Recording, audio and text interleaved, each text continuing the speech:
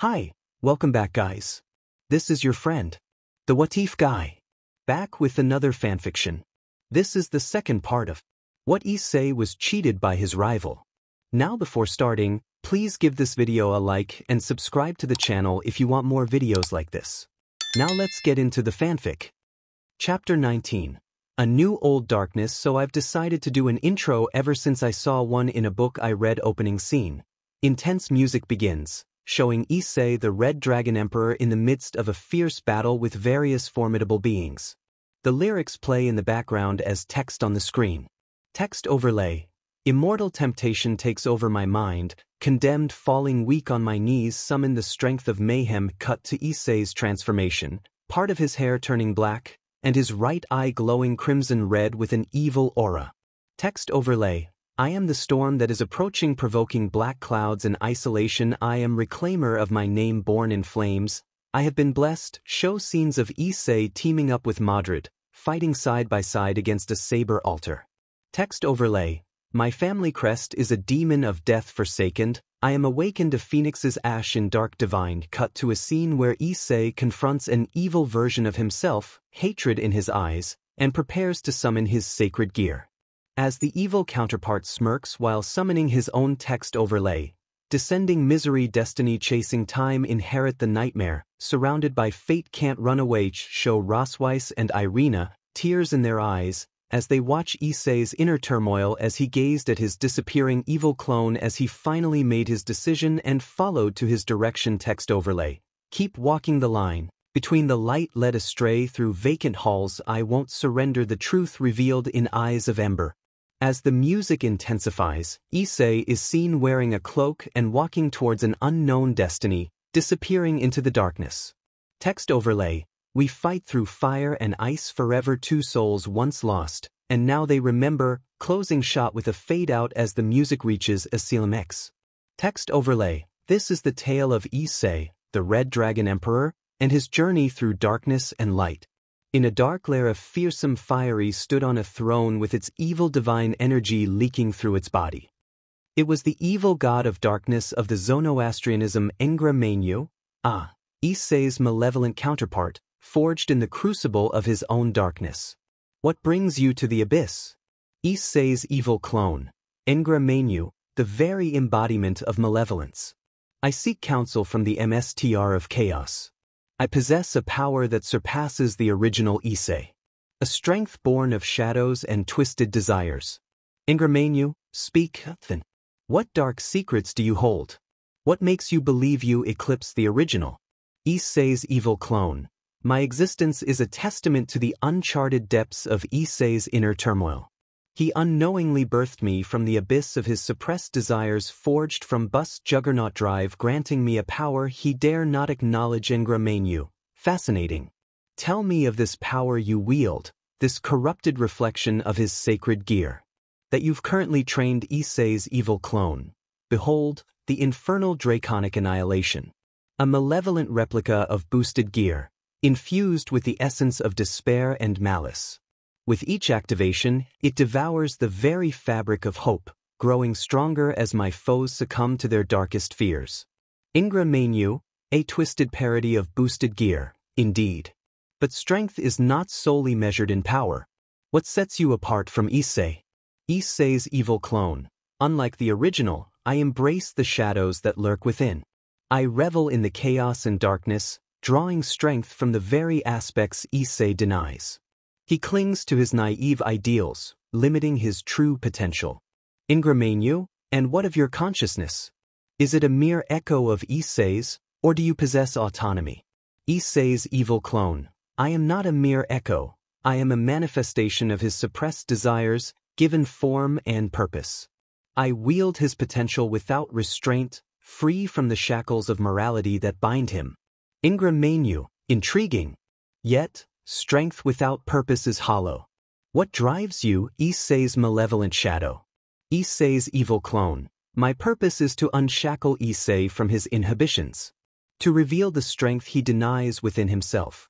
Through my actions, he will come to accept the darkness within, embracing the power that has always dwelled within him. Engra Mainyu, a catalyst for change. Perhaps you serve a purpose beyond mere malevolence. But beware, for the path you tread is treacherous.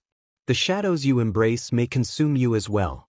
Issei's evil clone, fear not, Ingramenu. I am the embodiment of Issei's darker potential, and I shall guide him to a new dawn where strength and darkness coalesce in perfect harmony. The conversation between Ingramenu and Issei's evil clone continued, delving into the depths of power, purpose, and the intricate web of emotions that bound them to their respective existences. Ingramenu, Angermenu. A name etched in the annals of darkness. But does it truly encapsulate the essence that I am?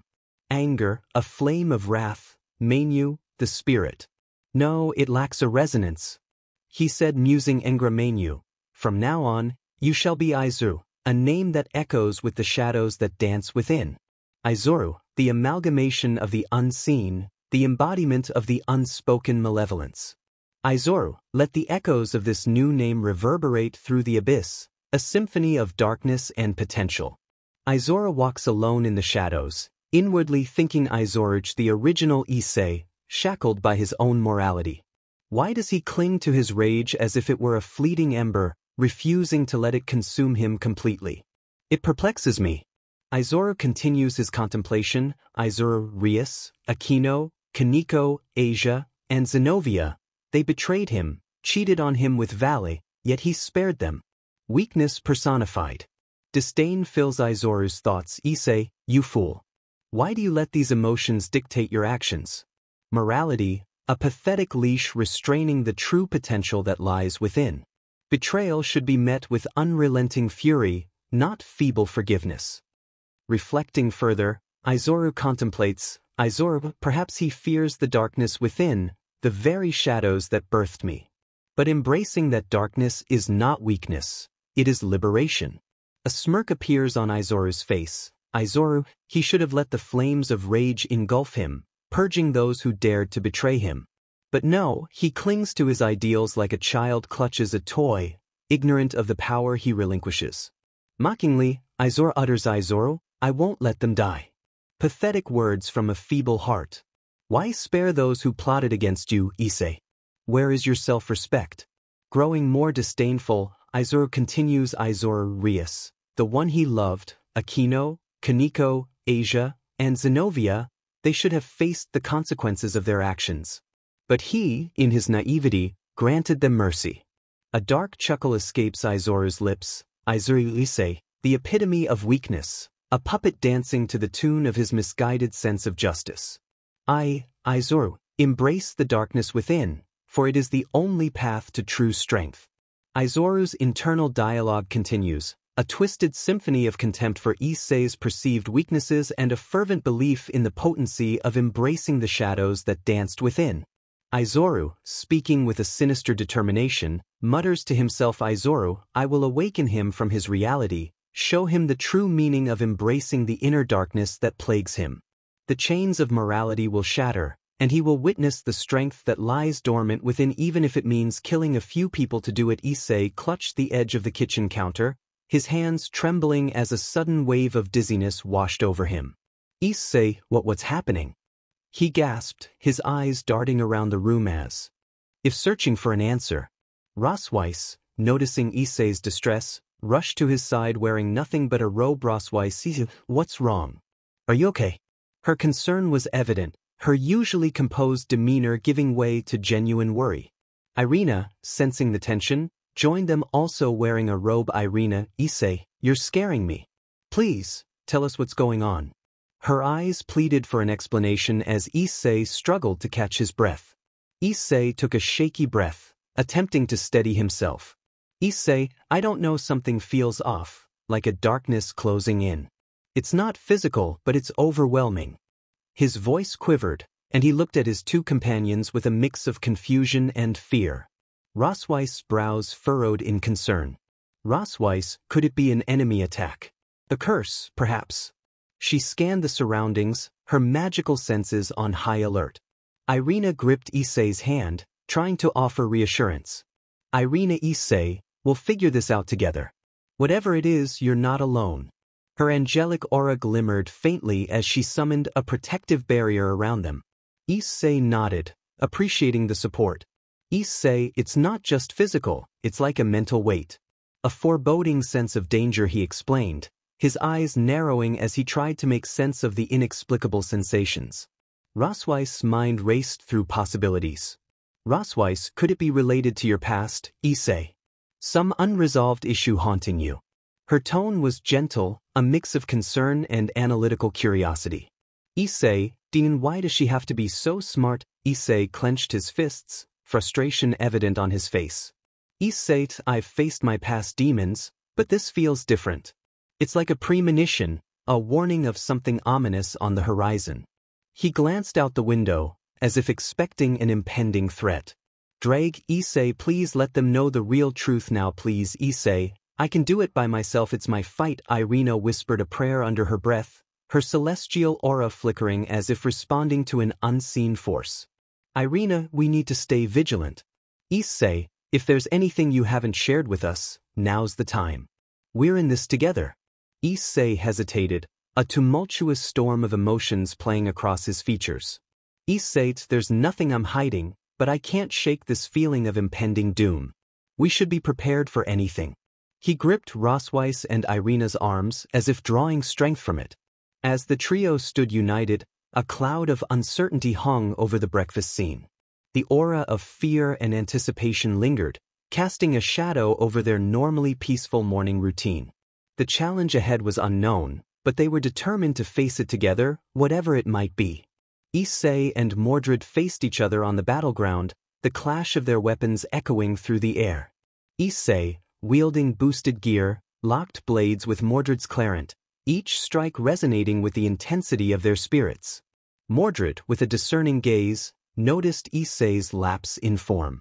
Mordred, Issei, you're not at your best today. What's going on? She parried his attack, her eyes narrowing in concern. Issei, panting slightly, tried to regain his focus. Issei, I can't shake this feeling of impending doom. It's like a weight on my heat, clouding my senses. He evaded Mordred's swift counterattack, the clash of their weapons creating sparks.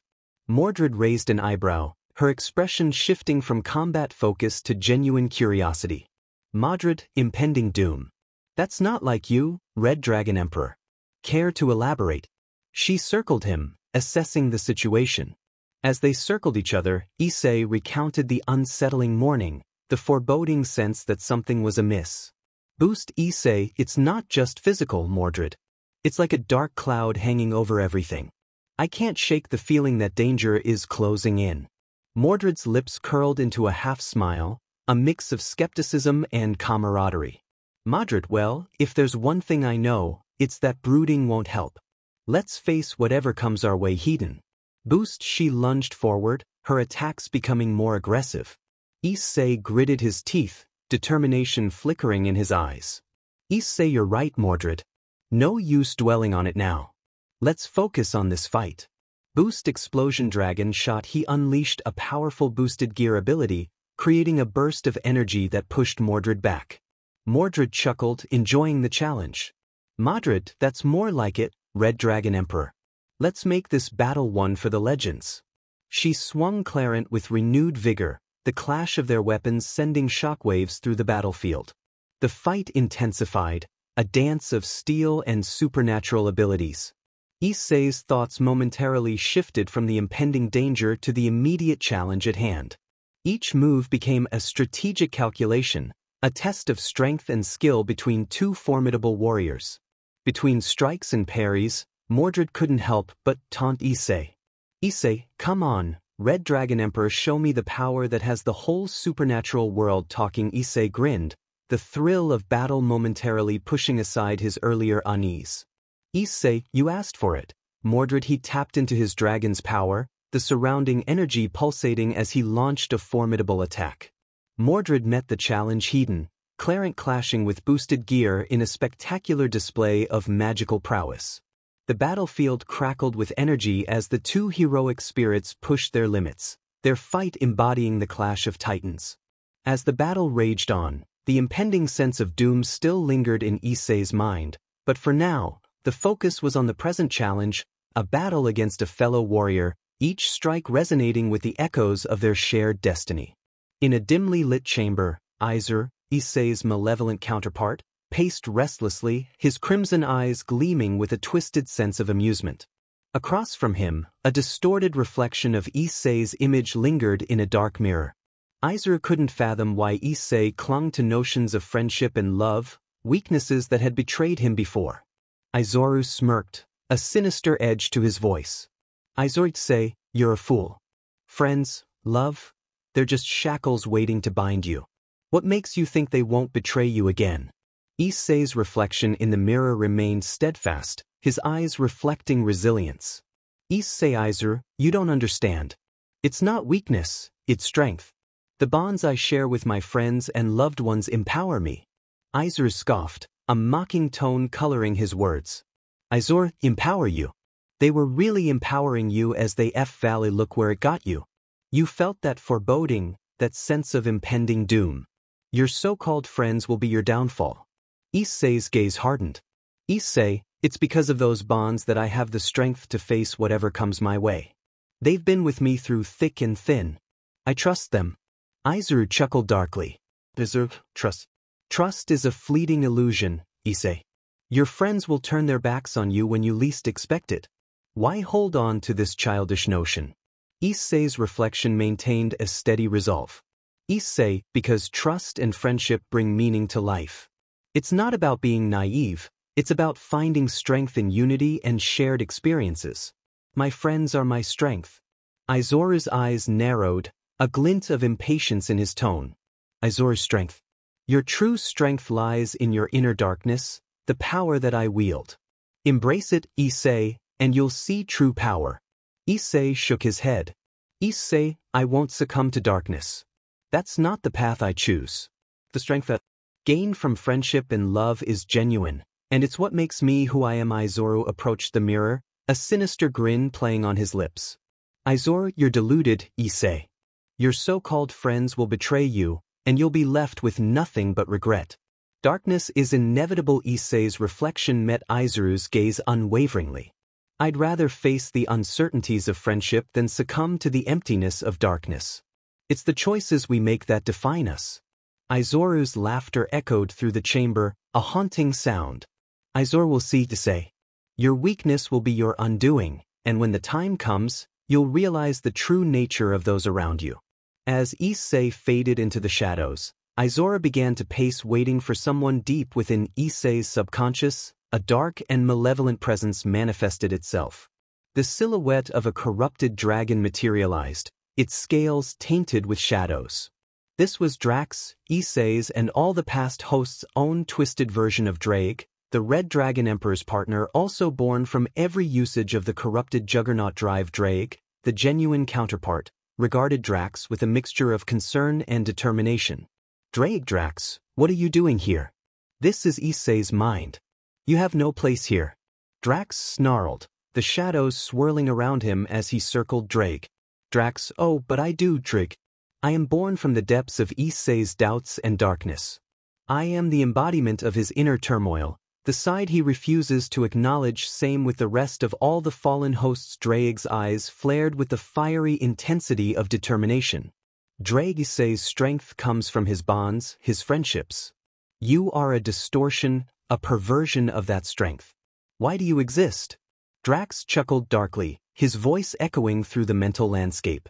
Drax, existence is a funny thing, Drake. I am here because Issei fears the truth. He fears that those he trusts will betray him. I am the manifestation of that fear of all fears of the Red Dragon Emperor's. Drake's scales shimmered with a bright glow, a stark contrast to Drax's ominous presence. Issei's strength is forged through trust, not fear. He faces challenges hidden, and his friends stand by him. You're just a manifestation of their insecurities. Drax's eyes glowed with an eerie light. Drax, insecurities? No, Drake, I am the reality he refuses to accept. You may see strength in bonds, but I see weakness, vulnerability. It's only a matter of time before those he loves turn against him. Drake roared defiantly, flames erupting around him. Issei has faced adversity and emerged stronger. He learns from his mistakes and grows. Your existence is a distortion, a lie he won't succumb to. Drax lunged forward, shadows coiling around him. Drax, you're blinded by your loyalty, Drake. You don't see the truth. Issei's strength is a facade, a fragile illusion shattered by the betrayals he fears. Drake met Drax's charge, the clash resonating through the subconscious landscape. Issei's strength is real because he chooses to believe in the best of people. His bonds empower him, and together, they overcome whatever challenges they face. As the two dragons clashed, the internal struggle mirrored Issei's own battle against his inner doubts. Drake, representing unwavering trust, faced off against Drax, the embodiment of Issei's deepest fears. The outcome of this internal confrontation would shape Issei's resolve in the face of the impending darkness that loomed on the horizon. In the shadows of Aizoru's subconscious, Drax materialized before Aizoru, the embodiment of Issei's darker impulses. The air crackled with an unsettling energy as the two malevolent entities faced each other. Aizoru's eyes gleamed with intrigue as he observed Drax. Aizoru, so, Drax, the twisted version of Drake. What brings you here? Did you fail to plant seeds of doubt in Issei's feeble mind? Drax's form wavered like dark tendrils of smoke. Issei resists the darkness within him. He clings to his naive beliefs in friendship and love. But, Aizoru, there is a power in embracing one's own darkness, a strength he seemed to overlook. Aizoru smirked, a twisted grin forming on his face. Aizoru's strength in darkness. You underestimate the power of doubt, the uncertainty that creeps into one's soul. Issei's strength is a facade, and I'll prove it to him. Drax's crimson eyes narrowed. Drax, doubt is a fleeting emotion, Aizoru. True strength comes from embracing one's inner demons, acknowledging the darkness within. Issei's strength is rooted in his acceptance of both light and shadow, a feeble belief. Aizoru circled Drax, his amusement evident. Aizoru, acceptance. How quaint. Darkness is power, and I'll show Issei the reality of his existence. He'll crumble under the weight of his own illusions. Drax's form pulsated with an ominous energy. Drax, you mistake true power for manipulation. Issei's strength comes from the genuine bonds he shares with others. It's a power that withstands the tests of time and adversity. And where did that lead him to? Yes, I remember his lovers went behind his back and slept with his rival. It annoys me to no end that he doesn't seek revenge. Aizoru scoffed. Aizoru, bonds are chains, Drax. They bind and weaken. Issei's heart is his greatest vulnerability. Once he realizes the betrayal that awaits him, he'll see the futility of his so-called friendships. Drax's form solidified, a dark aura enveloping him. Drax's betrayal is born from mistrust, but in his case naivety. Issei's strength is in building trust, in forging connections that endure. But unfortunately he still possessed that same naivety. Aizoru's eyes flared with a menacing light. Aizoru, reality is subjective, Drax. When Issei's world crumbles, and his friends abandon him, he'll understand the harsh truth. Darkness is the only constant. Drax's voice echoed with an otherworldly resonance. Drax, Issei's strength isn't a facade. It's a testament to the resilience of the human spirit.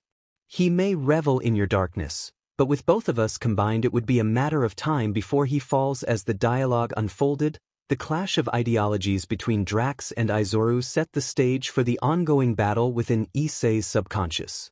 The outcome would influence not only Issei's perception of his own strength but also the path he would choose in the face of the impending challenges that awaited him. Chapter 20, Issei's Inner Turmoil. Opening scene. Intense music begins, showing Issei the Red Dragon Emperor in the midst of a fierce battle with various formidable beings. The lyrics play in the background as text on the screen. Text overlay. Immortal temptation takes over my mind, condemned falling weak on my knees summon the strength of mayhem. Cut to Issei's transformation, part of his hair turning black, and his right eye glowing crimson red with an evil aura. Text overlay. I am the storm that is approaching, provoking black clouds and isolation. I am reclaimer of my name, born in flames. I have been blessed. Show scenes of Issei teaming up with Madrid, fighting side by side against a saber altar. Text overlay. My family crest is a demon of death forsaken. I am awakened a phoenix's ash in dark divine. Cut to a scene where Issei confronts an evil version of himself, hatred in his eyes, and prepares to summon his sacred gear. As the evil counterpart smirks while summoning his own text overlay, descending misery destiny chasing time inherit the nightmare, surrounded by fate can't run away show Rosweiss and Irina, tears in their eyes, as they watch Issei's inner turmoil as he gazed at his disappearing evil clone as he finally made his decision and followed to his direction text overlay. Keep walking the line, between the light led astray through vacant halls I won't surrender the truth revealed in eyes of ember as the music intensifies. Issei is seen wearing a cloak and walking towards an unknown destiny, disappearing into the darkness. Text overlay, we fight through fire and ice forever, two souls once lost, and now they remember, closing shot with a fade out as the music reaches Asylum X. Text overlay, this is the tale of Issei, the Red Dragon Emperor, and his journey through darkness and light. Issei's POV. I found myself in the training room at the headquarters of the Loyal Guardians of Eternity, where I serve as an SS rank guardian. Tanjiro, a seasoned mentor, stood beside me, imparting the essential teachings of breathing styles. Tanjiro said, channel your energy, feel the breath within. Tanjiro instructed, his words carrying the weight of wisdom. Beads of sweat formed on my forehead as I attempted to grasp the intricacies of these formidable techniques. Issei, mastering the fundamentals is no easy feat, I admitted, a mix of excitement and determination in my voice. The tales of legendary humans who only used the fundamentals of breathing to increase my strength were now becoming my reality. Tanjiro's eyes gleamed with approval. Tanjiro, being a breathing style user, demands more than physical prowess. It requires a connection with your inner self and a commitment. His gaze turned serious. Tanjiro, strength alone is not enough, Issei. Cultivate a calm mind. In the chaos of battle, it will guide you to make the right decisions. Determined, I affirmed. Issei, I understand. This journey is about more than strength. It's about self-discovery and fulfilling a purpose greater than myself. The hours passed, filled with the rhythm of my breaths and the echoes of Tanjiro's guidance. Tanjiro, embrace the challenges, learn from them, and let the breath guide you, he advised, a mentor's confidence in my potential evident. As the room resonated with my focused breaths, I felt a profound connection to something beyond the physical realm. Tanjiro, sensing the curiosity in my eyes, began to unravel the rich tapestry of history woven into the very fabric of demon slaying. Issei, the history of breathing styles is a saga that spans generations, an essential part of our legacy as guardians of eternity. As he spoke, the room seemed to transform into a realm where tales of valor and ancient techniques came to life. Long ago, Tanjiro began. Tanjiro, our predecessors discovered the potent connection between breath and combat. They realized that harnessing the power of breath could elevate them beyond ordinary warriors. I listened intently as Tanjiro painted a vivid picture of the early demon slayers who, faced with the terror of demons, sought ways to enhance their combat abilities. Tanjiro, the first breathing styles emerged as a response to the relentless onslaught of demons. Warriors experimented with different techniques, each breath carrying a unique power. His eyes gleamed with reverence for those who paved the way. Tanjiro, these pioneers laid the foundation for what we practice today. Their sacrifices and discoveries became the bedrock of our order. Tanjiro continued, his voice carrying the weight of centuries. Tanjiro, over time, various factions and schools of thought emerged, each refining and specializing in different breathing styles.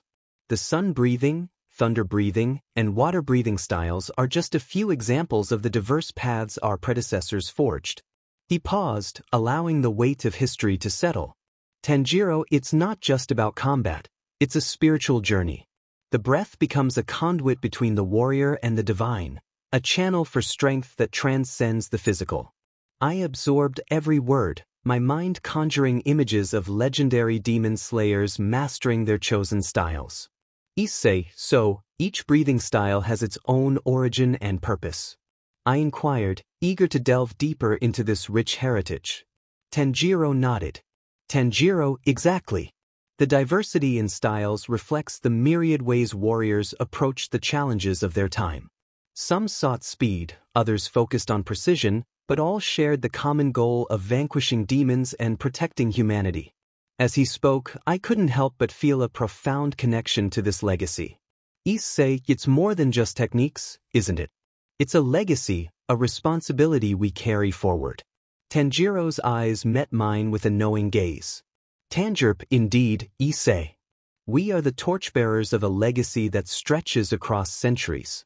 The breath we wield is not just a weapon, it's a bridge between the past and the future of demon slayers.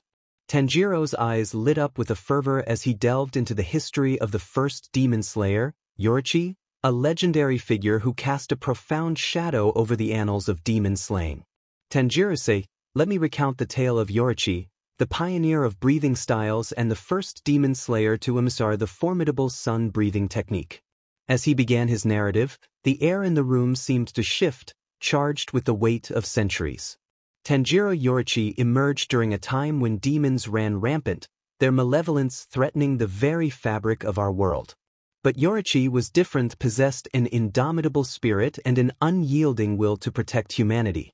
I listened, captivated, as Tanjiro described Yorichi's journey from an ordinary warrior to the extraordinary figure etched in the lore of demon slayers. Tanjiro Yorichi recognized the potential within the breath. He believed that by forging a powerful connection with the sun, the source of all life, he could attain unparalleled strength. Tanjiro's words painted a vivid picture of Yorichi's training and the challenges he faced.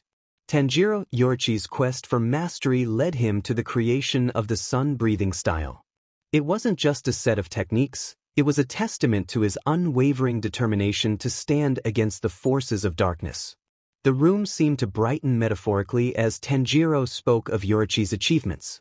Tanjiro Yorichi became the first demon slayer capable of slaughtering Satan class and beyond demons even gods feared his strength. His proficiency in the sun-breathing style elevated him to a status beyond that of his contemporaries. I couldn't help but marvel at the significance of Yorichi's contributions. Issei, so, sun-breathing became the foundation for other breathing styles. Tanjiro nodded. Tanjiro indeed. Yorichi's innovations laid the groundwork for subsequent generations of demon slayers. His techniques, refined over years of battle, became the cornerstone upon which other breathing styles were built. As the narrative unfolded, I found myself immersed in the world of Yorichi, envisioning the battles he waged and the demons he vanquished. Tanjiro Yorichi's legacy lives on not just in the techniques but in the spirit of resilience and sacrifice. Tanjiro continued. Tanjiro, sun-breathing is more than a style, it's a philosophy. Yorichi's teachings emphasize not just the physical aspects of combat but the spiritual connection with the Suna symbol of purity and strength. The room, now charged with the echoes of Yorichi's story, held a profound silence. Tanjiro concluded, Tanjiro Yorichi's legacy reminds us that we, as demon slayers, carry the responsibility to honor the past, MSTR the present, and safeguard the future. Sun-breathing is a beacon guiding us on this eternal journey. As we gathered in the presence of Nezuko, her silence spoke volumes. The warmth of her hug and the camaraderie we shared transcended words. I turned to Tanjiro, my curiosity lingering as I gestured toward Nezuko's mouthpiece. Issei, why does Nezuko wear the bamboo mouthpiece? I inquired, recognizing the significance of the unique accessory. Tanjiro took a moment, his eyes reflecting the depth of their shared history. Tanjiro, Nezuko wears the mouthpiece as a protective measure. After a tragic encounter with demons, she retained her humanity but inherited a demon's need to consume human flesh. I nodded, absorbing the gravity of the situation. Issei, must be challenging for both of you. How do you manage? Tanjiro's expression softened, a mix of determination and love in his eyes. Tanjiro, it's a constant challenge, but Nezuko is my sister. The bamboo mouthpiece restrains her instincts, allowing her to live alongside humans without causing harm. Nezuko, in her silence, conveyed a sense of understanding and acceptance. Tanjiro continued. Tanjiro, your journey is not just about battling demons. It's about finding a way for Nezuko to live peacefully, free from the constraints of her demonic nature. I marveled at the resilience embedded in their shared journey. Issei, it's a profound commitment, Tanjiro. How do you find the strength to carry such a responsibility? Tanjiro's gaze held a mixture of emotions. Tanjiro, she's family. I draw strength from the bond we share. Every step we take is a step toward a future where Nezuko can live without the constraints of the bamboo mouthpiece. Silence settled in, the weight of their story hanging in the air.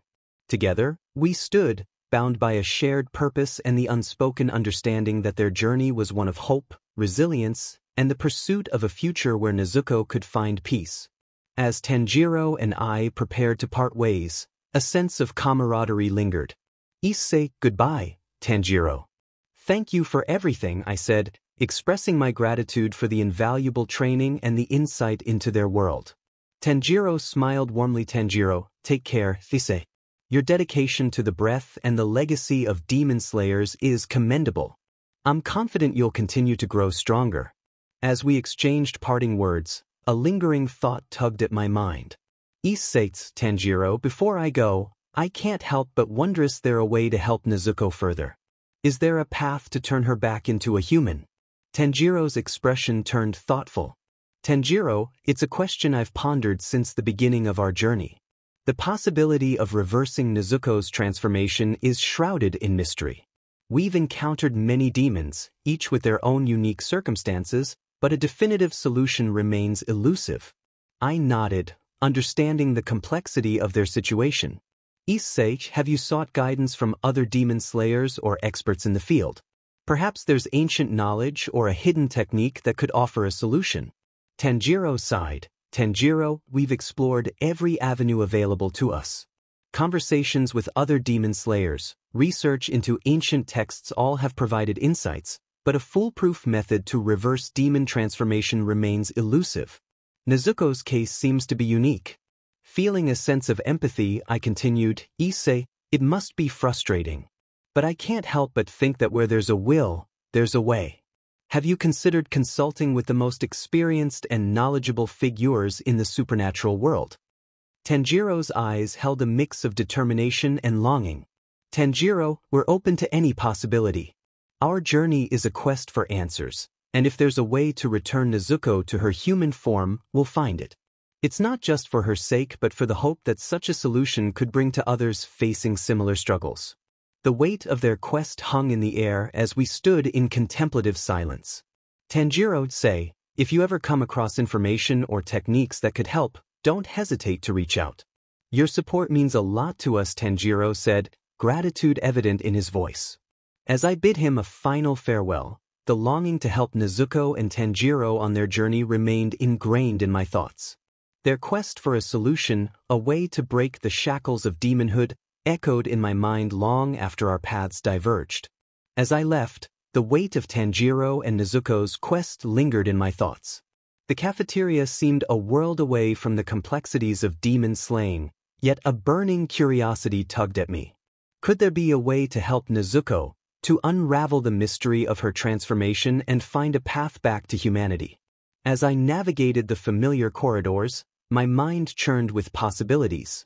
Azazel, a seasoned figure with knowledge of supernatural realms, could be a potential source of guidance. He had delved into the intricacies of demonic forces, and if anyone held a key to unlocking the secrets of demon transformations, it might be him. Entering the bustling cafeteria, the scent of food temporarily diverted my focus. The clatter of trays and lively chatter surrounded me, but my thoughts were consumed by the enigma that Nezuko's condition presented. I found a quiet corner, contemplating the complexities of their journey. Azazel, with his wealth of knowledge, seemed like a beacon in the maze of uncertainties. As I considered reaching out to him, questions flooded my mind. What if there were ancient texts or forgotten rituals that held the answers? Could Nezuko's unique case be unraveled by someone well-versed in the arcane? The longing to assist Tanjiro and Nezuko stirred a sense of determination within me. Yet, a voice of caution whispered, reminding me of the inherent dangers in dealing with demonic forces. Azazel might possess knowledge, but the line between ally and adversary in the supernatural realm was thin.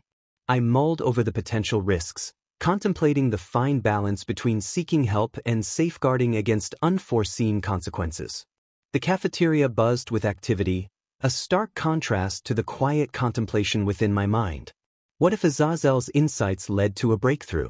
Could Nezuko's transformation be reversed, allowing her to reclaim her humanity?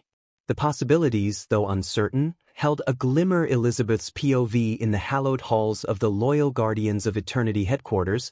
I found myself in the presence of my father, Serial, the sworn leader of our noble order. His countenance, usually a portrait of composed authority, bore a hint of concern. The air in the room seemed to carry a weight, a foreboding prelude to the news he was about to impart. "Elizabeth," my father began, his voice measured but tinged with a seriousness that demanded attention. "Seraphiel, there are rumors circulating within our realm. A murmur that another Dragon Emperor has emerged. The source and intent of this newfound power remain veiled in uncertainty." I listened intently, the gravity of his words settling upon me. Another Dragon Emperor, a title that echoed with both awe and trepidation. The delicate balance of alliances and allegiances in our world hung in the balance, and the emergence of a new player threatened to disrupt the equilibrium. Seraphiel continued, his eyes fixed on a distant point as if contemplating the potential ramifications. "Seraphiel, the allegiance of this new Dragon Emperor is unknown. It poses a significant threat to the stability we've worked tirelessly to maintain. The danger lies not only in their power but in the uncertainty surrounding their intentions." I nodded, acknowledging the intricate dance of politics and power that defined our existence as guardians. The responsibility to safeguard eternity was not a task taken lightly, and the emergence of a new Dragon Emperor added a layer of complexity to our already demanding duties. Seraphiel's gaze shifted to me, a paternal concern etched in his expression. "Seraphiel, Elizabeth, in times of uncertainty, wisdom is a beacon. I believe you should seek insights from Issei. His perspective and connections within our world may offer clarity on the situation." The mention of Issei sparked a myriad of thoughts. Issei, with his unwavering dedication and growing prowess, had become a formidable force within our ranks. His understanding of the intricate dynamics of our world had proven invaluable in the past. "Elizabeth, I will, Father," I responded with a determined nod. Elizabeth, Issei's experiences and connections may indeed shed light on the emergence of this new Dragon Emperor. Together, we can ensure the stability and security of our realm. Seraphiel's gaze softened, a blend of paternal pride and concern. "Seraphiel, your commitment to our cause does not go unnoticed, Elizabeth. As my daughter, pivotal in times of uncertainty. Trust in your instincts and the wisdom you've inherited." With those words lingering in the air, I left the chamber, a sense of purpose guiding my steps. The journey ahead, filled with intrigue and potential peril, awaited. Issei's insights, I believed, held the key to unraveling the enigma of the new Dragon Emperor and securing the future of the Loyal Guardians of Eternity. As I approached the bustling cafeteria, the aroma of food intermingling with the din of conversation, my eyes sought out Issei. There he was, immersed in his lunch, his shoulder-length brown hair framing his face, and his emerald green eyes reflecting a depth that hinted at both strength and vulnerability. Issei was the epitome of handsome, a fact that wasn't lost on me. As I neared, a subtle heat tinged my cheeks. I quickly composed myself, inwardly chiding my thoughts. After all, there were more pressing matters at hand. Clearing my throat, I greeted him, "Elizabeth, mind if I join you?" Issei looked up, a genuine smile brightening his features. "Issei, Elizabeth, of course, grab a seat." He gestured to the empty chair beside him. As I settled into the chair, I couldn't help but steal a quick glance at Issei. His smooth skin, those emerald green eyes, every detail seemed to captivate my attention. "Focus, Elizabeth," I reminded myself, pushing aside the momentary distraction. Taking a deep breath, I broached the reason for seeking him out. "Elizabeth, Issei, there's something important I need to discuss with you. It's about a rumor circulating among the Guardians. There's talk of a new Dragon Emperor, and the uncertainty surrounding their allegiance has raised concerns." Issei's expression, once relaxed, shifted. The emerald depths of his eyes mirrored a flicker of unease. His shoulders tensed, and a fine sheen of sweat appeared on his forehead. It was a rare sight to witness Issei, typically confident and composed, displaying a hint of fear. "Elizabeth, Issei, Is something wrong? I asked, my concern palpable. He attempted a smile, though it seemed forced. See, no, it's just a bit shocking, you know. A new dragon emperor that's a game changer. I studied his face, sensing there was more beneath the surface. Elizabeth Issei, you can be honest with me. Your reaction suggests more than just shock. What's on your mind? Issei hesitated, his gaze momentarily flickering away. Issei, it's just the title of Dragon Emperor carries weight. If someone new has ascended to that position, it could mean a shift in power dynamics, unforeseen challenges. I nodded, understanding the gravity of his words. Elizabeth Issei, we're in this together. Your insights could be invaluable. Is there something specific that's troubling you? He sighed, the weight of his thoughts evident. Issei, it's just the unknown, Elizabeth. We've faced powerful adversaries before, but the uncertainty surrounding a new Dragon Emperor adds a layer of unpredictability. I guess it's the fear of the unknown. I placed a reassuring hand on his shoulder. Elizabeth Issei, we'll face this challenge together. Your strength and experience have guided us through countless trials. Whatever unfolds, we'll navigate it as a team. Issei managed a more genuine smile, appreciating the support. Issei, you're right, Elizabeth. We've overcome challenges before, and we'll do it again. Let's gather information, assess the situation, and face this new threat head-on. As we continued our conversation, the weight of the impending challenge hung in the air. Together, Issei and I would unravel the mystery of the new Dragon Emperor, and in the face of uncertainty, our bond would be the foundation of our resilience.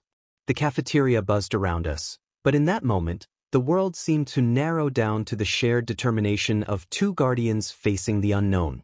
My POV as I heard the name an unknown Dragon Emperor, my mind instantly shifted to Izuru. A shiver ran down my spine. The mere thought of him, my evil counterpart, ignited a cascade of memories. His black hair, those piercing red eyes that seemed to hold the essence of malevolence, and the dark aura that surrounded him like an ominous cloak. Izuru, the embodiment of my darker nature, had once threatened to confront me. The recollection made my sissy tighten, and I could feel the weight of the impending encounter settling upon me. The darkness that oozed out of him was a stark contrast to the path I had chosen, the path of a guardian and protector. So, he finally makes his appearance, I mused inwardly, my mind grappling with the implications. Izuru's emergence heralded a confrontation I had long anticipated but hoped to avoid. The clash between light and darkness, the struggle against the shadow within myself, seemed inevitable. The notion of keeping this revelation to myself lingered in my thoughts. I couldn't deny the unease that swirled within me, the fear of the unknown and the potential consequences of Izuru's presence. Yet, a stubborn resolve held me back from sharing this burden with others. Draig's voice echoed in my mind, a persistent reminder of his counsel. Issei, keeping this from others isn't good. The burden will only grow heavier. You've faced challenges together, your allies deserve to know. I listened to Draig's reasoning, his words a constant presence in my thoughts. But I can't tell anyone yet, I argued back, my internal dialogue becoming a battleground between disclosure and secrecy.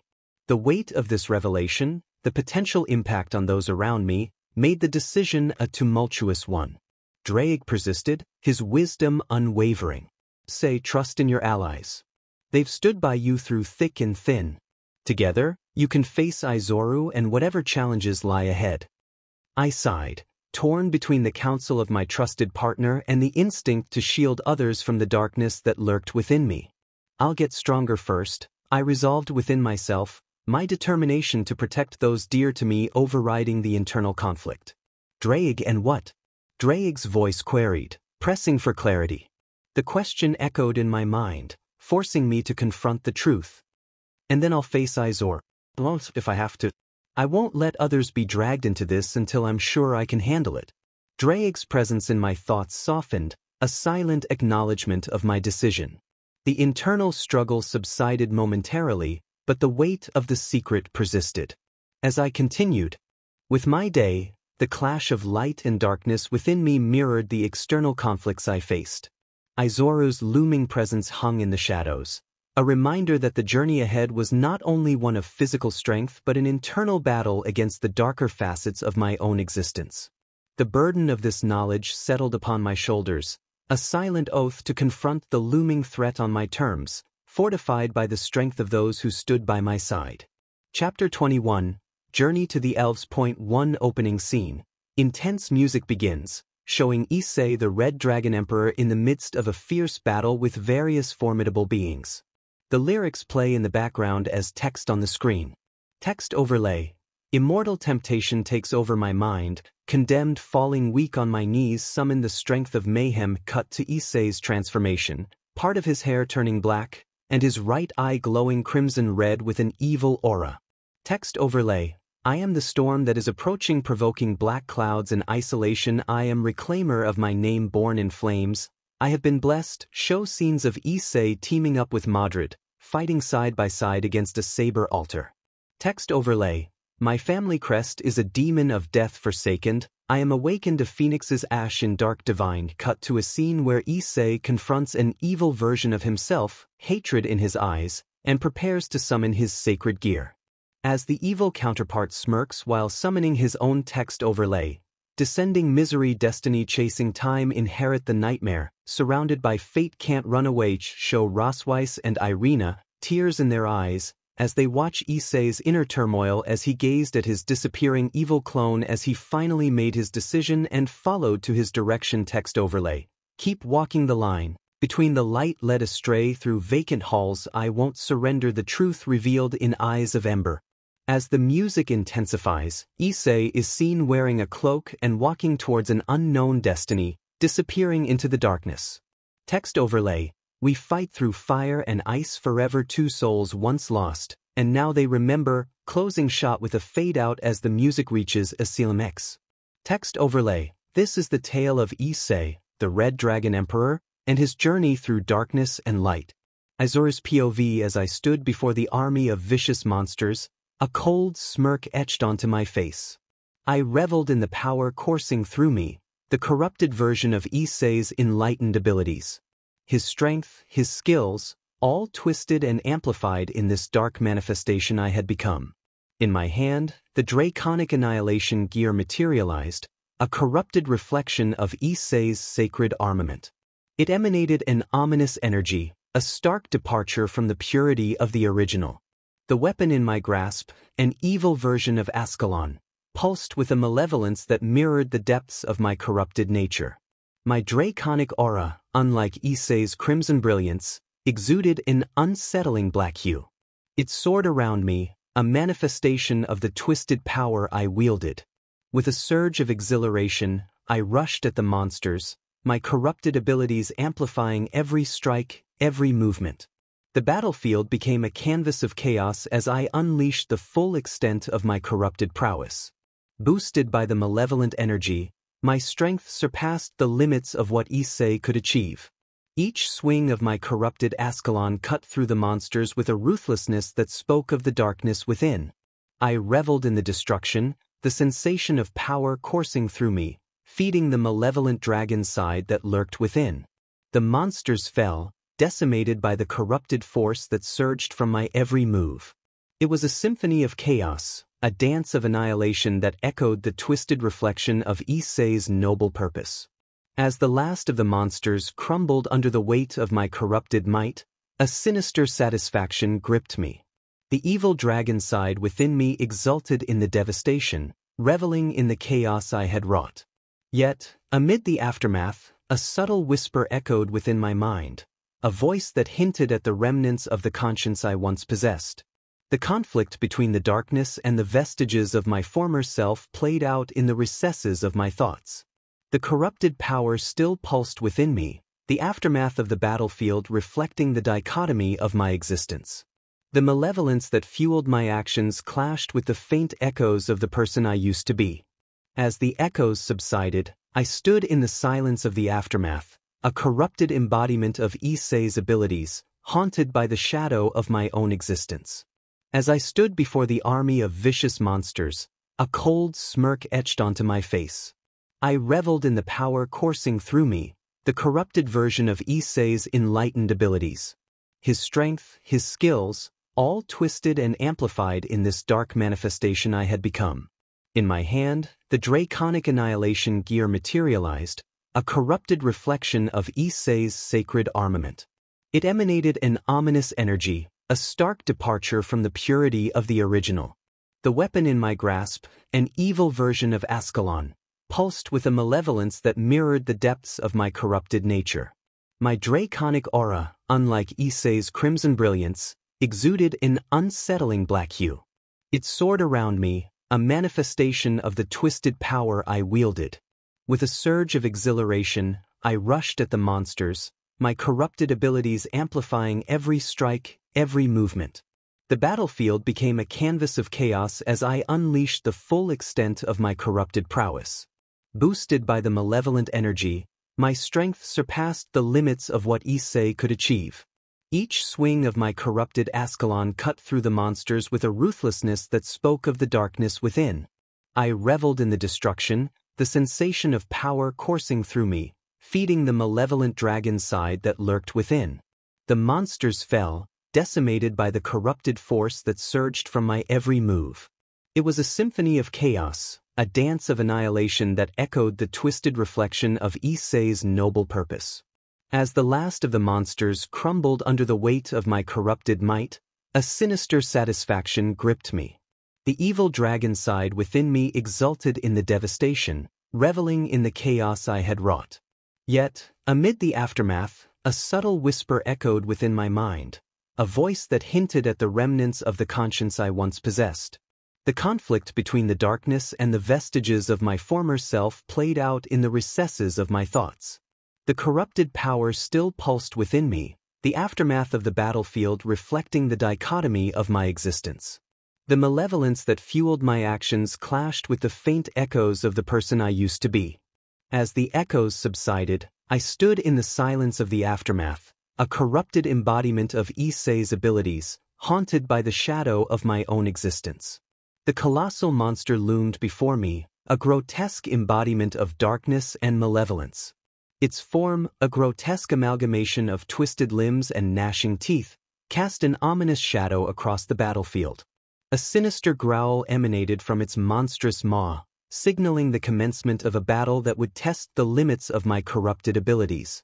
My draconic annihilation gear hummed with corrupted energy as I prepared to face this monstrous adversary. The corrupted version of Ascalon gleamed ominously in my hand, a wicked reflection of the sacred armament Issei wielded. With a surge of the corrupted draconic aura, I launched myself at the colossal foe, my movements a blur of malevolent grace. The clash echoed with a symphony of destructive force as the monster retaliated with a barrage of monstrous strikes.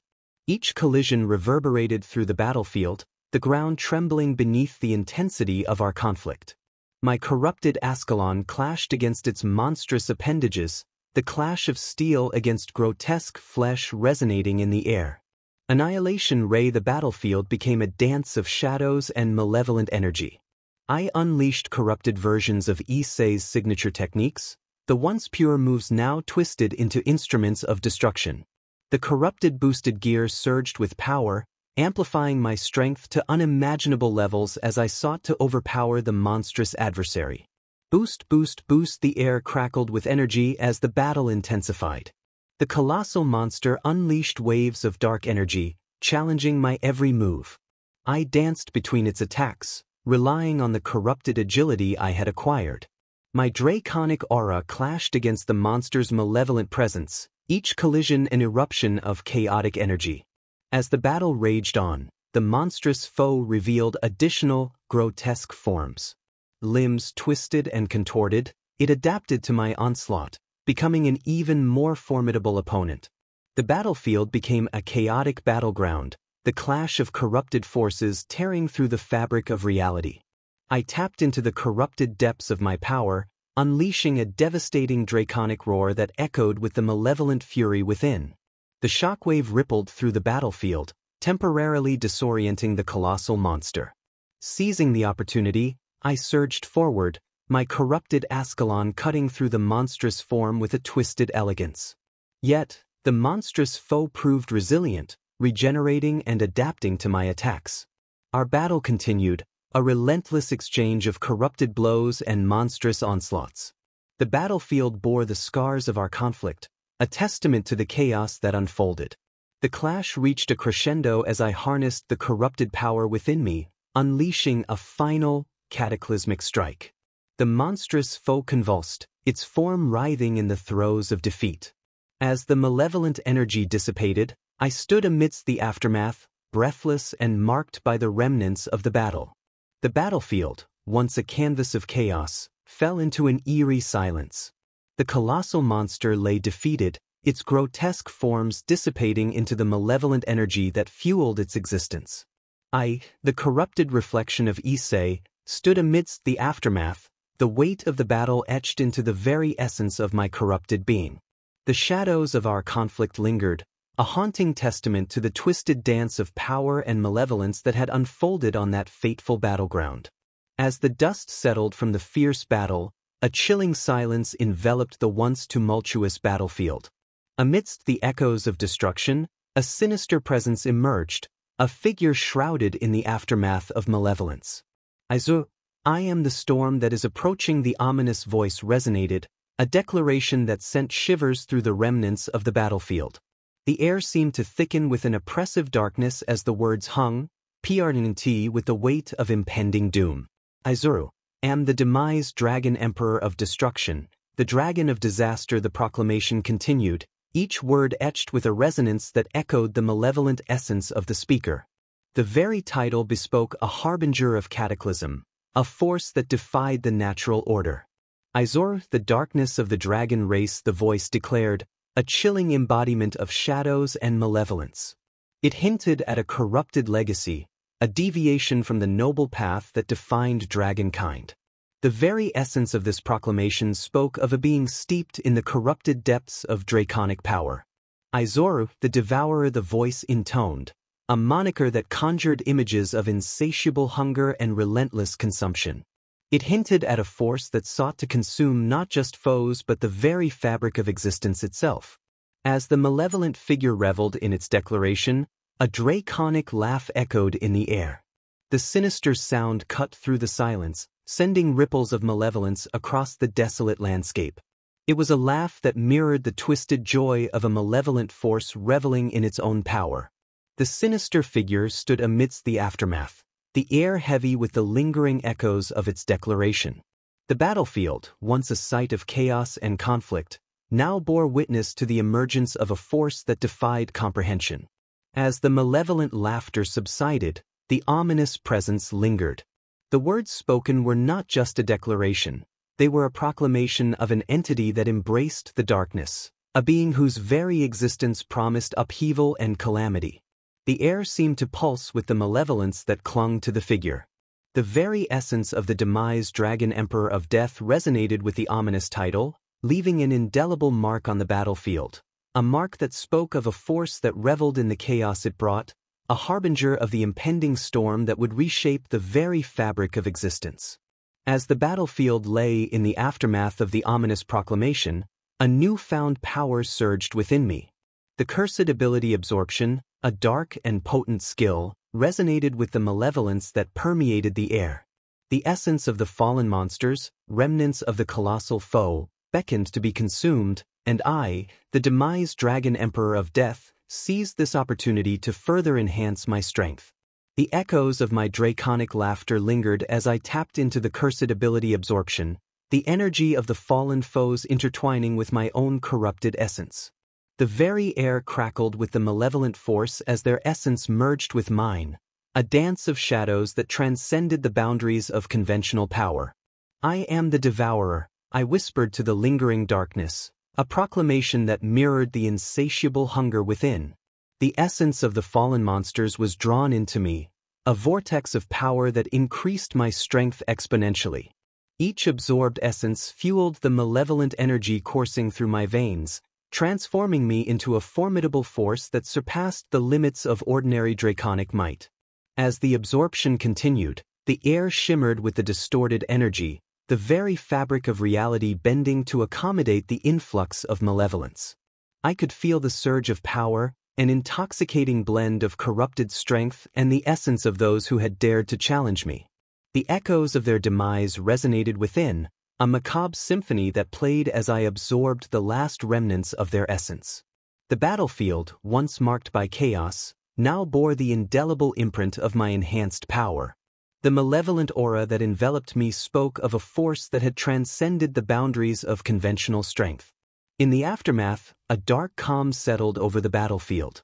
The devourer, having absorbed the cursed essence, stood amidst the lingering shadows, an embodiment of corrupted power.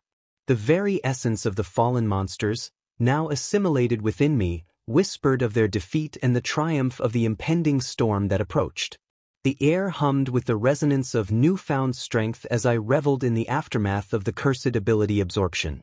The malevolence within me pulsed with a dark vitality, a force that yearned for further conquest and the chaos that awaited on the horizon. As the malevolent energy settled, Demise Dragon Emperor of Death, prepared to face whatever challenges lay ahead, fueled by the corrupted might derived from the absorbed essence of those who dared to defy the approaching storm. The battlefield, now devoid of foes, bore witness to the emergence of a force that transcended the boundaries of conventional power, a harbinger of calamity and the unyielding might of the devourer. My POV as I awoke, a lingering sense of disorientation clung to my consciousness. The remnants of a dark dream, an unsettling encounter with my corrupted counterpart, still played out in the recesses of my mind. As I opened my eyes, the reality of my surroundings slowly came into focus. Irina and Rosweiss, my two girlfriends and mates, stood by my side. Their concerned expressions mirrored the unease I felt within. The warmth of their presence, usually a comforting balm, now carried an undercurrent of worry. Irina spoke, her voice a gentle reassurance. Irina, you had a restless sleep. We were worried about you. I nodded, attempting to shake off the lingering effects of the disconcerting dream. Issei, Irina, Rosweiss, I appreciate your concern. It's just I felt a sudden shift. A darkness in my soul that I can't quite shake off. Rosweiss, her gaze filled with a mixture of love and concern, reached out to touch my hand. Rosweiss, Issei, dreams can be powerful, especially for someone like you with a connection to such profound forces. Maybe it's a manifestation of the recent battles and challenges you've faced. Despite the lingering unease and the temptation to share the details of the unsettling dream, I hesitated. The words about Izuru and the darkness that clung to my soul remained unspoken. A silent conflict waged within me, torn between the longing to shield my loved ones from the burdens of my internal struggles and the counsel of transparency offered by Drake. Issei, Irina, Rosweiss, I spoke, my voice carrying a mixture of gratitude and uncertainty. Issei, thank you for being here for me. I appreciate your support more than words can express. Rosweiss gave me a reassuring smile, her hands still gently resting on mine. Rosweiss, Issei, we're a team. Your battles are our battles. Whatever you're facing, we face it together. Irina nodded in agreement, her expression a blend of love and unwavering commitment. Irina, you don't have to carry everything on your own, Issei. We share the good times and the challenges. That's what makes us strong. As they spoke, a twinge of guilt tugged at me. The weight of the unspoken darkness hung in the air, a silent secret that, for now, I chose to keep. The longing to protect them from the potential dangers hinted at by Izora's ominous presence fueled my decision to withhold the details. Issei, thank you, I said sincerely, kissing both of their foreheads. Issei, I'm grateful to have you both by my side. The air shifted, the lingering tension dissolving into a shared moment of connection. Irina and Rosweiss remained steadfast, their love a beacon in the uncertainty that surrounded my internal struggles. The decision to keep the details of the dream hidden, for now, felt like a necessary compromise, a choice made with the intention of shielding them from potential harm. As we embraced, the unspoken shadows retreated to the depths of my consciousness. The journey ahead, both in the waking world and the realms of dreams, remained uncertain, but the strength of our bond, forged in love and shared experiences, provided a foundation to face whatever challenges awaited us. Together, we stood against the currents of fate, a united front in the face of the unknown. In the bustling corridors of the school, Madrid and I navigated through the sea of students, the air filled with the familiar hum of academic life. The ambience, however, was soon disrupted by the weight of a new mission, and as we found a quiet spot to converse, Madrid's expression became more serious. "Issei," she began, her voice carrying a note of urgency. "Madrid received word about a new mission, and it concerns the elven race. There have been reports of disturbances in their realm, and it seems that something of significance is at play." I raised an eyebrow, the mention of the elven race piquing my interest. "Issei, disturbances in the elven realm. That's unusual. Elves are usually known for their peace and harmony. What kind of mission are we looking at?" Madrid's gaze met mine, her eyes reflecting a sense of gravity. "Madrid, it's not entirely clear yet, but there are rumors of a disturbance in the balance of their magical energies. The Council believes it might be a threat to the stability of not just the elven realm but potentially the entire supernatural world." I nodded, absorbing the implications of the situation. "Issei, so what's our role in all this? Are we investigating, intervening, or both?" Madrid's expression became resolute. "Madrid, both. We're tasked with investigating the source of these disturbances and, if necessary, intervening to restore the balance. The elves are our allies, and any threat to their realm could have repercussions that extend beyond their borders." As the weight of the mission settled upon us, I couldn't help but think of the intricate web of alliances that defined our supernatural world. The elves, with their ancient wisdom and magical prowess, had always been valuable allies, and the prospect of disturbances in their realm raised concerns. "Madrid," I said, "Issei, do we have any leads or specific information about what might be causing these disturbances? The elven realm is vast, and pinpointing the source could be challenging." She nodded, her gaze focused. "Madrid, the initial reports suggest anomalies in the magical ley lines that crisscross their realm. Unusual fluctuations that are affecting the natural balance of their magic. We'll need to investigate the ley lines, gather information from the Elven Council, and assess the situation firsthand." I considered the task at hand, the complexities of elven magic and the delicate balance that defined their realm. "Issei, this won't be a straightforward mission, will it? Elven magic is intricate, and tampering with their ley lines could have unpredictable consequences." Madrid agreed. "Madrid, exactly. That's why the Council wants us to approach this with caution and precision. We'll need to be attuned to the nuances of elven magic and navigate the intricacies of their realm diplomatically." As we delved into the details of the mission, the echoes of the elven realm's potential turmoil lingered in the air. The delicate dance between supernatural factions, each with its unique strengths and vulnerabilities, added a layer of complexity to our responsibilities as guardians. The journey ahead promised challenges, mysteries, and the need for a delicate balance between investigation and intervention in the realm of the elves. Time skipped. The school grounds were abuzz with activity as I sought out Issei, my mentor and a trusted figure in our supernatural community. Finding him in his office, I took a deep breath before entering. "Issei," I began, "we've received a mission concerning disturbances in the elven realm. Madrid and I are leaving for there next week." Issei, always with a keen awareness of the supernatural affairs, regarded me with a thoughtful expression. "Elven realm, you say? That's not something to be taken lightly. What kind of disturbances are we talking about?" I explained the reports of anomalies in the magical ley lines, the potential threat to the elven realm's stability, and the Council's decision for Madrid and me to investigate and intervene if necessary. Issei's brow furrowed as he considered the implications. "Issei, that's a delicate situation," Issei, he remarked. "Issei, the elves value their privacy and the sanctity of their realm. Approach with caution, and remember the importance of diplomacy. They're not just allies, they're ancient beings with a deep connection to supernatural forces." Taking his advice to heart, I nodded. "Issei, I understand, Issei. Diplomacy will be crucial. We'll coordinate with the Elven Council and ensure our presence is seen as a gesture of assistance rather than intrusion." As I left Issei's office, my next stop was to inform Kiba, Gasper, Saji, and my two girlfriends, Irina and Rosweiss.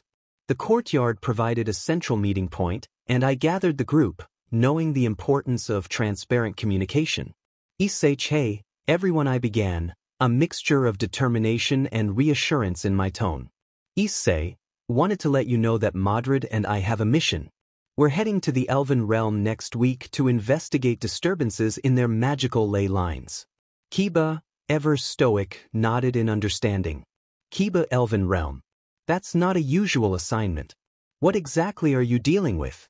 I filled them in on the details, emphasizing the need for caution and diplomacy in our approach. Gasper's eyes widened with concern, while Saji and Kiba exchanged knowing glances. Irina and Rosweiss, standing by my side, exchanged a glance but remained supportive. Irina spoke up, Issei, you know we're here for you. Whatever the mission entails, we'll face it together. The courtyard echoed with a shared sense of resolve. As the discussion continued, questions were raised, strategies discussed, and concerns addressed. Gasper's analytical mind delved into the potential magical intricacies, while Kiba emphasized the importance of maintaining our alliances during such delicate missions. Saji, always ready with a touch of humor to lighten the mood, cracked a joke. Saji, hee, lucky you, I bet you'll be flooded with elven babes. Before he could finish his sentence, he was sent flying as Irina and Rosweiss double-punched him. Laughter rippled through the group, momentarily dispelling the gravity of the impending mission. Yet, the weight of responsibility remained, and as the meeting concluded, we dispersed to make the necessary preparations. In the days that followed, the school seemed both vibrant and tinged with a sense of anticipation. Conversations about the Elven realm echoed in the hallways, alliances strengthened, and preparations were made for our departure. The Elven realm awaited, and the Guardians, united in purpose, readied themselves for a journey that would test not only their skills but the delicate balance of supernatural alliances that defined their world. Chapter 22, Journey to the Elves. Point 2. Opening scene. Intense music begins, showing Issei the Red Dragon Emperor in the midst of a fierce battle with various formidable beings. The lyrics play in the background as text on the screen. Text overlay. Immortal temptation takes over my mind, condemned, falling weak on my knees, summon the strength of mayhem. Cut to Issei's transformation, part of his hair turning black, and his right eye glowing crimson red with an evil aura. Text overlay. I am the storm that is approaching, provoking black clouds and isolation. I am reclaimer of my name, born in flames. I have been blessed. Show scenes of Issei teaming up with Madrid, fighting side by side against a saber altar. Text overlay. My family crest is a demon of death forsaken. I am awakened, a phoenix's ash in dark divine. Cut to a scene where Issei confronts an evil version of himself, hatred in his eyes, and prepares to summon his sacred gear. As the evil counterpart smirks while summoning his own. Text overlay. Descending misery, destiny chasing time, inherit the nightmare, surrounded by fate, can't run away. Show Rosweiss and Irina, tears in their eyes, as they watch Issei's inner turmoil as he gazed at his disappearing evil clone as he finally made his decision and followed to his direction. Text overlay. Keep walking the line, between the light led astray through vacant halls. I won't surrender, the truth revealed in eyes of ember.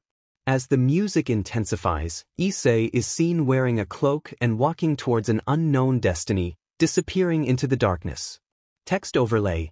We fight through fire and ice forever, two souls once lost, and now they remember. Closing shot with a fade out as the music reaches Asylum X. Text overlay. This is the tale of Issei, the Red Dragon Emperor, and his journey through darkness and light. The Elven kingdom of Eldorian basked in the ethereal glow of ancient trees and shimmering magic. In the heart of the kingdom, the lion, a young elven prince, stood before his parents, King Galadon and Queen Talia. The news of seeking assistance from the loyal guardians of eternity had sparked curiosity and concern in the young prince's eyes. The lion, father, mother, the lion began, his voice carrying the weight of youthful determination. The lion, why do we need the help of the loyal guardians of eternity? Surely, the elves of Eldorian can handle any disturbances within our realm on our own. Why involve outsiders in our affairs? King Galadon, his regal presence marked by centuries of wisdom, regarded his son with a mixture of understanding and the responsibility of leadership. Galadon, my son, the disturbances we face in our magical ley lines are unlike anything we've encountered before. The loyal guardians of eternity possess unique skills and insights that may prove invaluable in resolving this matter. Talia, the Queen, added Talia, our decision to seek assistance is not a reflection of any perceived weakness, but rather a recognition of the gravity of the situation. The magical balance of Eldorian is delicate, and we must act swiftly and decisively to restore it. The lion, however, remains steadfast in his belief in elven capabilities.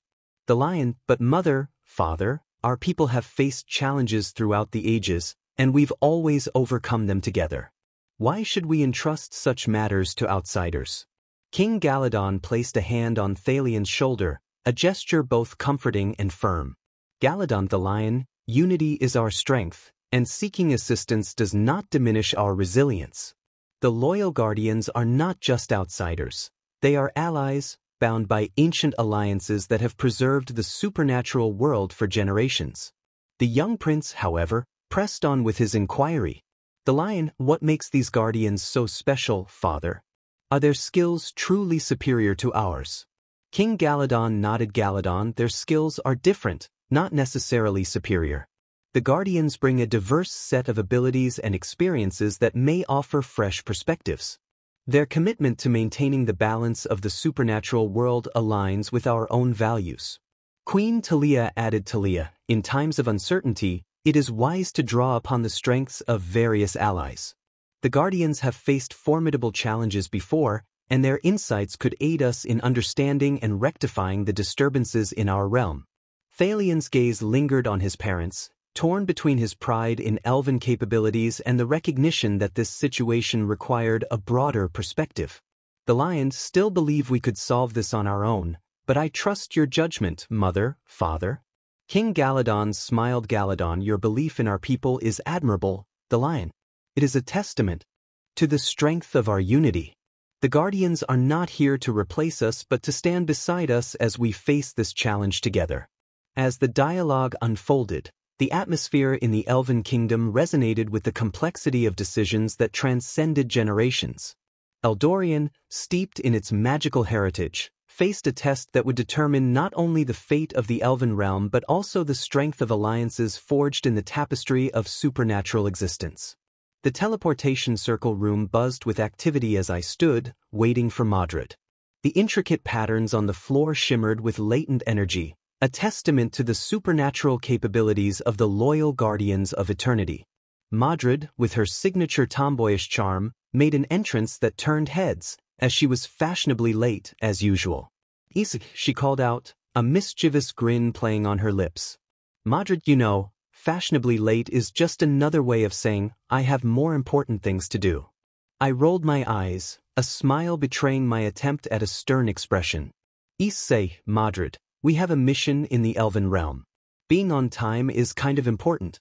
She sauntered over, her stride full of confidence. Modred, oh come on Issei. It's not like the elves are going anywhere. Besides, they can use a little excitement in their lives. I raised an eyebrow. Issei's excitement. Modred, we're there to address disturbances in their magical ley lines. This isn't a vacation. She waved off my concern with a casual flick of her hand. Modred, details. I'm sure the elves will appreciate a bit of my charm and charisma. You know, lighten the mood. I sighed, knowing all too well that trying to rein in Modred's irreverent spirit was like attempting to catch the wind. Issei, just try not to upset any ancient elves, okay? We're there to help, not cause a diplomatic incident. Modred flashed a mock salute. Modred, aye, Captain. No diplomatic incidents on my watch. Well, maybe just a tiny one for entertainment. As we stepped onto the teleportation circle, the magical energies enveloped us, transporting us to the Elven realm. Modred, unfazed by the transition, continued her banter. Modred, I wonder if the elves have ever experienced someone like me. I could be their first taste of true chaos. And I'm already scared. I couldn't help but chuckle. Issei's, Modred, let's aim for a mission without chaos. The elves are wise, and they value their peace. We need to approach this with respect. She nudged me playfully. Respect, got it. But a little chaos never hurt anyone, right? And to think she was one of the round table drag, You'll get used to it. She has been known for her mischief throughout the centuries. The elven realm materialized around us, its ancient beauty taking my breath away. Madrid, however, seemed unaffected. Nice trees, she commented casually. Maybe I'll teach them a thing or two about tree climbing. I shook my head, a mix of exasperation and amusement. Issei, let's focus, Madrid. The elves are waiting for us, and we need to start by meeting with their council. She saluted again, this time with a touch of theatrics. Madrid, to the council we go, Captain. Let's give them a taste of the loyal guardians of eternity charm. And we're doomed. As we navigated the enchanting elven realm, I couldn't help but wonder how Madrid's unpredictable antics would unfold.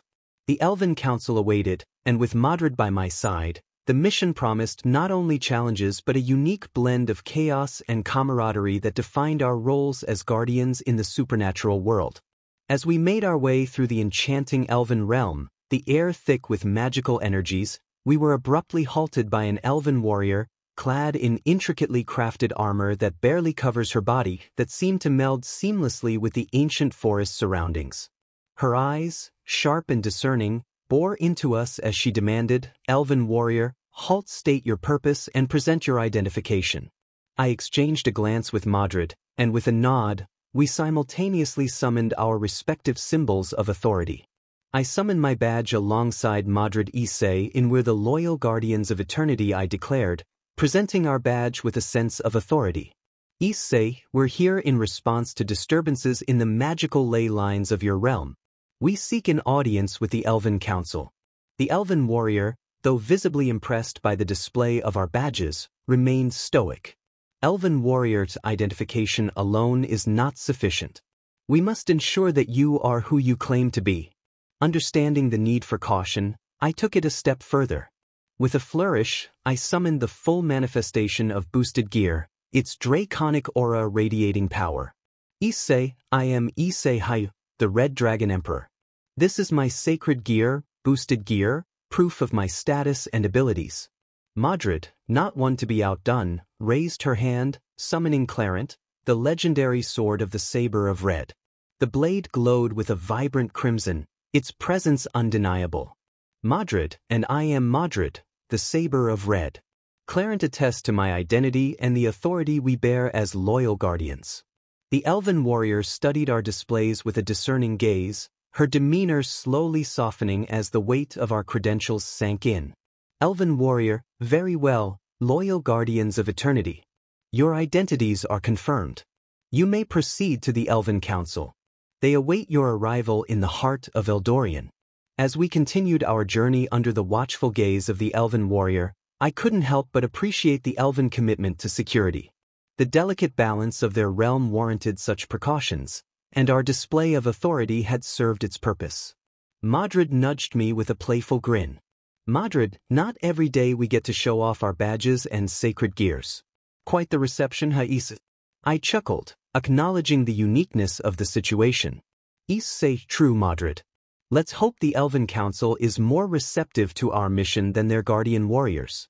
As we approached the heart of Eldorian, the ancient trees towering above, I couldn't shake the anticipation of the discussions that awaited us.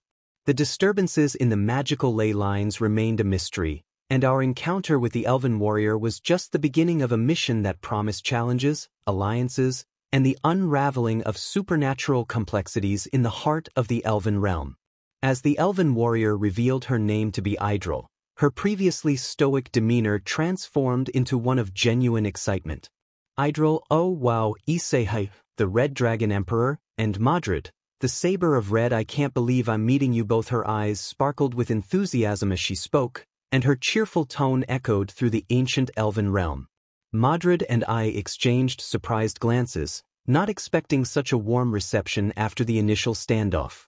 Madrid, Idril, you knew who we were all along? Madrid inquired, a playful grin on her face. Idril nodded vigorously, her elven features radiating joy.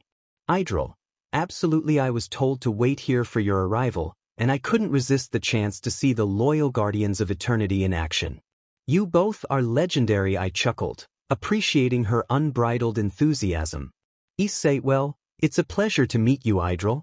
If you have any questions or if there's anything you'd like to see, feel free to ask. Idril's eyes lit up even more. Idril, really? Oh, this is amazing. I've read so much about your battles, the Red Dragon Emperor's incredible strength and Madrid's prowess with Clarent. It's like meeting living legends. Madrid, clearly enjoying the attention, leaned on Clarent with a confident smirk. Madrid living legends? Well, we do try to make an impact wherever we go. Idril clasped her hands together, her excitement contagious. Idril, I can't believe I get to witness your abilities firsthand. Can you show me something amazing? I exchanged a glance with Madrid, both of us realizing that Idril's infectious cheerfulness was something we hadn't quite anticipated. Nonetheless, we decided to indulge her. With a nod, I activated boosted gear, allowing the crimson glow of the sacred gear to envelop me. Issei, Idril, get ready to see the boosted gear in action, I announced, summoning the dragon-shaped aura that materialized around me. Idril's eyes widened, and she clapped her hands in delight. Idril, oh, this is incredible. The Red Dragon Emperor's power is even more breathtaking in person. Madrid, not one to be overshadowed, raised Clarent, her saber glowing with vibrant energy. Madrid, and now witness the might of Clarent. The legendary sword of the saber of Red. Idril practically squealed with joy. Idril, this is beyond amazing. You both are even more impressive in person than in the stories. Her melons jumping alongside her. We shared a light-hearted moment, the unexpected encounter with Idril turning into a showcase of our abilities. As the cheerful elven warrior continued to express her admiration, it became clear that our presence in the elven realm had sparked more excitement than we had initially anticipated. As we made our way towards the Elven Council, accompanied by Idril's cheerful chatter, I couldn't help but appreciate the unexpected turns that missions often took. The Elven realm, with its ancient magic and enthusiastic guardian, promised not only challenges but a unique blend of admiration, camaraderie, and the unspoken bond that transcended the boundaries of supernatural alliances. As we navigated through the enchanting Elven Kingdom, Idril, our newfound companion, became our animated guide, sharing the intricacies of Elven society with contagious enthusiasm. Idril, you see, Eldorian is just one of the many Elven kingdoms. Each kingdom has its unique qualities, but they all share a common reverence for nature and magic. Madrid, ever the curious one, leaned in with a grin. Madrid, so what makes Eldorian special? Is it the trees? Because I have to say, these trees are pretty impressive. Idril chuckled, her laughter echoing through the ancient woods. Idril, the trees are part of it, but Eldorian is known for its harmonious blending of nature and magic. The elves here have cultivated a connection with the ley lines that runs deep, enhancing the natural beauty of their realm. As we strolled through the kingdom, Idril continued her lively explanations. Idril, now about the elven hierarchy, it's quite fascinating. At the top are the ruling monarchs, usually a king and queen, like King Galadon and Queen Talia. Below them there are the council. You have nobles, scholars, and warriors, each playing a crucial role in maintaining the balance. She gestured towards a group of elves engaged in what seemed to be a lively discussion. Idril, the council, which we're heading to, consists of wise individuals chosen for their knowledge and understanding of magic. They guide the kingdom's decisions and represent the various facets of elven society. Madrid nodded, absorbing the information. Madrid, and what about the dark elves? I've heard they often face discrimination in some places. Idril's expression turned serious, acknowledging the reality of elven society. Idril, yes, dark elves are part of our world. In certain kingdoms, they face prejudice due to their distinct characteristics and darker magic. However, here in Eldorian, we value diversity. Discrimination is not tolerated, and dark elves are treated with the same respect as any other elf. She led us through a bustling marketplace, where elves from different backgrounds mingled harmoniously. Idril, Eldorian believes in unity. We understand that each elf, regardless of their heritage, brings a unique perspective and contribution to our society. It's a place where everyone can thrive and be accepted for who they are. Madrid grinned approvingly. Madrid, sounds like Eldorian has its priorities straight. Diversity is a strength, not a weakness. Idril beamed at Madrid's understanding. Idril, exactly, we believe in fostering a sense of unity among all elves, regardless of their background. It's what makes Eldorian a haven for those seeking harmony and acceptance.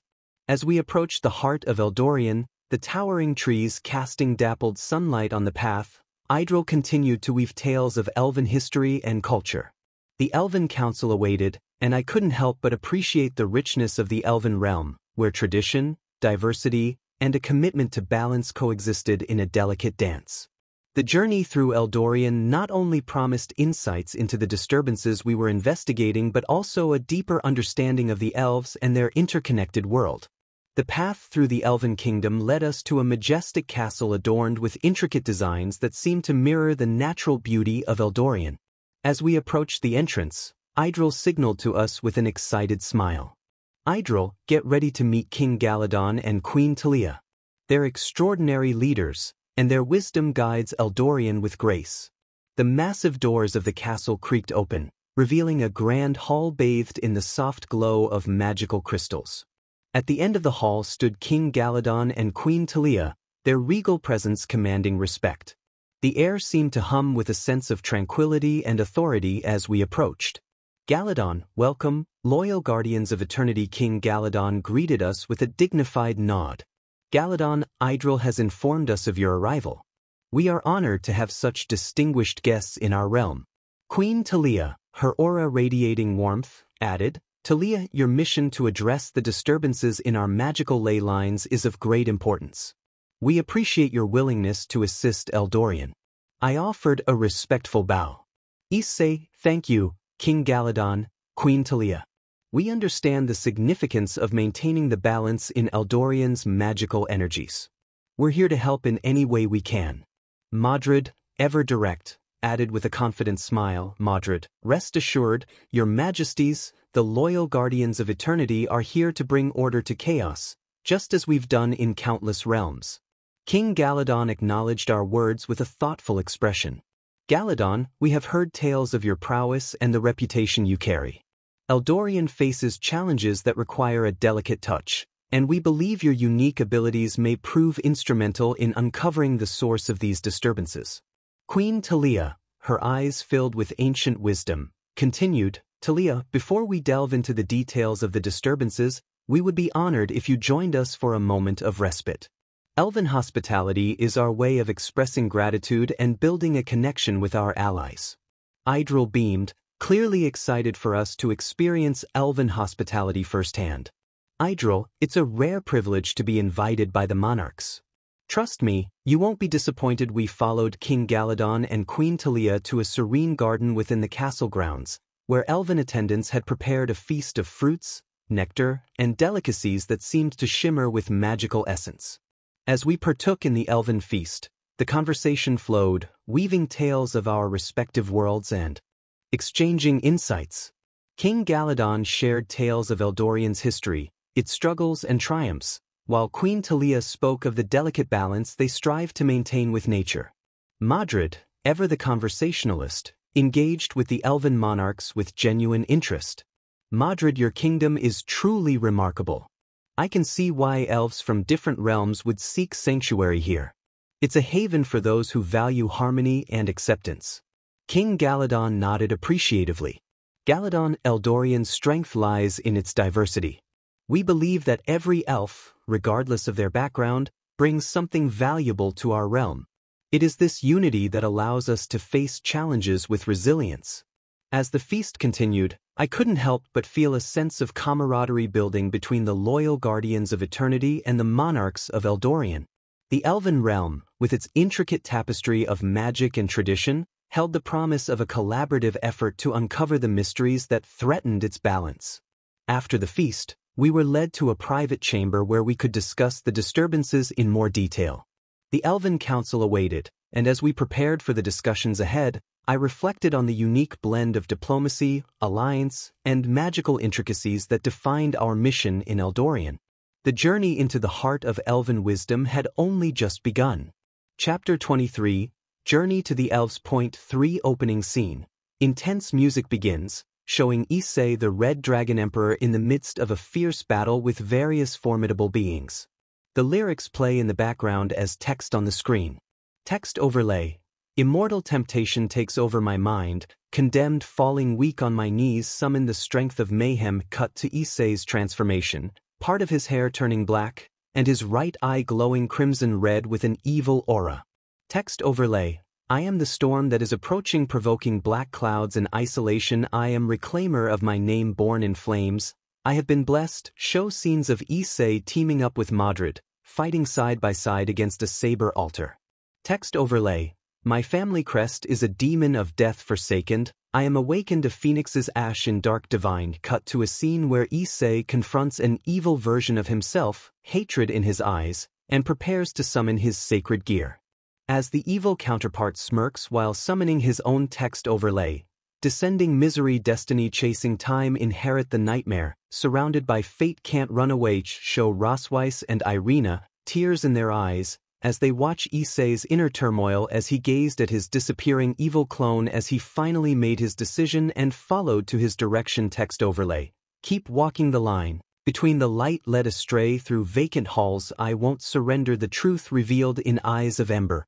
As the music intensifies, Issei is seen wearing a cloak and walking towards an unknown destiny, disappearing into the darkness. Text overlay. We fight through fire and ice forever, two souls once lost, and now they remember. Closing shot with a fade out as the music reaches a climax. Text overlay. This is the tale of Issei, the Red Dragon Emperor, and his journey through darkness and light. Issei's POV. I furrowed my brow, a tinge of suspicion lingering in my mind. Issei, King Galadon, Queen Talia. Is there more to the disturbances in the ley lines than what meets the eye? I sense there's something you haven't shared. The monarchs exchanged a solemn glance, and King Galadon's expression grew somber. King Galadon, you are perceptive, Issei. The disturbances are not solely a result of natural imbalances. There's an underlying threat that we've been hesitant to disclose. Queen Talia continued, her gaze steady. Queen Talia, within our own kind, there exists an extremist faction led by my brother, the Loch. He believes in the depths of elves and aims to establish a regime where elves reign supreme. It's a dangerous ideology, one that threatens the very fabric of elven unity. My eyes widened at the revelation, a sense of foreboding settling within me. Issei, an extremist group within the elven race. What are their motives, and how does it connect to the disturbances in the ley lines? King Galadon sighed, the weight of the revelation evident in his words. King Galadon Thalok's faction believes that by tapping into the ley lines and harnessing their immense power, they can establish elven depths not only within Eldorian but across all elven realms. It's a radical plan that could plunge our kind into a war with other species, reminiscent of the old Satan faction you mentioned. Draeg's voice echoed in my head, a reminder of the tumultuous history we had faced before. Issei, this situation bears striking similarities to the conflicts we've witnessed. Extremism, the pursuit of depths, it's a dangerous path that threatens not only the elves but the delicate balance of the supernatural world. I took a deep breath, absorbing the gravity of the situation. Issei, King Galadon, Queen Talia, we understand the severity of the threat. What can the loyal guardians of eternity do to help? We've faced extremist factions before, and we'll do whatever it takes to ensure the safety of Eldorian. Queen Talia's eyes held a mix of gratitude and concern. Queen Talia, your willingness to help reassures us, Issei. Thalok's faction must be stopped before their plans escalate. We believe that their activities are directly linked to the disturbances in the ley lines. By addressing the extremists, we can restore the balance within Eldorian. King Galadon nodded, his gaze unwavering. King Galadon, your mission remains twofold. Address the disturbances in the ley lines and neutralize the threat posed by Thalok's faction. The Elven Council is prepared to provide any assistance you may need in this endeavor. Madrid, who had been listening intently, spoke up with determination. Madrid, extremists aiming for depths never end well. We'll put an end to their plans and restore harmony to Eldorian. Count on the loyal guardians of eternity. In the private chamber, away from the eyes and ears of the elven court, I turned to Madrid with a thoughtful expression. Issei, Madrid, what are your thoughts on this situation? It feels like we're stepping into a complex web of elven politics and extremist ideologies. Madrid leaned against a nearby pillar, her crimson eyes focused and contemplative. Madrid, well, Issei, it's not the first time we've dealt with extremists. But it's different. Elves fighting among themselves for demps. It's like they've forgotten the value of unity. I nodded, sharing her concern. Issei, exactly. It's unsettling to see such a divide among the elves. And the ley lines disturbances, it's not just a random occurrence. Thalok's faction is tapping into something powerful, something that could have repercussions beyond Eldorian. Madrid crossed her arms, a determined glint in her eyes. Madrid J. faced threats to the supernatural world before. If these extremists think they can plunge Eldorian into chaos, they're in for a surprise. We'll stop them, just like we've stopped others. I couldn't help but admire Madrid's resolute spirit. Issei, true Madrid. But we need to be strategic. Thalok's faction is deeply rooted, and we can't afford to underestimate their influence. We have to tread carefully within elven politics while dismantling their plans. Madrid smirked, her saber clarent resting by her side. Madrid, treading carefully is your specialty, Issei. I prefer the direct approach. Let them underestimate us. It'll make our victory all the more satisfying. I chuckled, appreciating her straightforward attitude. Issei's balance, Madrid. We need a balance between diplomacy and action. The Elven Council is our ally, and we must work with them to expose Thalok's faction without causing unnecessary conflict.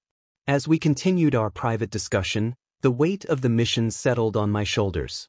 Eldorian, with its delicate balance of magic and politics, required a nuanced approach. The journey ahead promised not only challenges in uncovering the ley lines disturbances but also the delicate task of navigating through elven turmoil. As I turned from my private conversation with Madrid, Idril approached with a smile, accompanied by a striking dark elf named Anastasia. The contrast between their appearances, Idril's ethereal elven grace and Anastasia's exotic beauty, was captivating. Idril, Issei, Madrid, I'd like you to meet Anastasia. Idril introduced, her excitement evident. Idril, she's a powerful mage and a dear friend. Anastasia, these are the loyal guardians of eternity, Issei, Hayadu and Madrid. Anastasia greeted us with a graceful nod, her green eyes holding a mix of curiosity and confidence. Anastasia, a pleasure to meet you both. I've heard tales of your exploits, and Idril speaks highly of your abilities. I offered a respectful nod. Issei, likewise, Anastasia. If you're willing to help with the ley lines, we greatly appreciate it. The disturbances seem linked to an extremist faction, and our task is to restore balance without causing unnecessary conflict. Anastasia's expression turned serious, her demeanor indicating a keen understanding. Anastasia, Idril briefed me on the situation. Rest assured, I am committed to assisting you in unraveling the mysteries of the ley lines and thwarting any threats to Eldorian. Madrid, always direct, crossed her arms and studied Anastasia with a raised eyebrow. Madrid, powerful mage. What kind of magic do you specialize in? Anastasia smiled, a hint of mystery in her gaze. Anastasia, I am well versed in dark magic, elemental magic, and other powerful magical systems. A DSPN often misunderstood. It is a force that can be harnessed for protection and balance. I assure you, my abilities will be a valuable asset in addressing the ley lines disturbances. Idril chimed in with enthusiasm. Idril, Anastasia, is one of the most skilled mages in Eldorian. Her understanding of magic goes beyond the conventional, and she has a unique perspective on maintaining harmony. Madrid's skepticism softened into a nod of acknowledgement. Madrid, dark magic. Well, we've seen our fair share of unique abilities. As long as you're on our side, we're good. Anastasia chuckled, appreciating Madrid's straightforward nature. Anastasia, rest assured, I am aligned with the preservation of Eldorian's balance. The ley lines are a delicate tapestry, and we must ensure they remain in harmony. As we prepared to delve into the complexities of the ley lines, Idril's eyes sparkled with excitement. Idril, this collaboration will be incredible. Issei, Madrid, you have the support of both an elven warrior and a powerful mage. Together, we'll uncover the truth behind the disturbances. I nodded, feeling a sense of unity forming within our eclectic group. Issei, let's work together and bring clarity to Eldorian. The ley lines disturbances and the threat of the extremist faction must be addressed. With your assistance, Idril and Anastasia will navigate through this challenge and restore balance to the Elven realm. The journey ahead promised not only magical intricacies but also a collaborative effort that spanned different realms and backgrounds. As we moved forward, the dynamics within our group shaped by trust, skill, and shared goals, the mysteries of the ley lines awaited our exploration, and the unfolding events in Eldorian would test the resilience of the loyal guardians of eternity in the face of supernatural challenges. As the magic circle dissipated, leaving us in what appeared to be a desolate forest, I turned to Anastasia with a furrowed brow. The air here felt heavy with an eerie stillness, and the surroundings seemed devoid of life. "Issei, what is this place, Anastasia?" I inquired, scanning the desolate landscape. Anastasia studied our surroundings with a thoughtful expression. "Anastasia, this is a secluded zone, a place outside the usual boundaries of Eldorian. It serves as a neutral ground for magical practices and experiments. It's shielded from external influences to prevent any unintended consequences." "Madrid, ever direct," chimed in Madrid neutral ground, "looks more like a place where nothing ever happens. What are we supposed to find here?" Anastasia gestured toward the surroundings. "Anastasia, the disturbances in the ley lines have left an imprint on this neutral zone. It's a place where the magical energies are raw and untamed, making it easier to detect anomalies. Our task is to investigate and trace the source of these disturbances." Idril, looking around with a sense of caution, added, "Idril, be on guard. The energies here can react to external influences, and we might encounter magical anomalies. Stay close, and let's proceed carefully." As we ventured deeper into the desolate forest, the air thick with the remnants of magical imbalances, I couldn't shake the feeling that this neutral zone held secrets that were waiting to be unraveled. The desolate forest erupted into chaos as the mysterious assailants ambushed us. Hooded figures emerged from the shadows, their dark intent palpable in the air. Without a moment's hesitation, the clash of steel and the crackling of magic filled the eerie silence. Idril, armed with her elven weapon, moved with graceful agility, parrying attacks and countering with swift strikes. Anastasia, surrounded by a shield of dark magic, unleashed arcane projectiles that sought out our assailants with precision. Madrid, wielding Clarent with deadly prowess, carved through the encroaching foes. Boosted gear manifested in my hands, the dragon-shaped aura enhancing every strike. I engaged the first assailant, the impact sending shockwaves through the air. The forest became a battleground, the clash of weapons and bursts of magic echoing through the trees. The assailants, showing no signs of relenting, attacked with coordinated precision. Shadows danced around them, blending with the darkness of the forest. It became clear that these were no ordinary adversaries. Their movements were disciplined, their attacks calculated. Anastasia, sensing the magical anomalies, shouted a warning. "Watch out for their illusions, the forest itself is turning against us." Indeed, the assailants' dark magic manipulated the environment, creating illusions that disoriented our senses. The once desolate forest became a labyrinth of uncertainty, making it challenging to discern friend from foe. Despite the deceptive shadows, our group maintained a determined unity. I focused on boosting our coordination, enhancing our reflexes to counter the assailants' tactics. Madrid's saber danced with precision, and Idril's elven grace carved through the illusions. The battle intensified, the forest witnessing a fierce struggle between the loyal guardians of eternity and an unknown force. As adversaries fell, more seemed to materialize from the shadows, revealing a seemingly endless onslaught. The air crackled with magical energy, and the ground trembled with the impact of our clashes. The assailants fought with relentless determination, their motives shrouded in mystery. In the heart of the desolate forest, the clash of blades and the surge of magic unfolded, the outcome of this unexpected ambush uncertain. As the hooded assailants closed in, armed with an array of weapons, I made a split-second decision to discard boosted gear and rely solely on my fists. The dragon-shaped aura dissipated as I assumed a combat stance, confidence radiating from every fiber of my being.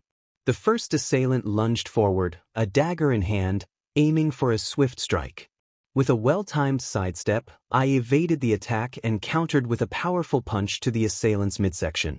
The impact resonated through the desolate forest, and the assailant crumpled to the ground. The next opponent, wielding a short sword, attempted a series of quick slashes. I dodged and weaved effortlessly, my movements fluid and precise. A swift uppercut sent the assailant airborne before they joined their comrade on the forest floor. The ambushers, though armed and seemingly disciplined, were caught off guard by the unexpected shift in combat style. I moved with a calculated blend of martial arts and raw strength, each punch and kick delivered with a precision that defied the odds. As the battle unfolded, the forest echoed with the sounds of my fists colliding with flesh and bone. The assailants, desperate to regain control, adjusted their tactics, attempting to overwhelm me with sheer numbers.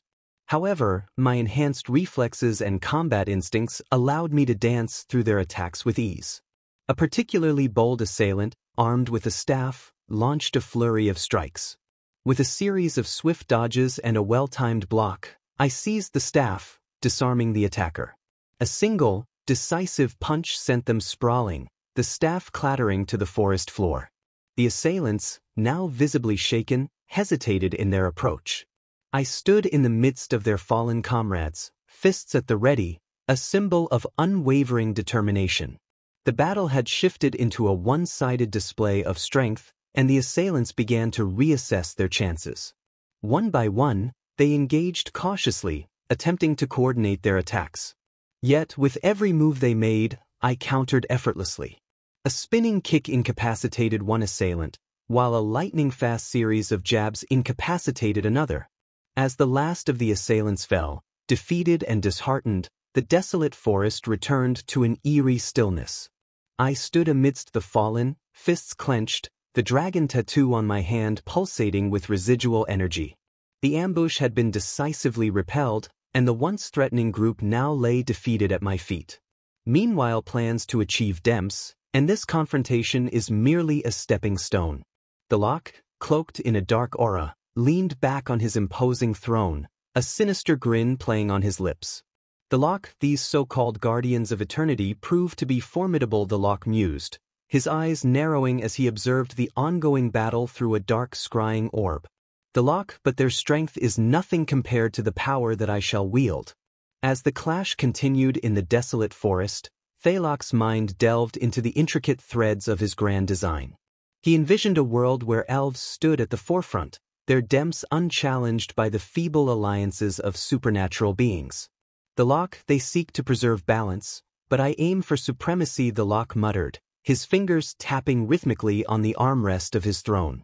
The Loch Eldorian will be the epicenter of a new era, and I will be its undisputed ruler. In the shadows of his darkened chamber, whispers echoed, the voices of loyal followers who shared Thalok's radical vision. The brotherhood he had forged operated in secrecy, patiently awaiting the moment to unveil their true strength.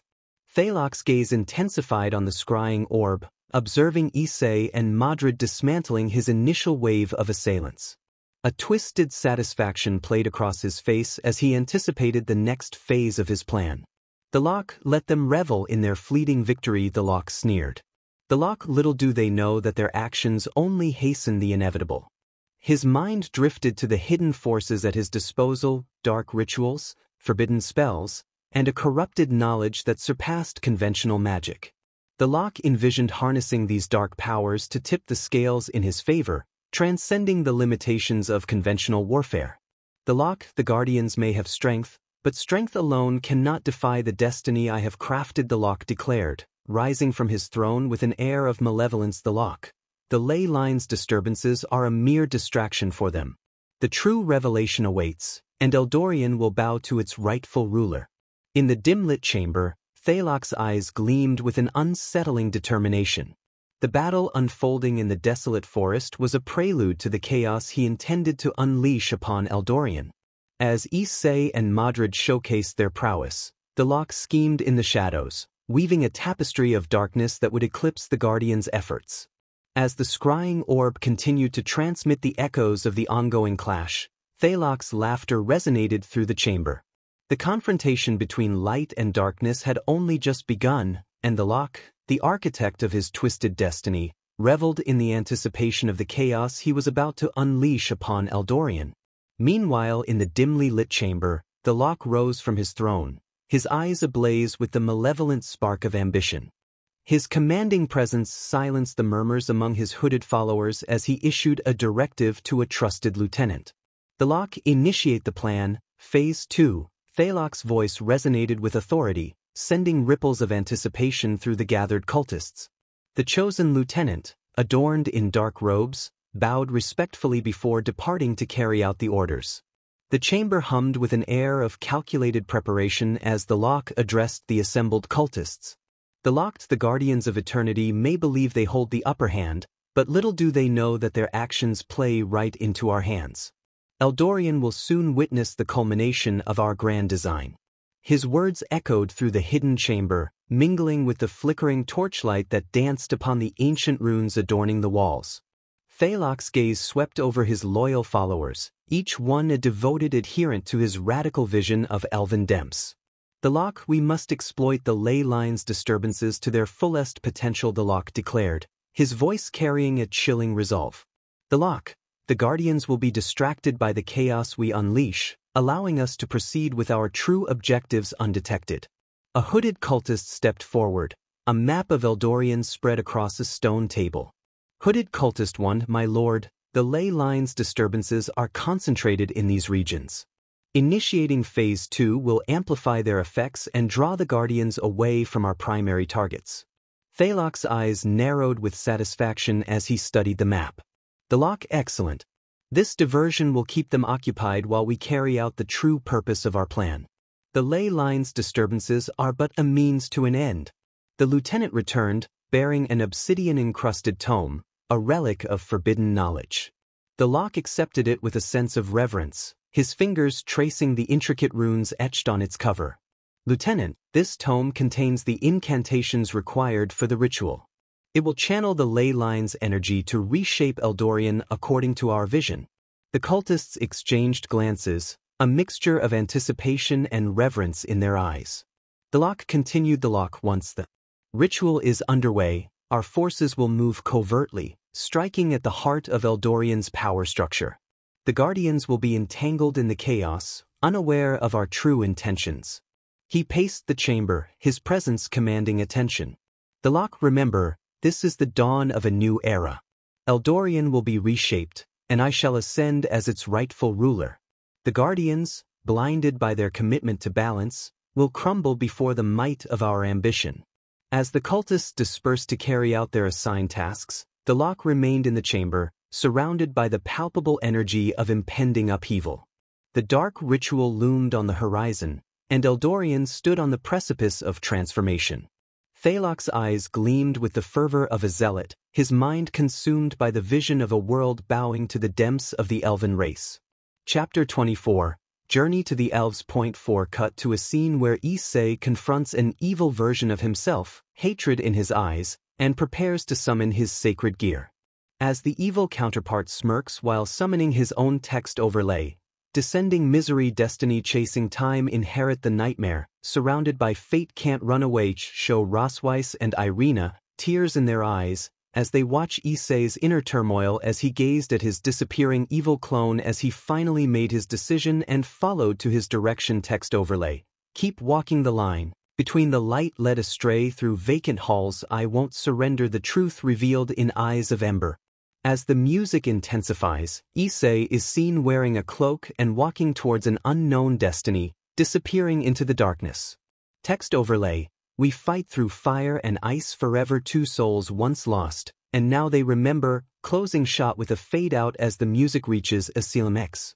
Text overlay. This is the tale of Issei, the Red Dragon Emperor, and his journey through darkness and light. As we stood in the desolate forest, Anastasia's revelation about the deliberate disruption of the ley lines sent a chill down my spine. The magical balance of Eldorian was teetering on the edge of chaos, and the unknown adversary behind it posed a significant threat. Issei, who could have such power and motive to mess with the ley lines. I wondered aloud, eyeing the surroundings with a heightened sense of vigilance. Anastasia, her usually composed demeanor shaken, responded, "Anastasia, this goes beyond power. It's a calculated act. The ley lines disturbances are just a piece of a larger puzzle, a distraction for something more sinister." Madrid, her grip on Clarent firm, cut to the chase. "Madrid, so we're dealing with someone who's not just causing chaos for the sake of it. They have a plan." Anastasia nodded, her dark eyes reflecting the gravity of the situation. "Anastasia, exactly. We need to uncover the motives behind this disruption and put an end to it before Eldorian descends into further turmoil." Idril, her elven instincts sharp, surveyed the area. "Idril, Anastasia, can you lead us to the source? We need to act swiftly." Anastasia took a deep breath, centering herself. "Anastasia, follow me. The magical currents are in flux, so stay close and be prepared for anything." As we navigated the shifting magical energies, the desolate forest seemed to react to the disturbances. Shadows played tricks on our perception, and the air hummed with an unsettling energy. "Anastasia, the disruptions are affecting more than just the ley lines," Anastasia remarked, her voice tense. "Anastasia, we might encounter magical anomalies along the way. Stay vigilant with each step." The urgency of our mission deepened. The unknown adversary had set in motion a series of events that threatened to spiral out of control. Eldorian, once a realm of magical harmony, now echoed with the discordant notes of magical instability. As we advanced, I couldn't shake the feeling that we were walking into a carefully crafted trap. The motives of the unseen antagonist remained elusive, and the forest, once a backdrop for training and exploration, had transformed into a battleground of arcane forces. Anastasia led us deeper into the heart of the disturbance, her guidance crucial in navigating the treacherous currents. The mysteries of the ley lines and the dark forces at play unfolded with every step, and the true test awaited us in the shadows, where the unknown adversary lurked, their intentions veiled in the unfolding chaos. In the heart of the elven realm, where the ancient trees whispered secrets and the crystalline rivers mirrored the magic that flowed within, an ominous shift began to permeate the air. Unseen by the elven populace, several ethereal curtains manifested, their shimmering presence casting an otherworldly glow across the once serene landscapes. Magical beasts, guardians of the elven realm, sensed the disturbance and stirred with agitation. In the enchanted meadows and mystical forests, creatures of extraordinary beauty and grace succumbed to an unseen force. The air crackled with arcane energy as these beings underwent a rapid and unnatural transformation. In a matter of moments, what were once majestic creatures of the elven realm became twisted and malevolent forms. Feathered wings turned into shadowy appendages, and vibrant fur or scales darkened to an eerie, ashen hue. The harmonious symphony of magical beasts' calls turned into haunting echoes that reverberated through the once tranquil realm. As the mutations spread, the impact reached elven villages scattered across the landscape. The elven people who had lived in harmony with their magical companions for generations found themselves facing an unprecedented threat. Homes were razed, and the crystalline structures that adorned elven villages crumbled under the relentless assault of the corrupted creatures. Amidst the chaos, the elven inhabitants attempted to fend off the mutated beasts with archaic spells and enchanted weapons. But the creatures, driven by an unnatural frenzy, proved formidable adversaries. The elven archers, usually skilled in precision, found it challenging to aim as the mutated beasts moved with erratic and unpredictable patterns. The elder tree, a symbol of wisdom and connection to the elven spirits, shuddered as if in pain. The magical energies that usually flowed through its roots now pulsed with discord, reflecting the turmoil that gripped the entire realm. High above the elven realm, where the canopies of ancient trees intertwined with the ethereal curtains, the elven council convened in a place of crystalline splendor. Galadon, the wise and ancient king, stood with a heavy heart as he observed the chaos unfolding below. Galadon, what force could twist the essence of our magical beasts into such abominations? Galadon mused, his regal demeanor overshadowed by concern. Talia, the queen and seer, gazed into a scrying pool that reflected the scenes of destruction. Talia, these disturbances are not mere accidents. They are deliberate acts of malevolence, orchestrated by a force with intent. In the heart of the elven realm, cries of anguish reverberated through the once serene landscapes as elven knights engaged in a desperate battle against the twisted and malevolent magical beasts. The air crackled with an unnatural energy, and the clash of steel against corrupted flesh echoed through the enchanted meadows. Elven knights, clad in shimmering armor adorned with intricate nature-inspired motifs, faced the mutated creatures with a heavy heart. Their once loyal companions had succumbed to an unseen force, turning them into grotesque shadows of their former selves. The battlefield, once a haven of magical beauty, became a chaotic tableau of anguish and conflict. As the first wave of mutated creatures lunged forward, the elven knights met the onslaught with a resolute defense. Arcane blades, enchanted with elven craftsmanship, gleamed in the eerie light as the knights sought to repel the corrupted creatures. Each swing of the blade was infused with the desperation of a people fighting to protect their home. The enchanted meadows became a battleground of swirling energies, with elven knights weaving through the grotesque forms of the magical beasts. Feathers, once vibrant and ethereal, now darkened and oozed in unnatural darkness. The knights maneuvered with a dance-like grace, evading the erratic movements of the corrupted creatures and striking with precise blows. Arrows, fletched with elven precision, soared through the air as archers took positions on elevated platforms. The archers aimed for the corrupted creatures' vulnerable points, seeking to incapacitate them from a distance. However, the creatures moved unpredictably, making each shot a challenging endeavor. The elder tree, the heart of elven wisdom, stood witness to the tumult below. Its branches shuddered as if in sympathy with the elven knight's struggle, and its leaves, once a vibrant green, now took on an ominous shade. The magical energies that usually resonated from the elder tree pulsed with an inner turmoil reflective of the chaos unfolding in the realm. In the midst of battle, elven healers rushed to tend to wounded knights. Their hands glowed with restorative magic as they worked tirelessly to mend injuries and bolster the strength of their comrades. Yet, for every wound healed, more elven knights faced the relentless tide of the corrupted creatures. The elven knights, driven by a fierce determination to protect their realm, called upon ancient spells and incantations.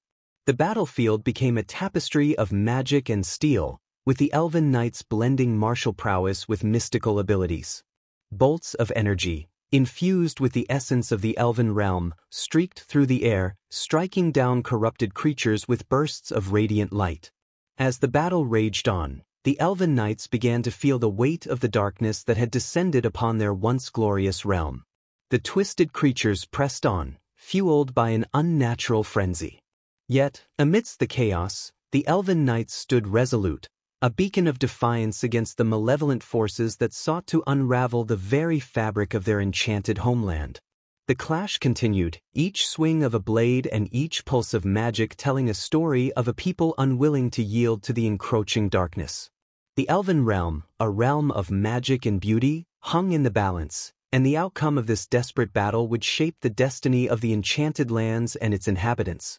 Modred, with clarent in hand, moved through the battlefield like a force of nature unleashed upon the corrupted magical beasts. Her every swing was a testament to her skill and the raw power of the legendary weapon she wielded. The enchanted blade, bathed in a vibrant crimson aura, easily tore through the twisted creatures that dared cross her path.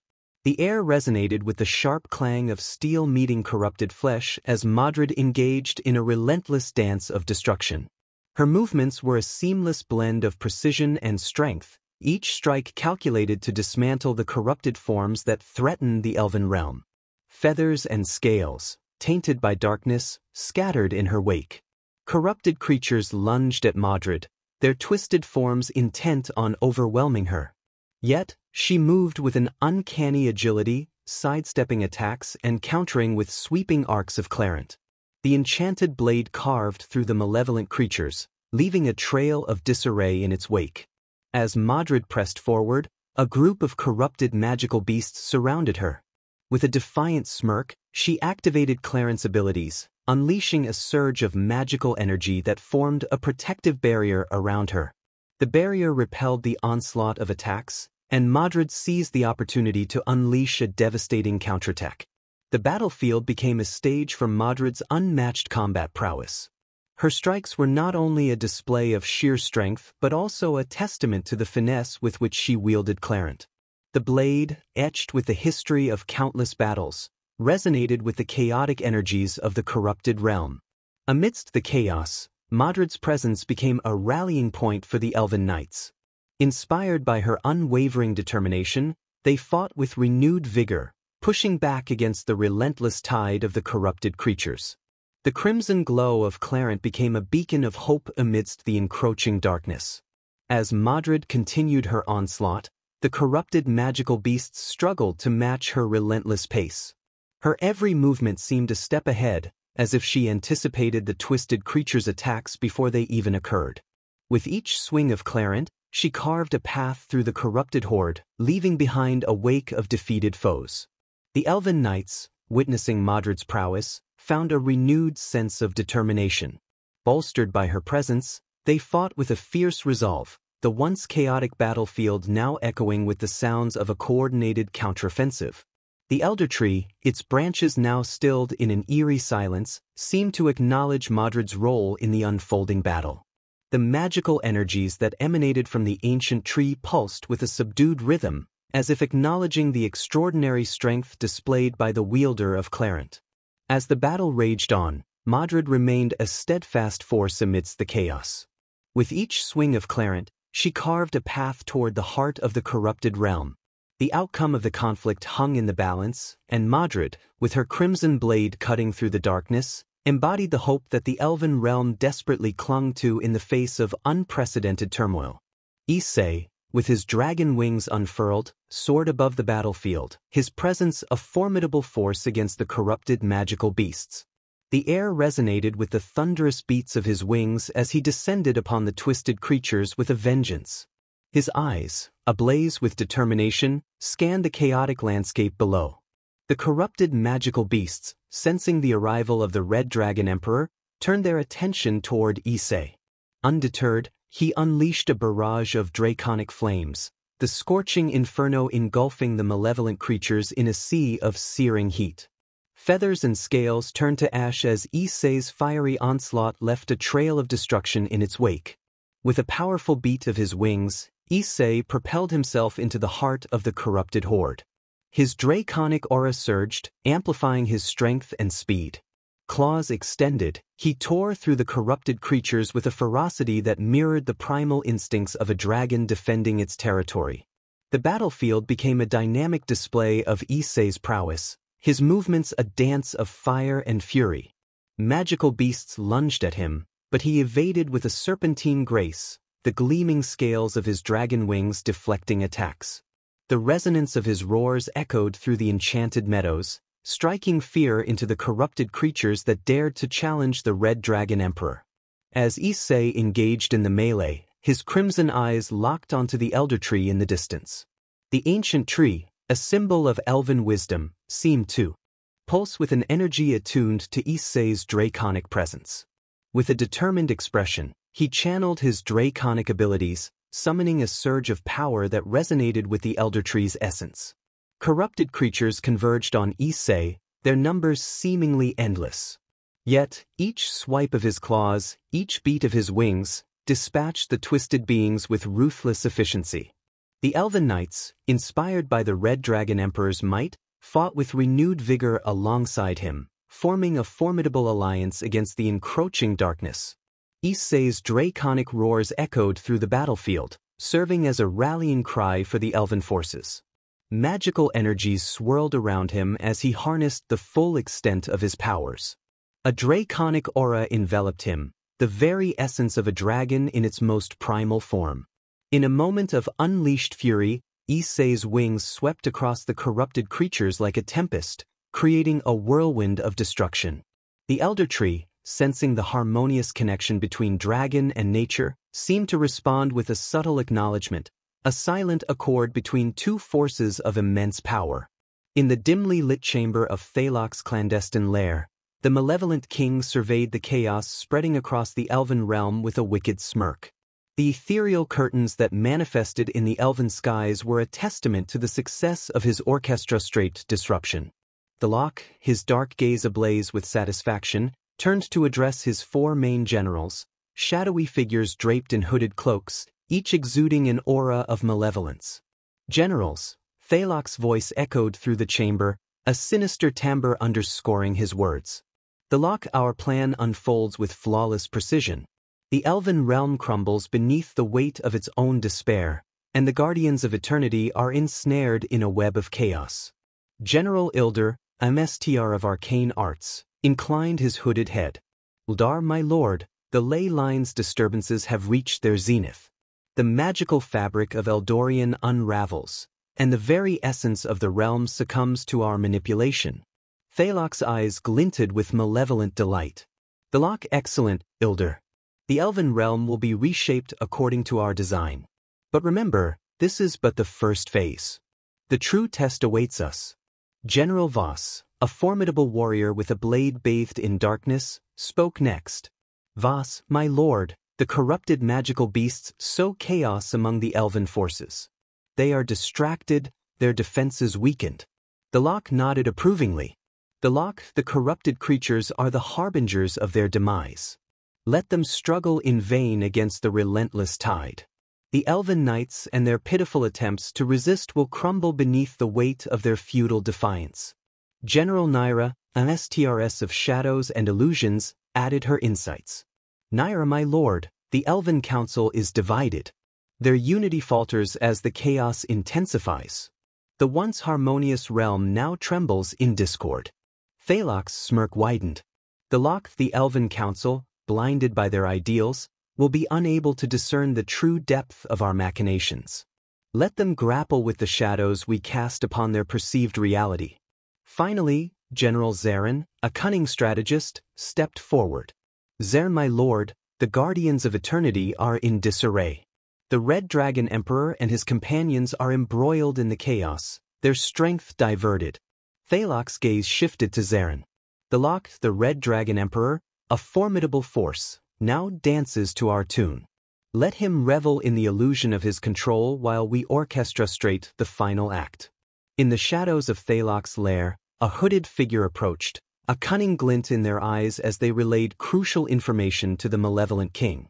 "My lord," the mysterious spy whispered, their voice laced with a blend of secrecy and triumph. "Spy, our infiltration into the treasury of the Elven Council's bastion has borne fruitful results. The treasures that lie within, including artifacts of immense power, now rest securely in our possession." Thalok's eyes narrowed with predatory satisfaction. "Thalok, the treasures of Galadon, the so-called bastion of elven wisdom. What have you discovered among the spoils?" The spy, their identity concealed by the depths of their hood, continued with a calculated cadence. Thalok's smirk deepened. "Thalok, excellent. The ley line crystal shall serve as the linchpin for our final ascent to Dominion. With such a catalyst, we shall command the very forces that shape the elven realm. Using our own dark mana to corrupt the ley lines would stop since we'll gain the crystal. Tell me, spy, have you encountered any resistance in your endeavors?" The spy chuckled, a sound that echoed through the dim chamber. "Spy, resistance, my lord, has been minimal. The Elven Council remains oblivious to our activities, preoccupied with the chaos we've unleashed upon their realm. Their vaunted security measures are nothing more than illusions, easily shattered by the shadows." Thalok's laughter joined that of the spy, a chorus of malevolence resonating in the clandestine lair. "Thalok, the Elven Council fumbles in their feeble attempts to thwart us. Let them cling to their illusions of control. Their demise is inevitable." The spy, their voice a whisper that cut through the silence, added, "Spy, my lord, the corrupted ley line crystal now resonates with our dark energies. Its potential awaits your command. The elven realm shall tremble as we unravel the very fabric of their existence." Thalok's eyes gleamed with anticipation. The locks prepare the ley line crystal for the ritual. We shall harness the forces of Eldorian to reshape it according to our design. The Elven Council will witness their realm's descent into darkness, a prelude to our ascendancy. As the spy retreated into the shadows, the dim chamber seemed to absorb the essence of their sinister revelations. The Elven realm, ensnared in chaos, teetered on the brink of an abyss. The lock, fueled by the spoils of the treasury and the corrupted ley line crystal, readied himself to plunge Eldorian into a darkness that would forever alter the fate of the enchanted realm. In the heart of the Elven Council's bastion, the lion, the bloodied prince, confronted a group of shadowy spies attempting to breach the sacred confines of the treasury. His once regal attire was torn and stained with the evidence of relentless combat, yet his eyes burned with an unwavering resolve. The spies, concealed in darkened garb, moved with a silent grace as they encircled the lion. Each step, a whisper against the hallowed halls, echoed the clandestine nature of their intrusion. The lion, his senses heightened by the urgency of the situation, faced the encroaching threat with the grace of a seasoned warrior. The first spy lunged forward, a dagger gleaming in the dim light. The lion, swift as the wind, parried the attack with a blade infused with elven enchantments. The clash of steel reverberated through the vaulted chambers, the metallic symphony marking the beginning of a duel between shadow and royalty. The lion, his movements a dance of precision, countered the spies with a fluidity that belied the chaos surrounding him.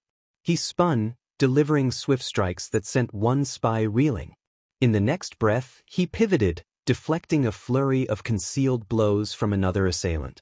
The air hummed with the tension of the confrontation.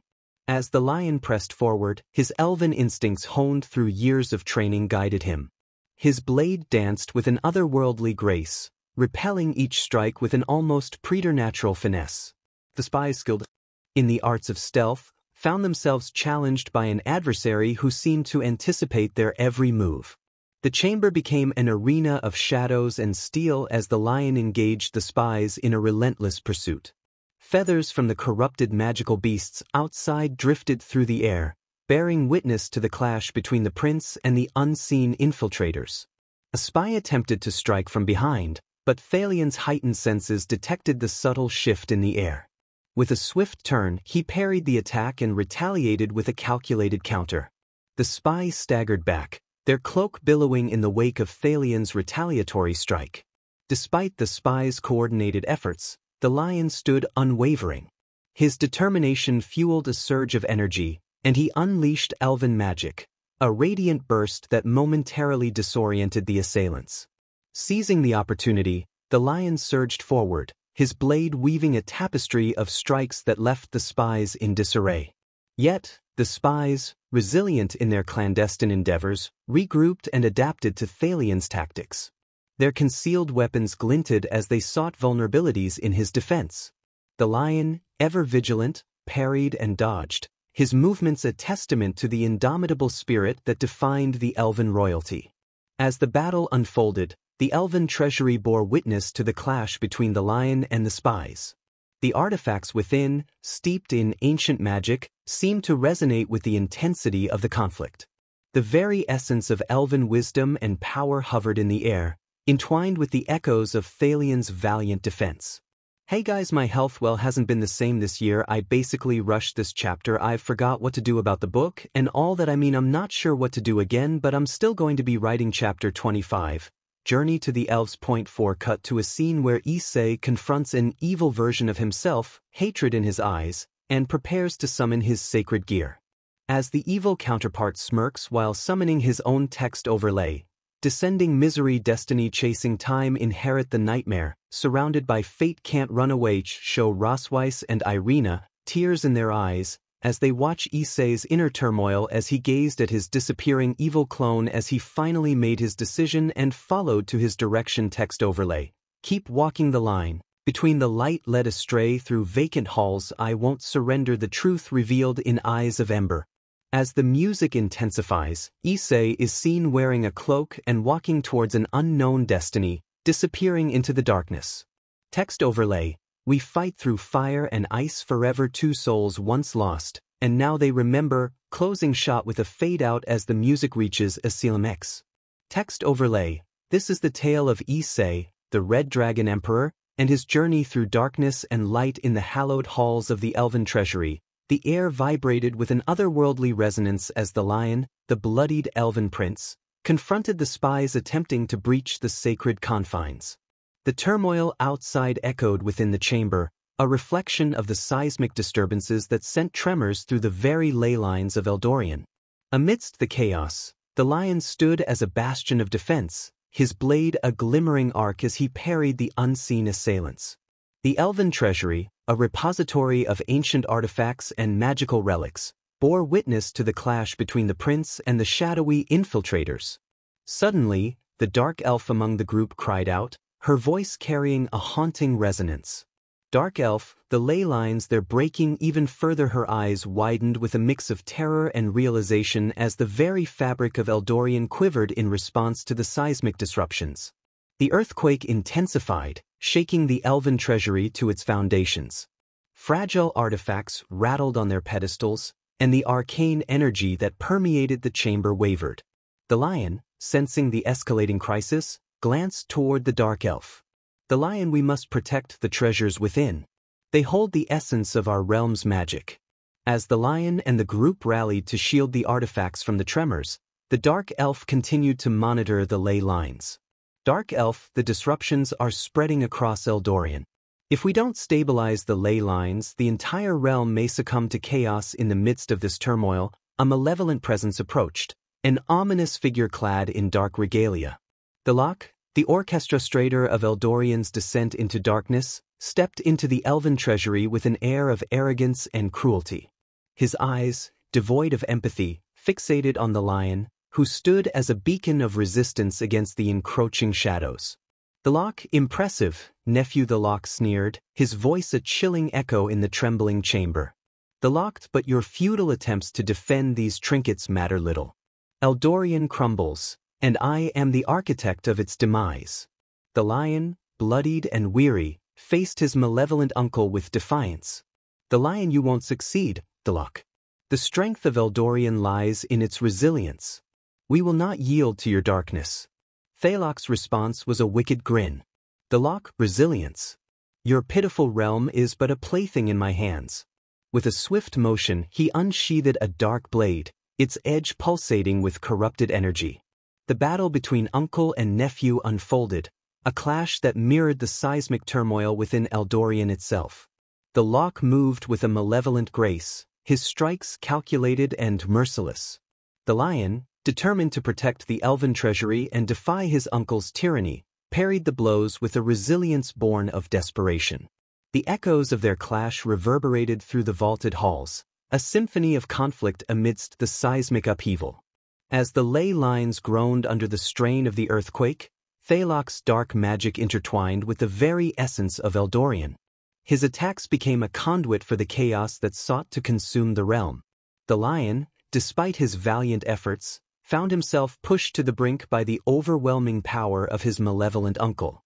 In the dim-lit chamber of the Elven Treasury, Thalok's malevolent laughter echoed as he effortlessly dominated the lion. The lion, Issei, swore under his breath as he struggled to parry his uncle's attacks. The tremors from the ongoing earthquake added an ominous rhythm to the sadistic dance unfolding between uncle and nephew. The lion, bloodied and battered, struggled to maintain his footing as the Locke circled him with predatory grace. The corrupted blade in Thalok's hand gleamed with a sinister aura, its dark energies pulsating with every calculated movement. The Elven Prince, his strength waning, gritted his teeth, determined to withstand the onslaught of his malevolent uncle. Thalok's eyes, devoid of mercy, fixated on the lion with a sadistic glee. The Locke, you cling to hope, the lion, like a desperate child. But in the end, despair will be your only companion. With a swift motion, the Locke lunged, his blade aimed at Thalian's defenses. The clash of steel resonated through the chamber as the lion desperately parried Thalok's strikes. Each blow sent shockwaves through the Elven Prince's frame, the pain intensifying with every impact. The Locke, reveling in the torment he inflicted, taunted the lion with cruel words that cut deeper than any physical wound. The Lock, you thought you could defy me, resist the inevitable. The Lock sneered, a cruel smile playing on his lips. He delivered a swift kick to Thalion's side, sending him sprawling across the chamber floor. The elven prince groaned, his body canvas of pain.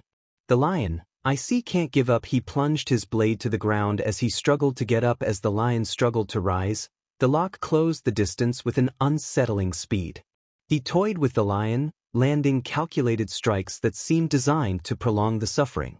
The malevolent laughter that escaped Thalok's lips was a discordant melody against the backdrop of Eldorian's turmoil. The lion, summoning the last reserves of his strength, retaliated with a desperate counterattack. His blade moved with a flicker of determination, but the Lock effortlessly deflected the strikes, his laughter mocking the feeble resistance. With a swift motion, the Lock disarmed the lion, sending the elven prince's blade clattering across the chamber. Defenseless and at Thalok's mercy, the lion gasped for breath. The malevolent king circled him like a predator closing in on wounded prey.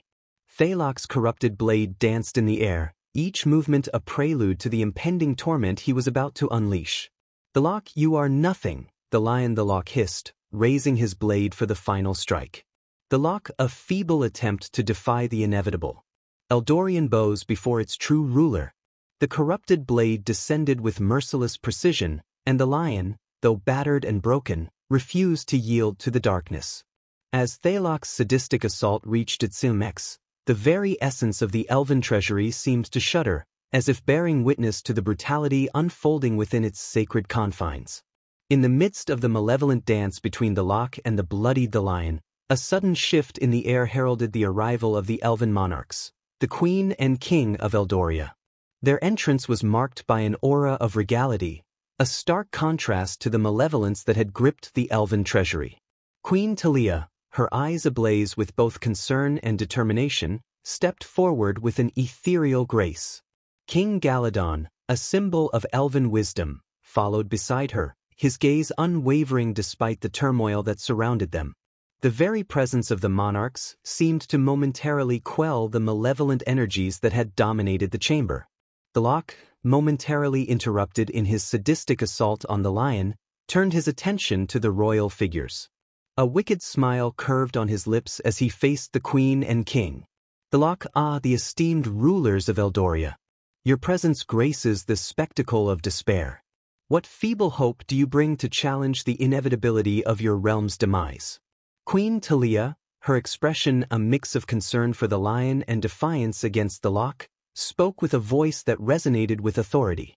Queen Talia, the Lock, your darkness has no place in Eldoria. We stand united against your tyranny, and our realm will not succumb to your malevolence.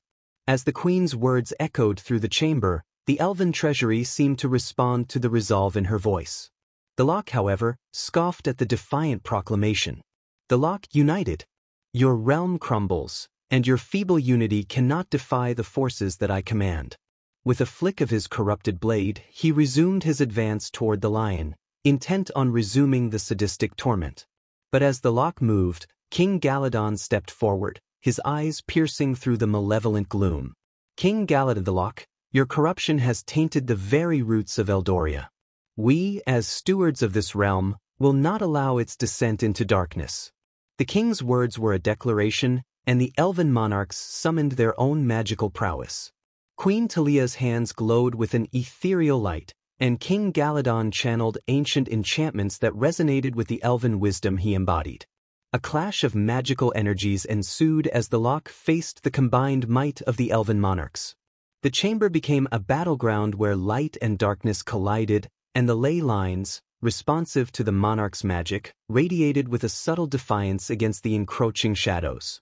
The Lock, momentarily taken aback by the unexpected resistance, found himself engaged in a magical duel. Queen Talia and King Galadon, their love for Eldoria fueling their determination, channeled the very essence of their realm in a bid to repel the malevolent invader. The royal figures and the malevolent king engaged in a dance of magical prowess, each spell and counterspell shaping the destiny of Eldoria. As the battle unfolded, the lion, though battered and half-conscious, witnessed the valor of his parents. The elven prince, filled with a renewed sense of determination, summoned the last reserves of his strength to rise once more, his gaze fixed on the unfolding struggle. The magical clash intensified, echoing through the elven treasury as if the very fabric of Eldoria responded to the monarch's resilience. The seismic tremors outside seemed to momentarily still, as if nature itself held its breath in anticipation of the outcome. In this pivotal moment, the fate of Eldoria hung in the balance, the darkness of Thalok's corruption pitted against the radiant magic of the elven monarchs. The elven treasury, witnessing this elemental conflict, stood as a silent witness to the struggle for the heart and soul of Eldoria. The elven treasury resonated with the clash of magical forces as the Locke, the malevolent usurper, faced the united front of King Galadon and Queen Talia. The air crackled with tension, the ley lines responding to the potent energies that collided within the sacred chamber. The Locke, his dark aura pulsating with corrupted power, deftly parried King Galadon's enchanted strikes. The corrupted blade in Thalok's hand danced with a malevolent grace, absorbing and redirecting the Elven King's magical onslaught. Despite Galadon's wisdom and skill, Thalok's strength proved overwhelming. "The Locke, you fight in vain," Galadon the Locke taunted, a sadistic gleam in his eyes. "The Locke, your magic is but a feeble light against the encroaching darkness I command." With a swift motion, the Locke unleashed a surge of corrupted energy, forcing King Galadon to stagger back. Queen Talia, undeterred, continued to channel her own magical prowess. Her hands moved in intricate patterns, and radiant spells emanated from her fingertips.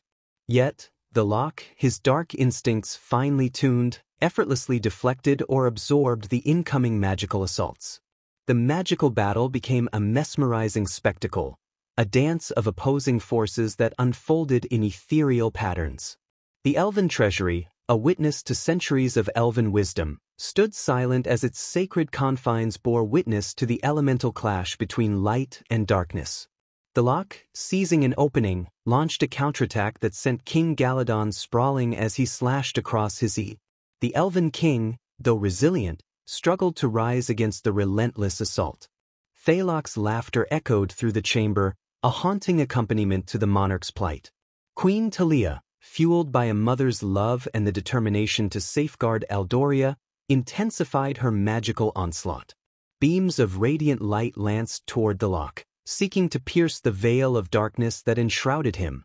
Yet, the malevolent king weaved through the onslaught, his corrupted blade slicing through the magical onslaught with a chilling efficiency. "The Locke, you cannot save your realm," Talia the Locke sneered, his voice cutting through the magical maelstrom. "The Locke Eldoria crumbles, and your feeble attempts to resist only hasten its demise." Despite Thalok's taunts, Queen Talia pressed on, her magical prowess undiminished. She channeled the very essence of Eldoria, drawing upon the ley lines that coursed through the treasury. The chamber seemed to respond, a subtle resurgence of elven magic pushing back against the malevolent forces.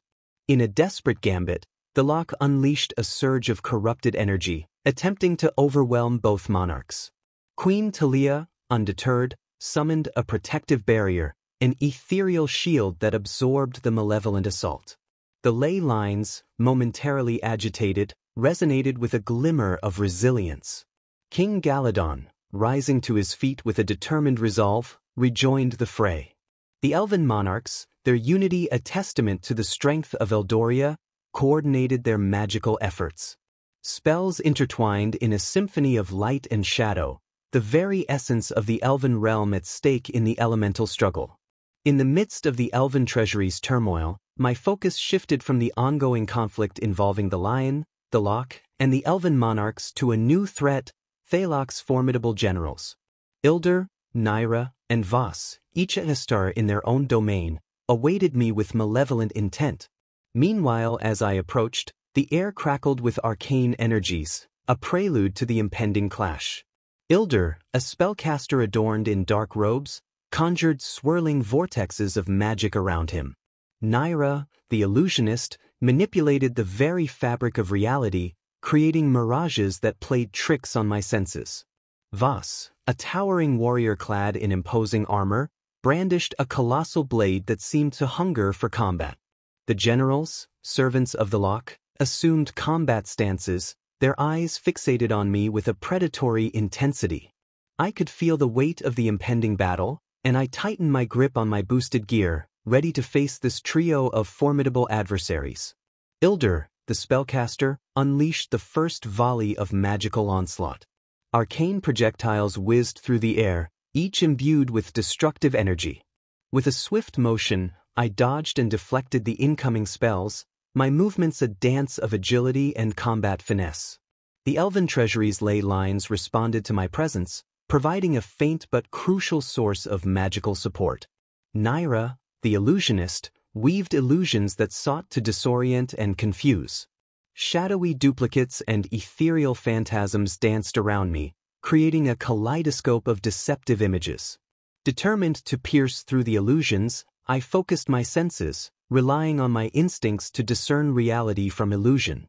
With each step, I closed the distance, determined to neutralize Naira's elusive tactics. Voss, the formidable warrior, advanced with purpose, his colossal blade cleaving through the air. The sheer force behind his strikes demanded a balance of offense and defense. I summoned the power of boosted gear, its crimson aura enveloping me as I met Voss's blade with a clash of strength. The elven treasury echoed with the resonating clash of weapons, a testament to the intensity of our confrontation. The battle unfolded in a symphony of magic, illusions, and brute strength. Ilder continued to unleash arcane barrages, Naira persisted in her deceptive illusions, and Voss pressed forward with relentless aggression. With each adversary presenting a unique challenge, my adaptability became a crucial asset in navigating this multifaceted battlefield. As I engaged in this three-fronted conflict, the ley lines responded to my determination. The elven treasury's ancient magic intertwined with my own, amplifying my abilities and providing a reservoir of strength against Thalok's generals. With a burst of energy, I closed in on Ilder, countering his magical onslaught with swift strikes from my boosted gear. The spellcaster, caught off guard by the relentless assault, staggered back, momentarily disrupted in his incantations. Boost meanwhile, Naira's illusions intensified, challenging my perception of reality. Drawing on the amplified magical strength from the ley lines, I focused my mind, dispelling the illusions and narrowing down the real Naira. In a calculated move, I closed the distance, determined to nullify her illusionary advantage. Boost Voss, undeterred by my confrontation with the other generals, pressed forward with a renewed vigor. I summoned Ascalon. Our blades clashed in a contest of strength, each strike resonating through the elven treasury. Boosted gear's power surged through me, enhancing my physical abilities as I met Voss's formidable might with unwavering determination. Voss, not bad Red Dragon Emperor, he grinned maniacally, letting me see his terrible oral hygiene. Brah, I don't mind beating you down, getting a toothbrush and clean that HD hole you call a mouth. Amidst the chaos of the battle, the taunts from Thalok's generals echoed through the elven treasury.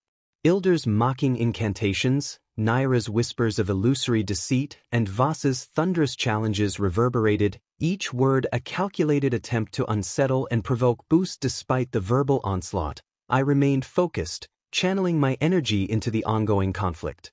Boosted gear pulsated with power, its crimson glow a testament to the strength that surged through me. Ignoring the taunts, I pressed on, determined to overcome the formidable trio standing before me. Ilder's taunts sought to undermine my confidence in my ability to resist his arcane onslaught. Ildart, foolish Dragon Emperor, your resistance is futile against the might of my magic. Can't touch this, he jeered, weaving another intricate spell. Undeterred, I focused on evading his magical barrages, my movements a dance of agility and anticipation. Naira's illusions intensified, creating a kaleidoscope of deceptive images that whispered doubt into my mind. Naira, do you truly know what's real, Issei? She taunted, her voice echoing from multiple illusory sources. Your Instagram with fake followers. I relied on my instincts, discarding the false images and closing in on the real Naira. In the blink of an eye, the area and the menacing generals faded from view, replaced by the disorienting reality of a subway. The transition was abrupt, and confusion seized my senses. The echoing taunts of Thalok's generals lingered as distant echoes, replaced by the chaotic clamor of the underground transit system. My surroundings became a blur, a labyrinth of tunnels, platforms, and the hurried footsteps of oblivious commuters. As I looked around, a profound disorientation settled in. Where was the elven treasury?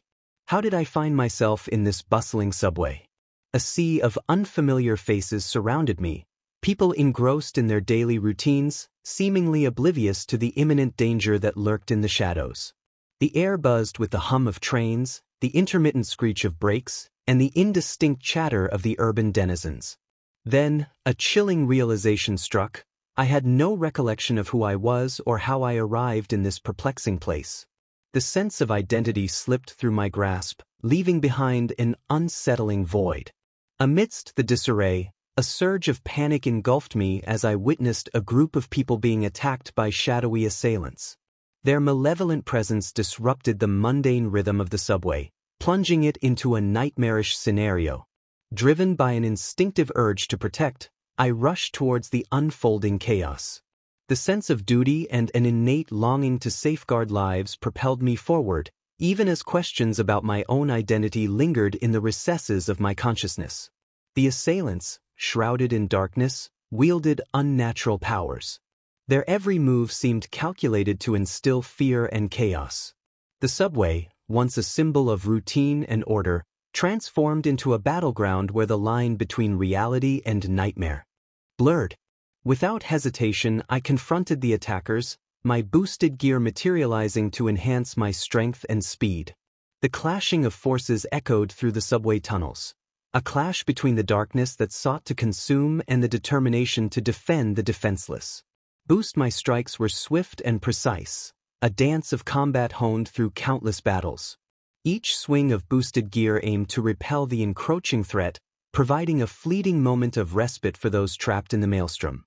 As I fought, a surge of memories flickered, images of battles, comrades, and a purpose that resonated with the very essence of my being. Yet, the veil of amnesia still shrouded the details, leaving behind fragments that offered glimpses into a past shrouded in uncertainty. The subway became a theater of defiance, the clash of forces intensifying with each passing moment.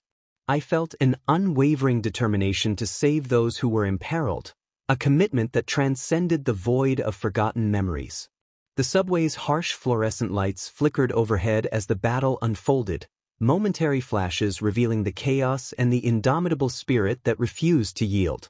The fate of those I sought to protect hung in the balance as I pressed forward, grappling not only with the external threats but also the enigma of my own identity in this disorienting urban battleground. Meanwhile, as the Lock continued to exert his malevolent influence over the elven treasury, the battle's tide seemed unyielding. The echoes of clashing blades and the resonance of magical energies filled the air, a testament to the conflict that gripped Eldoria's sacred chamber. The Lock, the malevolent king, reveled in the chaos he wrought. His corrupted blade danced with a cruel grace, each strike a declaration of Demps over the defenders of Eldoria. The ley lines, disrupted by his corrupting touch, pulsed erratically, the very essence of the elven treasury succumbing to the encroaching darkness. The elven monarchs, King Galadon and Queen Talia, continued to resist, their magical prowess intertwining in a desperate bid to repel Thalok's advances. Their resilience was evident, but the malevolent king, fueled by dark determination, pressed forward with relentless aggression. It was then that the thunderous echoes of battle were interrupted by the sudden arrival of Modred, the fiery and determined knight. With Clarent, her noble phantasm, at her side, she charged into the fray, a beacon of resistance against Thalok's dominion. The Lock, momentarily taken aback by Modred's entrance, sneered with a mixture of contempt and amusement. The Lock, another insignificant defender steps into the fray. Do you truly believe you can stand against the inevitable? Saber of Red Modred, undeterred by Thalok's taunts, responded with a fierce determination. Modred, I stand not for inevitability, but for the free will and hope that Eldoria represents. Your darkness will not snuff out the light that shines within these sacred walls. The clash between the Lock and Modred became the focal point of the battle, a duel between malevolence and unwavering resolve. Thalok's corrupted blade met Clarent's noble phantasm with a resounding clash, the very air quivering with the intensity of their confrontation. As the battle raged on, Thalok unleashed dark sorceries, attempting to overwhelm Modred with his corrupting influence. Shadows twisted and contorted, seeking to ensnare the valiant knight. Yet, Modred, drawing upon her indomitable spirit, resisted the encroaching darkness. The ley lines, though disrupted, responded to Modred's presence, providing a faint but crucial source of magical support. Clarent, in Modred's hands, radiated with a radiant brilliance, a symbol of hope that defied the malevolent forces that sought to consume Eldoria. With a mighty swing, Modred countered Thalok's strikes, her determination cutting through the malevolent king's defenses. The elven treasury seemed to resonate with the clash, its ancient stones bearing witness to the struggle that unfolded within its sacred confines. Thalok, his arrogance momentarily challenged, intensified his assault. Dark energies surged around him, a manifestation of the malevolent forces he commanded. Modred, however, stood resolute, her noble phantasm ablaze with an inner fire that mirrored the very heart of Eldoria.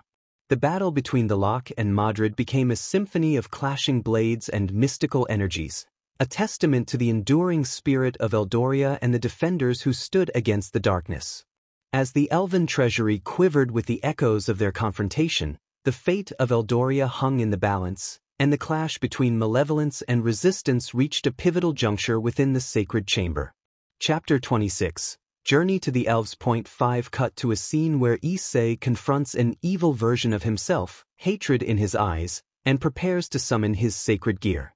As the evil counterpart smirks while summoning his own text overlay, descending misery destiny chasing time inherit the nightmare, surrounded by fate can't run away. Show Rosweiss and Irina, tears in their eyes, as they watch Issei's inner turmoil as he gazed at his disappearing evil clone as he finally made his decision and followed to his direction text overlay. Keep walking the line, between the light led astray through vacant halls I won't surrender the truth revealed in eyes of ember. As the music intensifies, Issei is seen wearing a cloak and walking towards an unknown destiny, disappearing into the darkness. Text overlay. We fight through fire and ice forever, two souls once lost, and now they remember, closing shot with a fade out as the music reaches Asylum X. Text overlay. This is the tale of Issei, the Red Dragon Emperor, and his journey through darkness and light amidst the chaotic battleground. Idril and Anastasia rush towards the ancient Elden Tree, the heart of Eldoria's magical essence. The Elven Saint, a figure of grace and devotion, was at the center of a profound ritual, channeling her mana and the energies of others to fortify the ley lines that connected the realm. Idril, her expression one of determination, approached the Elven Saint. Idril, Lady Miriana, how can we assist you in bolstering the ley lines? Thalok's corruption threatens the very fabric of Eldoria, and we must do everything in our power to resist. Lady Miriana, the Elven Saint, nodded in acknowledgement, her eyes reflecting both weariness and an unwavering resolve. Lady Miriana, Idril, Anastasia, the ley lines are the lifeblood of Eldoria. Thalok seeks to disrupt their flow and plunge our realm into darkness. We must strengthen them to repel the encroaching malevolence. Anastasia, the dark elf with her own formidable magical prowess, stepped forward. Anastasia, I am ready to lend my mana, Lady Miriana. The dark elves may face discrimination, but in this moment, our unity is paramount to Eldoria's survival. Lady Miriana smiled with gratitude. Lady Miriana, your willingness to set aside differences for the greater good honors Eldoria's spirit. Now, focus your mana and channel it to the Elden Tree. We must create a barrier that Thalok's corruption cannot breach. As the three powerful mages converged around the Elden Tree, the air became charged with magical energies. Idril, Anastasia, and Lady Miriana formed a triad of determination, their hands outstretched towards the ancient tree. The ley lines responded, resonating with the combined magical might aimed at fortifying Eldoria's defenses. Idril spoke with conviction, her voice intertwining with the natural hum of the Elden Tree. Idril, ley lines of Eldoria, hear our plea.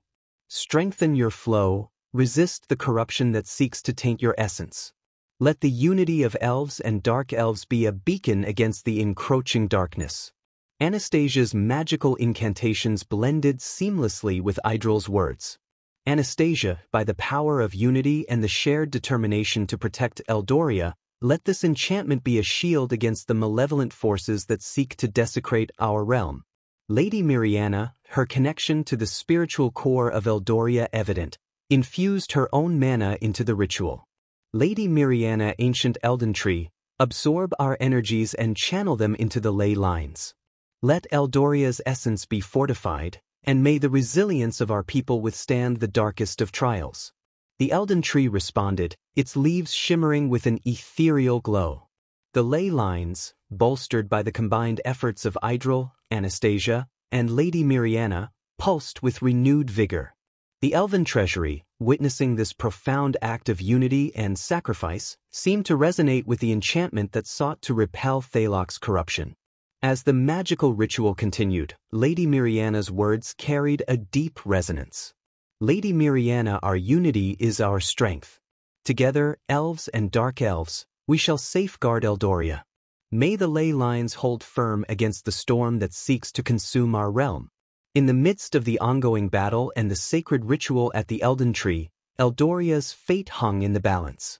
The ley lines, fortified by the unwavering dedication of its defenders, became a beacon of hope within the Elven Treasury, a testament to the enduring spirit of a realm united against the encroaching darkness.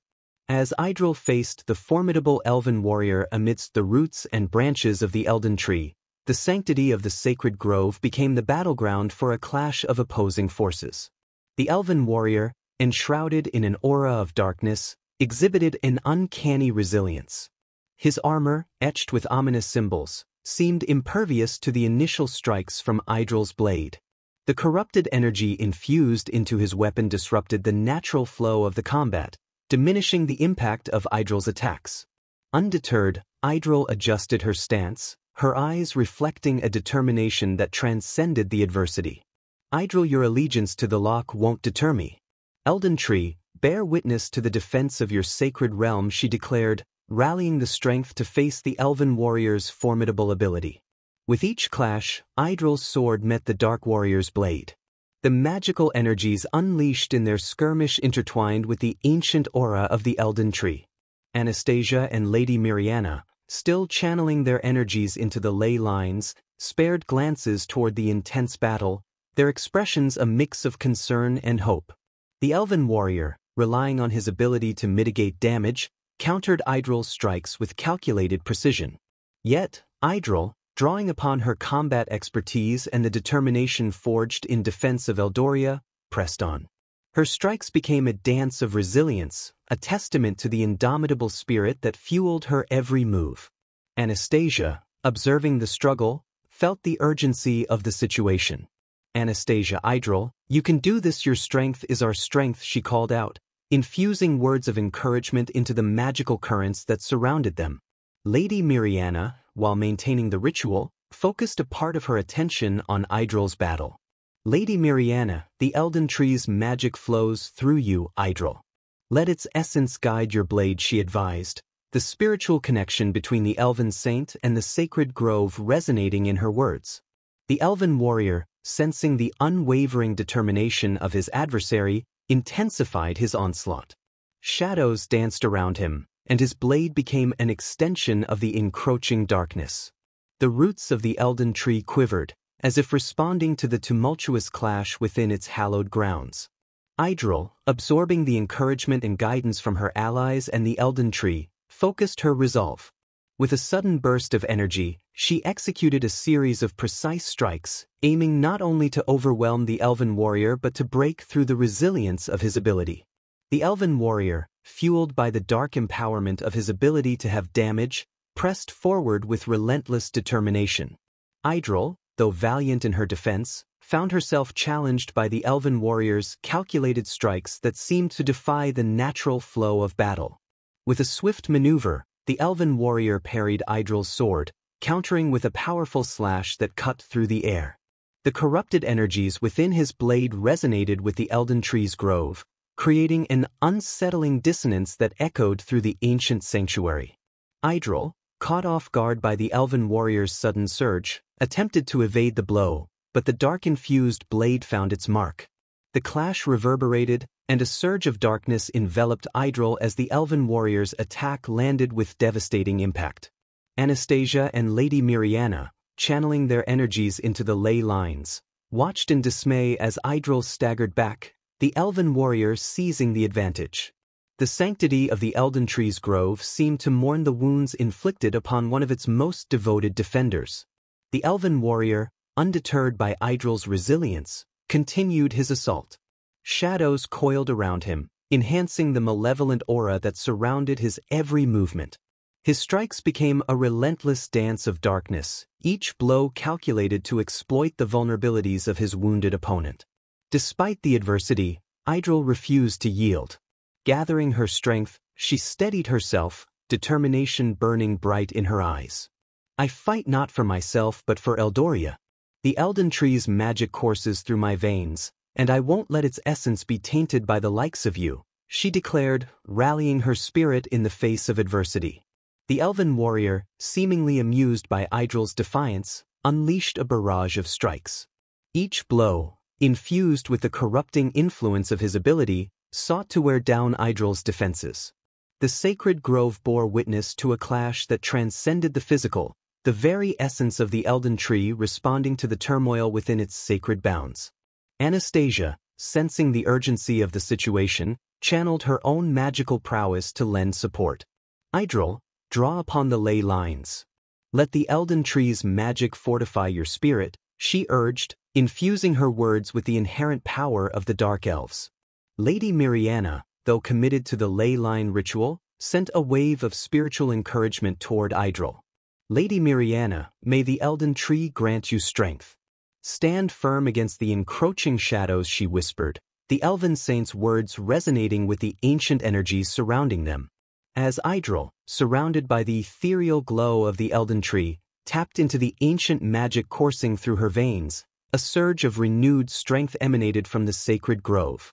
The elven warrior, momentarily taken aback by this unforeseen resilience, found himself facing a rejuvenated defender.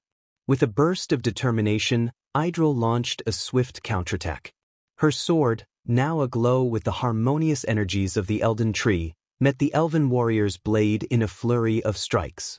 The sanctified weapon seemed to hum in synchrony with the sacred grove, an embodiment of the Elden Tree's blessing.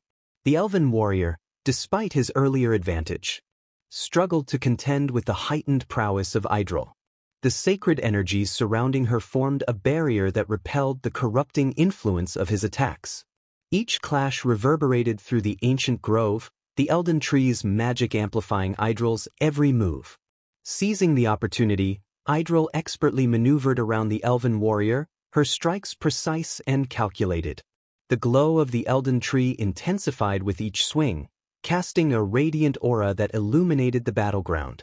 Shadows recoiled from the sanctified brilliance, revealing the sacred space to its fullest extent. With a skillful twist of her body, Idril disarmed the elven warrior, sending his dark-infused blade clattering to the ground. In a swift motion, she closed the distance, her grip firm on the hilt of her sword.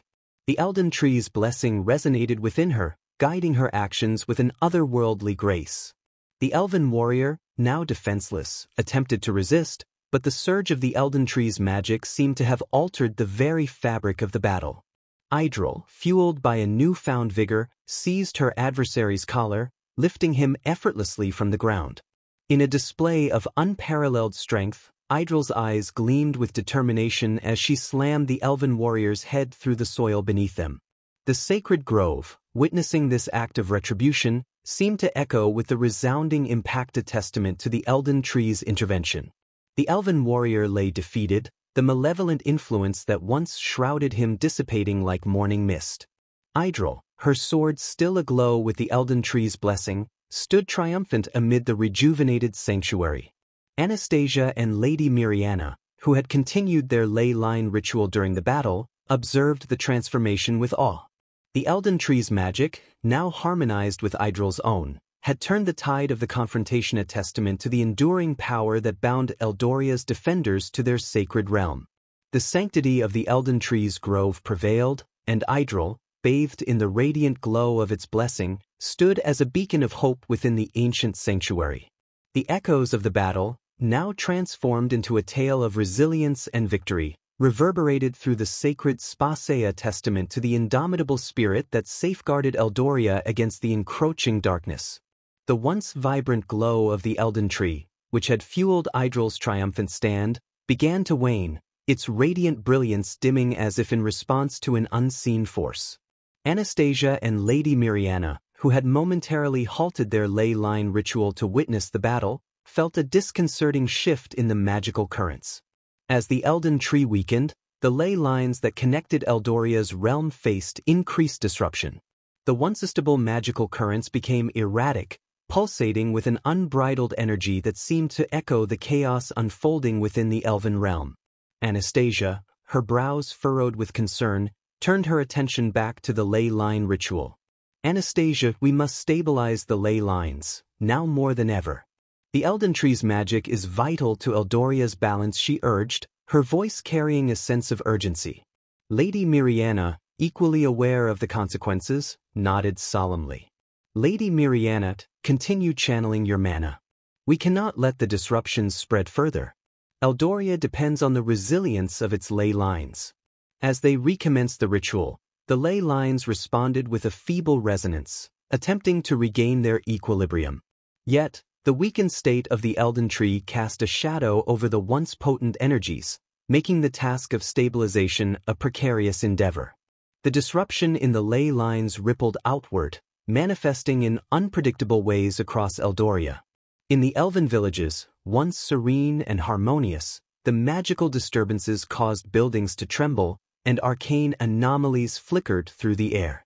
Elves, caught off guard, struggled to maintain order amidst the growing chaos. Within the elven capital, the elven king and queen felt the destabilization of the ley lines. Talia, in her regal attire, extended her hands in a futile attempt to maintain the magical balance. Galadon, the elven king, surveyed the growing tumult with a furrowed brow. King Galadon, the ley lines are in turmoil. We must act swiftly to prevent further catastrophe. Back at the Elden Tree, Idril, having defeated the elven warrior, sensed the distress in the sanctuary. She rushed back to Anastasia and Lady Miriana, her expression filled with concern. Lady Miriana, the Elden Tree's weakening is affecting the ley lines. We must find a way to restore its strength and bring stability to Eldoria. Anastasia, though continuing the ritual, nodded in agreement. Anastasia, the ley lines are the lifeblood of Eldoria. We need a solution, and quickly. As the chaos intensified, the fate of Eldoria hung in the balance. The weakened Elden Tree and disrupted ley lines cast a shadow over the once harmonious elven realm, and the defenders faced a daunting task to restore the balance and repel the encroaching darkness. Issei, fueled by a surge of determination, roared with the might of the Red Dragon Emperor. His dragon aura, a blazing crimson manifestation of his draconic power, surged forth like an inferno, shattering the illusions that had veiled the battlefield. The remnants of Naira's illusionary realm dissipated like smoke, revealing the true battleground. Issei, his eyes ablaze with fiery resolve, surveyed the surroundings. The ley lines, once disrupted by the illusions, still pulsed erratically, and the weakened state of the Elden Tree added an air of urgency to the ongoing struggle. Before him stood the three generals of Thalok: General Ilder, a formidable spellcaster, General Naira, the illusionist responsible for the deceptive realm, and General Voss, a powerful warrior. Each of them bore expressions of surprise and frustration as Issei's draconic aura cut through the veils of deception. Issei, with Ascalon in hand, wasted no time. He lunged at General Voss, the warrior among the trio, his movements a blur of precision and power. The clash of blades echoed through the elven realm as Issei sought to overpower his opponent and break the momentum of Thalok's forces. General Voss, though skilled, found himself struggling against the relentless assault of the Red Dragon Emperor. Issei's strikes, infused with the fiery might of his sacred gear, resonated with the determination to safeguard Eldoria. The ley lines, responding to Issei's draconic presence, began to stabilize, albeit gradually. Boost meanwhile, General Ilder, the spellcaster, chanted incantations to unleash arcane forces upon Issei. Bolts of magical energy crackled through the air, seeking to hinder the Red Dragon Emperor's advance. Issei, his instincts honed through countless battles, deftly evaded the magical onslaught, his focus unyielding. "Issei, did your dead grandma teach you how to use spells?" Issei taunted with a smirk. Bronze Draig, stupefied by Issei's harsh remarks. "Ildar. TF, did you say?" he roared in rage. "Issei, roses are red, violets are blue. Your dead grandma never loved you." He grinned at the beyond pissed-off Ildar. In the midst of the clash, Naira, the illusionist, attempted to weave another layer of deception. Illusory duplicates of the generals emerged, mirroring their every move. However, Issei, relying on his heightened senses and the connection with Draig, discerned the true from the illusory. With a mighty swing of Ascalon, Issei shattered the illusions, dispelling the deceptive magic that sought to confound him. The battlefield, now free from the illusions that had obscured reality, became a stage for the true confrontation between the defenders of Eldoria and Thalok's generals. The clash between Issei and General Voss unfolded in a symphony of flashing blades and intense exchanges. Issei, wielding Ascalon with the precision of a seasoned warrior, faced off against Voss, a formidable adversary whose skill in combat was evident in every calculated move. Their blades met with a resounding clang, echoing through the elven realm. Issei's draconic aura infused each strike with a fiery brilliance, contrasting against the darkness that emanated from Voss's imposing form.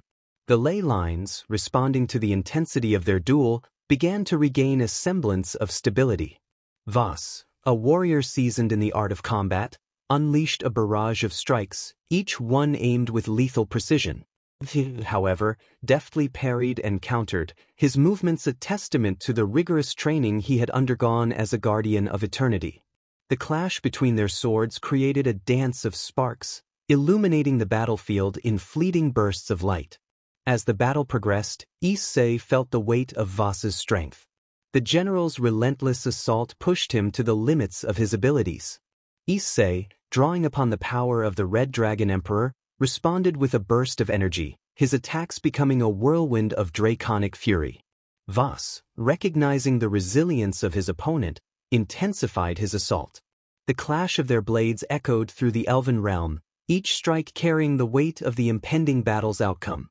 The fate of Eldoria rested upon the outcome of this unknown confrontation.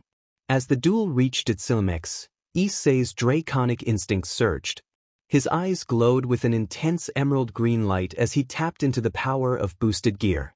With a sudden burst of strength, Issei executed a series of rapid strikes, forcing Voss on the defensive. Boost Voss, defeated but not without a final surge of resistance, staggered backward. Issei, his chest heaving with exertion, stood victorious amidst the battlefield. The ley lines, now in a state of relative stability, radiated with a renewed magical energy, and the Elden Tree seemed to breathe a sigh of relief. As Issei stood victorious against General Voss, the other two generals, Ilder and Naira, recognized the threat he posed and converged upon him. Issei, determined and battle-ready, faced the ensuing onslaught with a focused resolve. General Ilder, the spellcaster, channeled arcane energies, conjuring spells to assail Issei from a distance.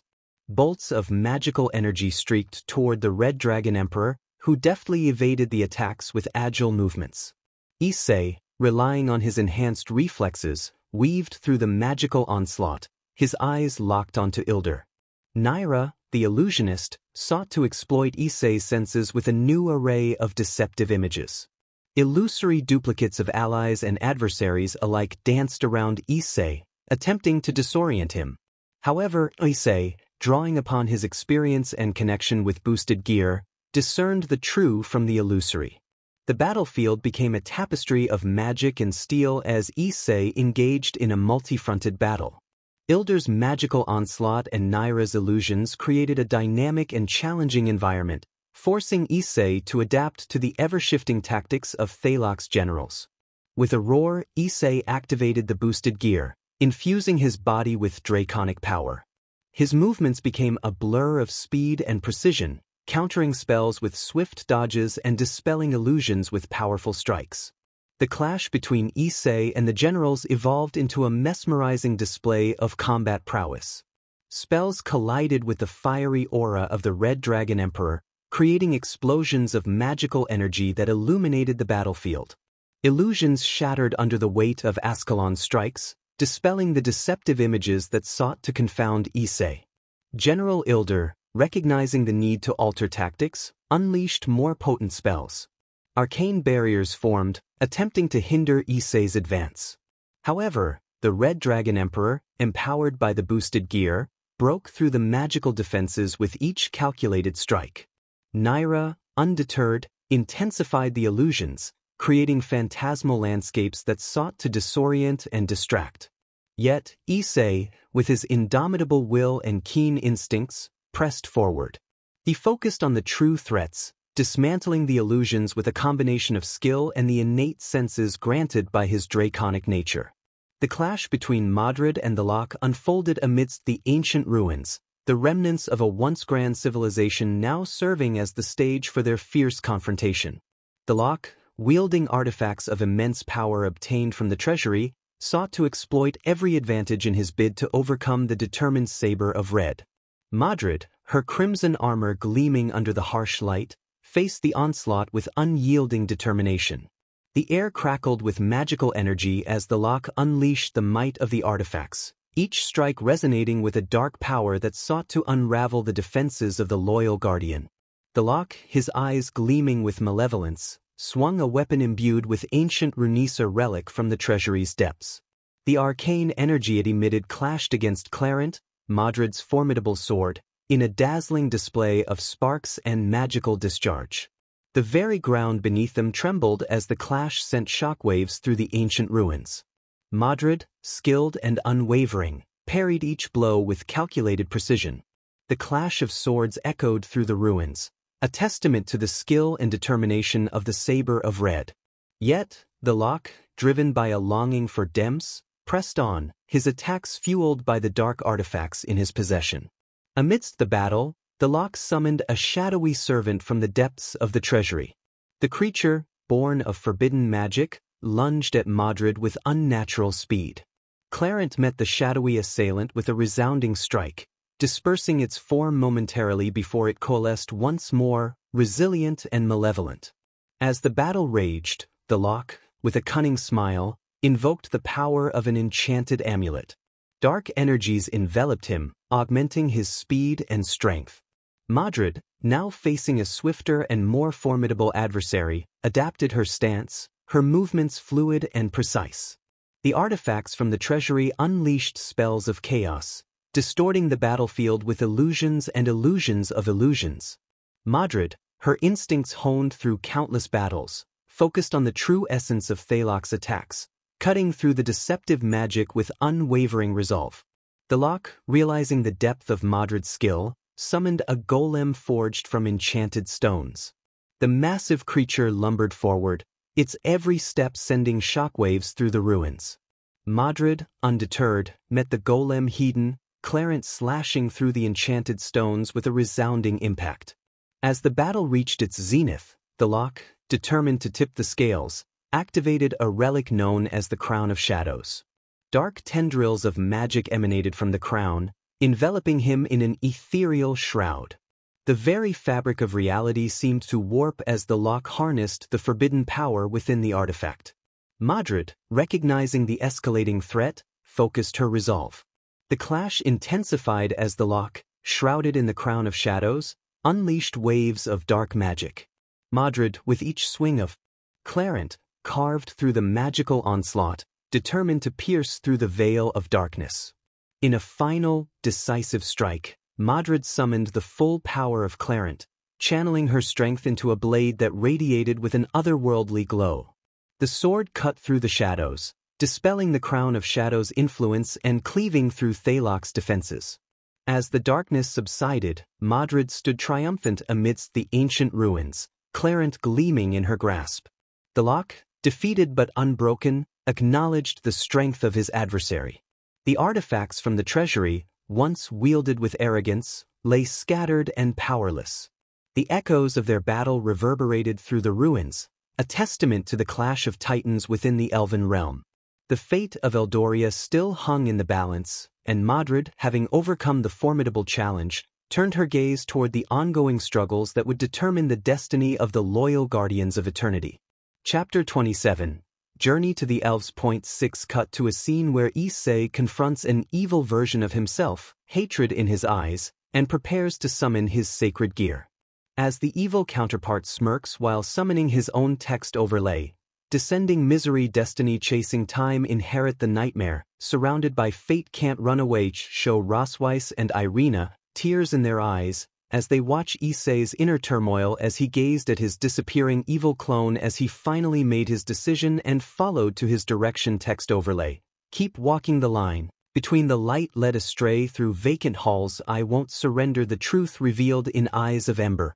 As the music intensifies, Issei is seen wearing a cloak and walking towards an unknown destiny, disappearing into the darkness. Text overlay. We fight through fire and ice forever, two souls once lost, and now they remember. Closing shot with a fade out as the music reaches Asylum X. Text overlay. This is the tale of Issei, the Red Dragon Emperor, and his journey through darkness and light. As I surveyed the aftermath of the battle, a sense of disappointment washed over me. The fallen generals lay defeated before me, their once formidable presence now reduced to mere remnants of their former strength. Draig's words echoed in my mind, reminding me of the overwhelming power I possessed. Draig, you're just too strong, bruh. Draig's voice resounded within me, a mix of amusement and exasperation evident in his tone. I couldn't help but roll my eyes at his remark, the familiarity of our banter providing a momentary distraction from the boredom that plagued me. Issei, I know, Draig, I replied with a sigh, my voice tinged with a hint of frustration. Issei, but is it too much to ask for a challenge? Fighting opponents who crumble so easily, it's just not satisfying. I glanced around at the battlefield, the scattered remnants of Thalok's forces serving as a stark reminder of the one-sided nature of our encounter. Despite the chaos that had ensued, I couldn't shake the feeling of ennui that enveloped me. Issei, it's like playing a game where you already know the outcome, I mused aloud, a sense of restlessness creeping into my words. Issei, where's the excitement in that? Draig chuckled in response, his amusement evident even in his incorporeal form. Draig, perhaps we've grown too accustomed to victory, Issei. But don't worry, I'm sure there will be challenges ahead that will test your mettle. I nodded, though the prospect did little to alleviate my boredom. Issei, I hope so, Draig. I crave the thrill of a true battle, where victory is hard-earned and well-deserved. As I soared through the sky towards the location of the Elden Tree, my mind was preoccupied with the events unfolding before me. Anastasia and Idril stood below, their expressions marked by a palpable sense of concern. Beside them stood Lady Miriana, a striking figure whose beauty captivated me in that moment.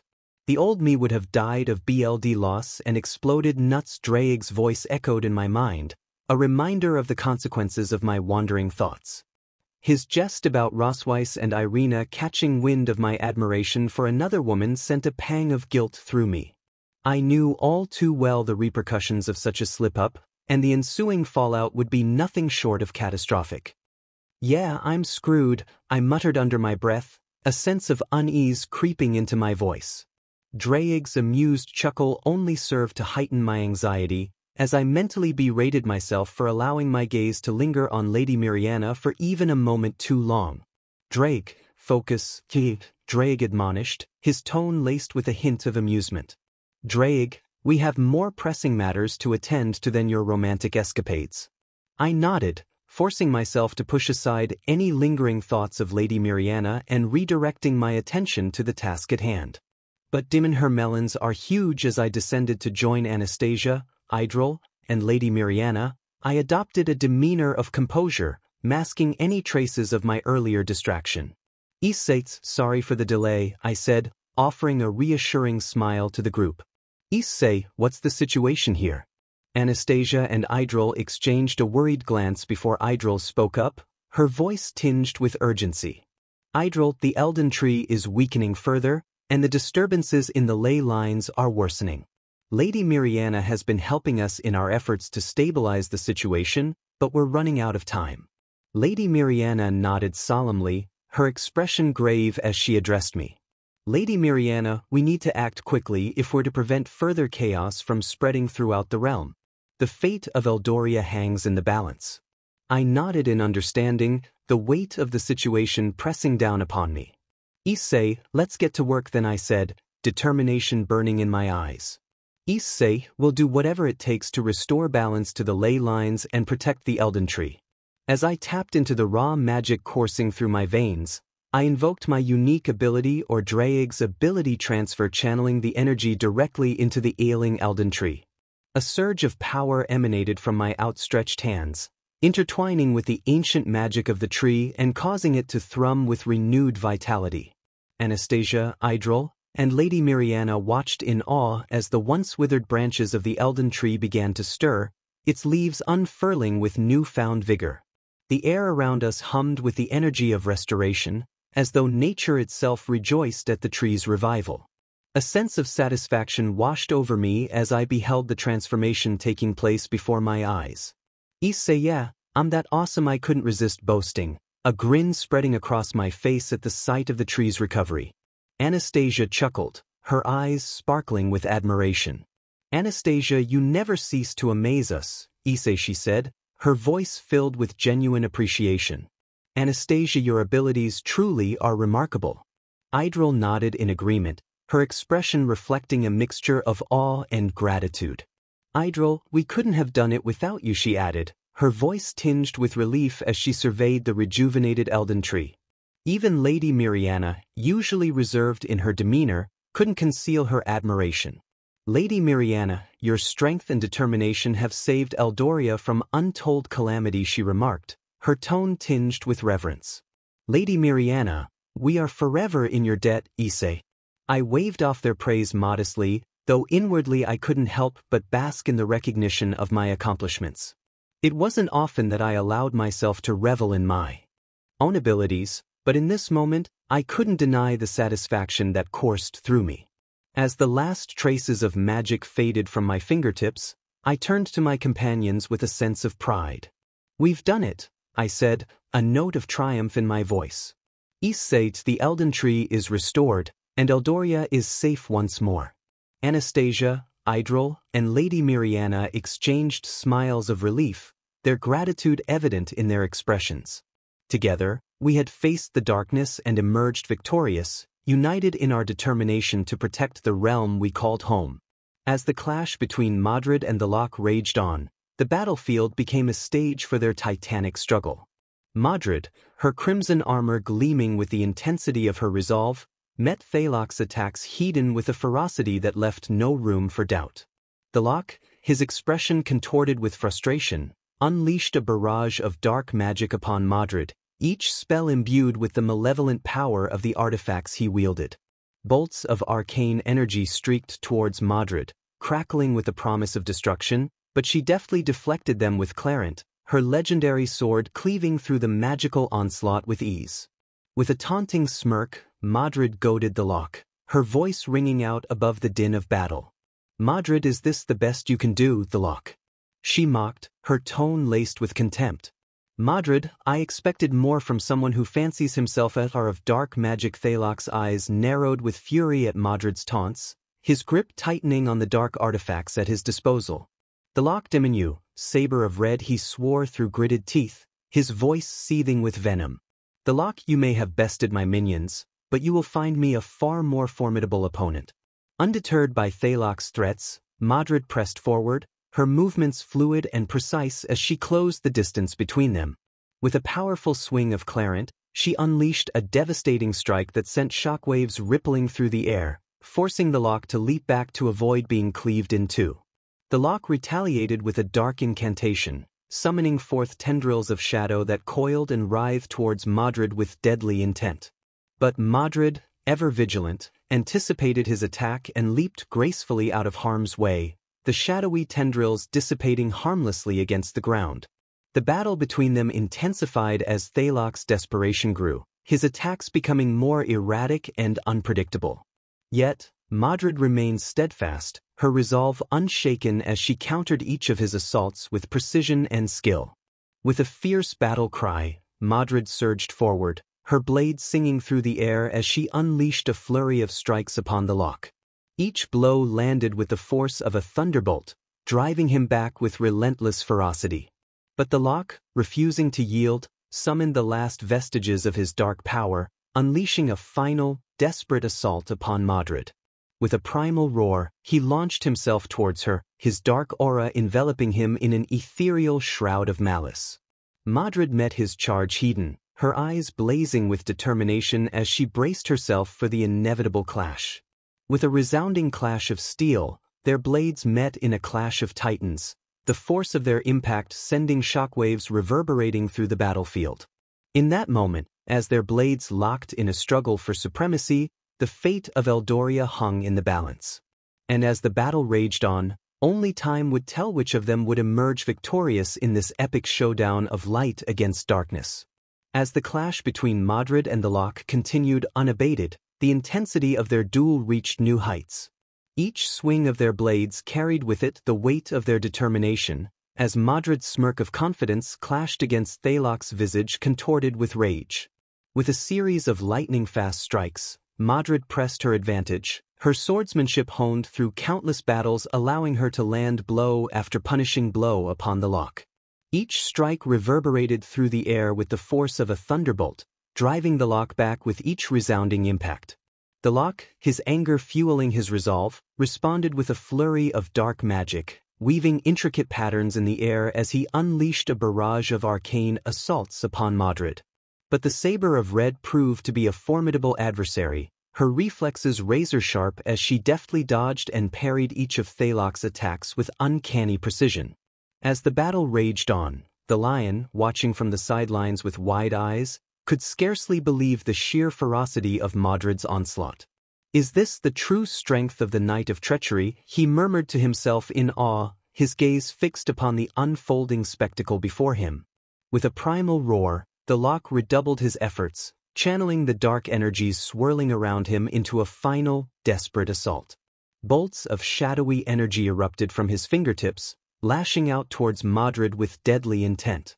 But Modred, undeterred by Thalok's display of power, met his onslaught heeding, her determination unyielding as she continued to press forward with unwavering resolve. With a resounding clash of steel, she intercepted Thalok's dark magic, her sword cleaving through the shadowy energy with a brilliance that seemed to pierce the very darkness itself. In a dazzling display of skill and strength, Modred unleashed a devastating counterattack, her blade flashing like lightning as she delivered a series of punishing blows that sent the Lock reeling. With each strike, the air crackled with energy, the sheer force of Modred's assault threatening to overwhelm even the most resilient of adversaries.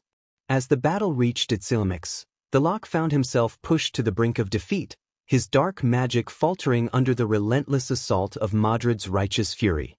With a final, defiant cry, he unleashed one last desperate gambit, channeling the last remnants of his power into a final, cataclysmic attack. But Modred, with a steely resolve that belied her exhaustion, stood firm against the onslaught, her determination unyielding as she braced herself for the final clash. With a resounding clash of steel, she met Thalok's attack heeding, her blade shimmering with the brilliance of 1,000 suns as it clashed against the darkness that threatened to consume them both.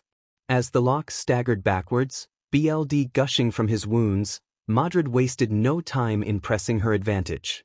With a swift and fluid motion, she lunged forward, her sword gleaming with a deadly sheen as she delivered a series of lightning-fast slashes. Each strike was a testament to her unparalleled skill, her blade carving through the air with lethal precision as it found its mark again and again. The Lock, reeling from the force of Modred's onslaught, struggled to defend himself against her relentless assault. With a defiant roar, the Lock summoned what remained of his dark magic, forming a barrier of shadowy energy in a desperate bid to shield himself from Modred's blows. But the Saber of Red was undeterred, her resolve unyielding as she continued to rain down blow after punishing blow upon her foe. The air crackled with the intensity of their clash, the sound of metal meeting metal echoing across the battlefield like a symphony of war. Each clash of their blades sent sparks flying, illuminating the darkness that threatened to engulf them both. The lock fought with all the fury of a cornered beast, his attacks becoming increasingly erratic as he struggled to keep pace with Modred's relentless onslaught. But despite his best efforts, he found himself outmatched by the saber of Red's unmatched skill and determination. With a final, devastating slash, Modred delivered the finishing blow, her blade slicing through Thalok's defenses with a sickening crunch. The lock let out a guttural cry of pain as he was sent hurtling backwards, blood spewing from his wounds in a crimson arc. As he crashed to the ground, defeated and broken, the battlefield fell silent save for the sound of his ragged breaths and the distant cries of battle. Modred stood triumphant amidst the chaos, her sea heaving with exertion as she surveyed the aftermath of their clash. With a sense of satisfaction that bordered on exhaustion, Modred sheathed her sword, the weight of her victory settling upon her like a heavy cloak. The lock lay defeated before her, his once formidable aura now diminished to little more than a flicker of darkness in the fading light. King Galadon and Queen Talia stood amidst the wreckage of the battlefield, their expressions a mixture of astonishment and disbelief as they watched Modred emerge victorious over the lock. Galadon, his normally stoic demeanor shattered by the events unfolding before him, could scarcely believe his eyes. "King Galadon, by the gods," he murmured, his voice filled with awe, "King Galadon, I have never witnessed such prowess in battle. To think that one warrior could single-handedly defeat the lock, the scourge of our realm." Talia, her hands clasped tightly together in a mixture of relief and admiration, could only nod in agreement. "Indeed," she said, her voice trembling with emotion, "Talia, Modred's skill with a blade is truly unmatched. She has saved us from certain doom." As they watched Modred stand triumphant amidst the chaos, a sense of gratitude washed over them both. "King Galadon, we owe her a debt of gratitude," Galadon said solemnly, his gaze never leaving the scene before him. "King Galadon, without her intervention, Eldoria would have surely fallen to Thalok's dark ambitions." Talia nodded, her eyes shining with tears of relief. "Talia, we must find a way to repay her for her bravery and valor," she said, her voice firm with determination. "Talia, she has proven herself to be a true ally of our kingdom, and we must not forget her sacrifice." Together, they approached Modred, their expressions a mixture of reverence and gratitude. "Saber of Red," Galadon said, his voice echoing with respect, "Modred, you have saved our kingdom from certain destruction. We are forever in your debt." Talia nodded in agreement, her eyes shimmering with unshed tears. "Queen Talia, you have proven yourself to be a true hero," she said, her voice choked with emotion. "Queen Talia, we will never forget the bravery and sacrifice you have shown on our behalf." Modred, though weary from battle, stood tall and proud before them, her gaze steady and unwavering. "Modred, it was my honor to fight alongside you," she said, her voice tinged with humility. "Modred, I will always stand ready to defend Eldoria and its people, no matter the cost." As I strolled leisurely through the aftermath of the battlefield, hands tucked casually into my pockets, I couldn't help but feel a sense of satisfaction at the sight before me. There, amidst the chaos, lay the lock, wounded and defeated, his once formidable aura now diminished to little more than a flicker of darkness in the fading light. Beside him stood Modred, her crimson armor gleaming in the dim light, a victorious smirk playing at the corners of her lips. The royal elves, King Galadon and Queen Talia, hovered nearby, their expressions a mixture of relief and admiration as they surveyed the scene before them. "Issei, wow, Modred, you really showed him," I called out, my voice casual yet tinged with genuine admiration. "Issei, I've seen some epic battles in my time, but that was something else." Modred turned to regard me with a nod, her gaze steady and unwavering. "Modred, it was nothing, really," she replied modestly, though the pride in her voice was unmistakable. "Modred, just doing my duty to protect Eldoria and its people." King Galadon stepped forward, his expression grave yet filled with gratitude. "King Galadon, we owe you a great debt of gratitude," Madrid, he said solemnly, his voice echoing with sincerity. King Galadon, without your intervention, the lock would have surely brought ruin upon our kingdom. Queen Talia nodded in agreement, her eyes shining with tears of relief. Queen Talia, you have proven yourself to be a true hero, she said, her voice choked with emotion. Queen Talia, we will never forget the bravery and sacrifice you have shown on our behalf. Where's my credit? As Madrid and I exchanged a triumphant fist pump, reveling in our shared victory, her attention turned to me with a quirk of her brow. Madrid, what about you? She asked, curiosity dancing in her eyes. I grinned, feeling a surge of pride at the memory of our recent triumphs. Issei, oh, you know, I replied casually. Issei hooped his generals and saved the Elden Tree, which in turn stabilized the ley lines. Madrid's eyes widened in admiration, a grin spreading across her face. Madrid, nice work, she exclaimed, offering me a fist bump in solidarity. With a smirk, I returned the gesture, the satisfaction of our shared accomplishments fueling my determination. Issei, not like as if I did anything. Those were one pathetic group of generals, I called out tauntingly to the lock, who had recovered from his defeat and now stood before us, his expression twisted with rage. UBSTRD. Thalok's face contorted with fury at my words, his anger boiling over as he rushed towards me with a simple punch aimed at my face. But before he could land his blow, I acted on instinct, channeling my strength and agility into a swift counterattack. With a deft movement, I sidestepped Thalok's punch, ducking beneath his outstretched arm before delivering a powerful strike of my own. My fist connected with his jaw with a satisfying thud, sending him hurtling backwards through the air with the force of the impact. As the lock crashed to the ground, defeated once again, Madrid and I exchanged a victorious grin, our bond as allies and comrades stronger than ever. Together, we had faced down the forces of darkness and emerged victorious, united in our determination to protect Eldoria and its people from any threat that dared to challenge us. As I reclined in the comfort of my room within the royal palace, a sense of peace washed over me like a gentle breeze. The events of the day had been tumultuous, to say the least, but now, with the lock defeated and the ley lines stabilized, I found myself able to relax and enjoy a moment of respite. The thought of the lock facing judgment for his crimes weighed heavily on my mind, but I knew that justice would be served, and that Eldoria would be safe from his tyranny once and for all. As for the ley lines, their newfound strength filled me with a sense of hope for the future, knowing that our kingdom would be protected from the chaos and destruction that had threatened to consume it. But for now, I allowed myself to simply enjoy the tranquility of the moment, basking in the warmth of the evening sun as it cast a golden glow across the room.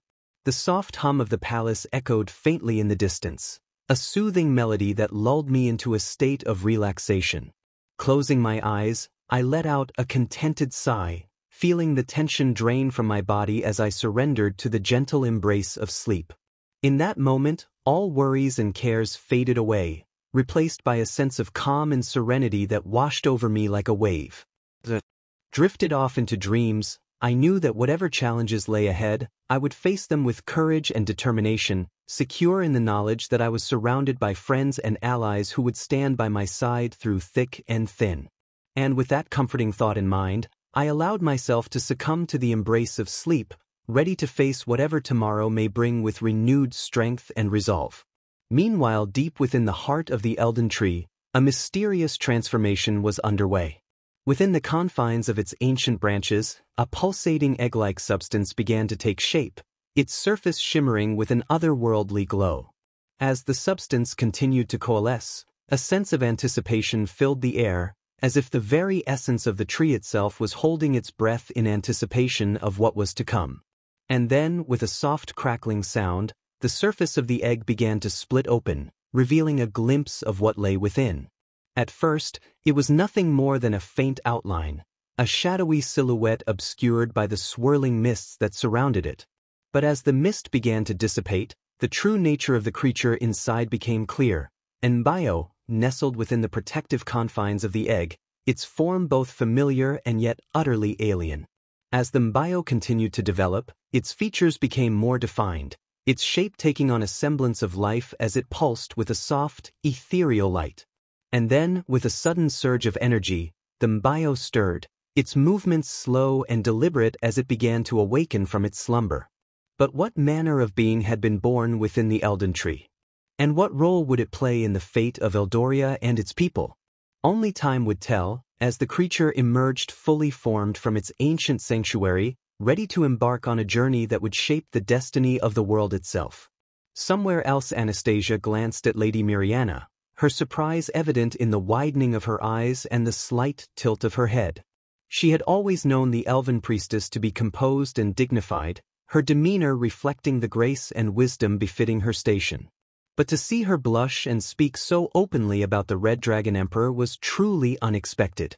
Lady Mariana, Anastasia began, her voice laced with curiosity. Anastasia had no idea you held such admiration for the Red Dragon Emperor. Lady Mariana's blush deepened, a soft flush spreading across her cheeks as she lowered her gaze in embarrassment. "To apologize," she stammered, her words coming out in a rush. "Lady Mariana, it's just he's so handsome and his bravery in battle is unmatched. I couldn't help but feel drawn to him." Anastasia couldn't help but chuckle at her friend's flustered state, a warm smile playing at the corners of her lips. "Anastasia, there's no need to apologize, my dear," she reassured her, laying a gentle hand on Lady Mariana's shoulder. "Lady Mariana, it's only natural to admire someone as courageous and skilled as the Red Dragon Emperor." Lady Mariana nodded, her expression softening as she met Anastasia's gaze. "Yes, you're right," she admitted, a hint of sheepishness in her tone. "Lady Mariana, but still I never thought I would find myself feeling this way about someone I've only heard stories about." Anastasia smiled understandingly, her gaze filled with warmth and affection. "Anastasia, love knows no boundaries, my dear," she said softly, her words carrying the weight of wisdom born from centuries of experience. "Anastasia, if fate decrees that you should meet the Red Dragon Emperor one day, who knows what might blossom between you?" Lady Mariana's blush deepened at the thought, but a spark of hope glimmered in her eyes. "Perhaps," she murmured, her voice barely above a whisper. "Perhaps indeed." And as they continued their conversation, the bond between them strengthened, their shared admiration for the Red Dragon Emperor serving as a reminder of the countless possibilities that lay ahead. For in the world of magic and mystery, anything was possible, even the chance for love to blossom in the most unexpected of places. Chapter 28. Modred's confession cut to a scene where Issei confronts an evil version of himself, hatred in his eyes, and prepares to summon his sacred gear. As the evil counterpart smirks while summoning his own text overlay, descending misery destiny chasing time inherit the nightmare, surrounded by fate can't run away show Rosweiss and Irina, tears in their eyes, as they watch Issei's inner turmoil as he gazed at his disappearing evil clone as he finally made his decision and followed to his direction text overlay. "Keep walking the line, between the light led astray through vacant halls I won't surrender the truth revealed in eyes of ember." As the music intensifies, Issei is seen wearing a cloak and walking towards an unknown destiny, disappearing into the darkness. Text overlay. "We fight through fire and ice forever, two souls once lost, and now they remember." Closing shot with a fade out as the music reaches Asylum X.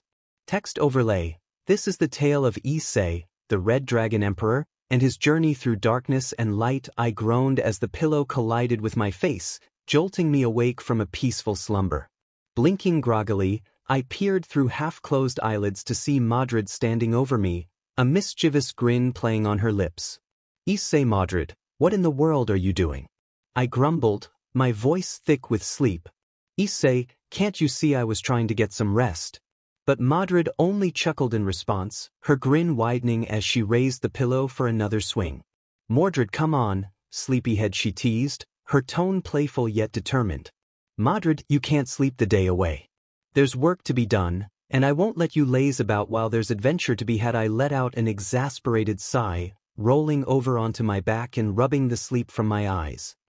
Fine," I muttered begrudgingly, resigning myself to the fact that Modred wasn't going to let me off easy. "Issei, but can't it wait until after breakfast? I'm starving." But Modred only laughed, her eyes sparkling with mischief as she continued her assault with the pillow.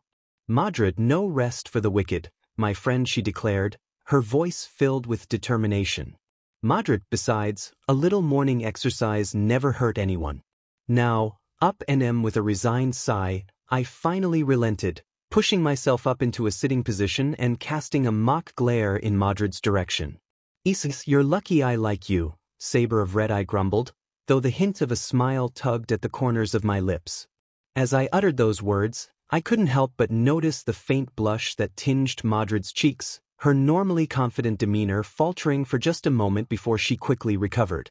But before I could react, she was already swinging the pillow at me with renewed vigor, her embarrassment manifesting in a flurry of playful blows. Issei, hey, easy there, I protested, shielding myself from the onslaught of pillow strikes. Issei, what's gotten into you? But Madrid only continued to pummel me with the pillow, her cheeks still flushed with embarrassment as she muttered something incomprehensible under her breath. I strained to hear her words over the sound of the pillow hitting me, but all I could make out was a jumbled mix of stammers and admonishments. Finally, she paused, her breathing slightly labored from the exertion of her attack. Madrid, don't say stupid things like that, she muttered, her voice barely above a whisper, her cheeks still flushed red with embarrassment. I couldn't help but chuckle at her reaction, though I made sure to keep my amusement in check as I reached out to gently take the pillow from her hands. Madrid, hey, it's okay, I said softly, offering her a reassuring smile. Madrid, I didn't mean to make you uncomfortable. I was just joking around. Madrid's blush deepened at my words, but she managed a small nod in response, her embarrassment slowly fading as she regained her composure. I know, she replied, her voice tinged with relief. Madrid, it's just I'm not used to, compliments like that. I nodded understandingly, grateful for her honesty. I understand, I said gently, reaching out to give her shoulder a reassuring squeeze. Issei, but just so you know, I meant what I said. You're a great friend, Madrid, and I'm lucky to have you by my side. As I playfully teased Madrid with an embrace on the cheek, I expected a playful retort or perhaps a light-hearted shove in return. What I didn't anticipate was the fiery fury that ignited in her eyes, nor the swift and powerful punch that sent me hurtling across the room. With stars dancing in my vision, I groaned and struggled to regain my bearings as Madrid's voice rang out, thick with both anger and embarrassment. Madrid, you kissed me, you idiot. I couldn't help but grin, despite the pain throbbing in my cheek, as I realized just how deeply my actions had affected her. But any amusement I felt quickly turned to fear as I saw the unmistakable gleam of Clarent materializing in her hand, her expression one of determined resolve as she advanced towards me. Oh, I muttered, scrambling to my feet and darting away as Madrid comically chased me around the room, her weapon raised threateningly. Issei, come on, Madrid, it was just a joke. But Madrid was having none of it, her eyes blazing with determination as she pursued me with single-minded focus. Madrid, get back here, you idiot, she shouted, her voice echoing off the walls as she continued her relentless pursuit. I laughed nervously, ducking and weaving as I desperately tried to evade her swings, my heart pounding in my thigh as I realized just how serious she was. Issei, okay, I'm sorry, I called out between breathless chuckles, dodging another swing of Clarent by mere inches. Issei, I promise I won't do it again. But Madrid wasn't about to let me off that easily, her determination unwavering as she continued her comically fierce assault. And as we danced around the room in a whirlwind of laughter and chaos as I nursed the bruises from Madrid's unexpected retaliation, I couldn't help but marvel at the whirlwind of emotions that had just unfolded. One moment, we were engaged in playful banter, and the next, I found myself on the receiving end of Madrid's formidable wrath. But even in her anger, there was a certain undeniable charm to her, a fierce determination that only served to make her all the more captivating. As Madrid huffed indignantly, I couldn't help but feel a pang of guilt for having unintentionally upset her. Issei, I'm sorry, Madrid, I said softly, wincing as I gingerly prodded at a particularly tender bruise. Issei, I didn't mean to catch you off guard like that. Madrid's expression softened at my apology, though a hint of stubbornness remained in her eyes. Madrid, well, next time, warn me before you go kissing me out of nowhere, she retorted, though her tone held a hint of playfulness. And before I could respond, she surprised me by planting an embrace on my cheek, her cheeks flushing with embarrassment as she quickly turned away.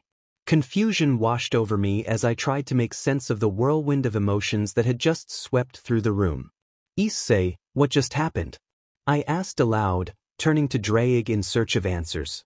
But even the wise and ancient dragon spirits seemed at a loss for words. Drake, bruh, I'm just as confused as you, he admitted, his voice tinged with bemusement. Drake, but hey, at least you got a embrace out of it, right?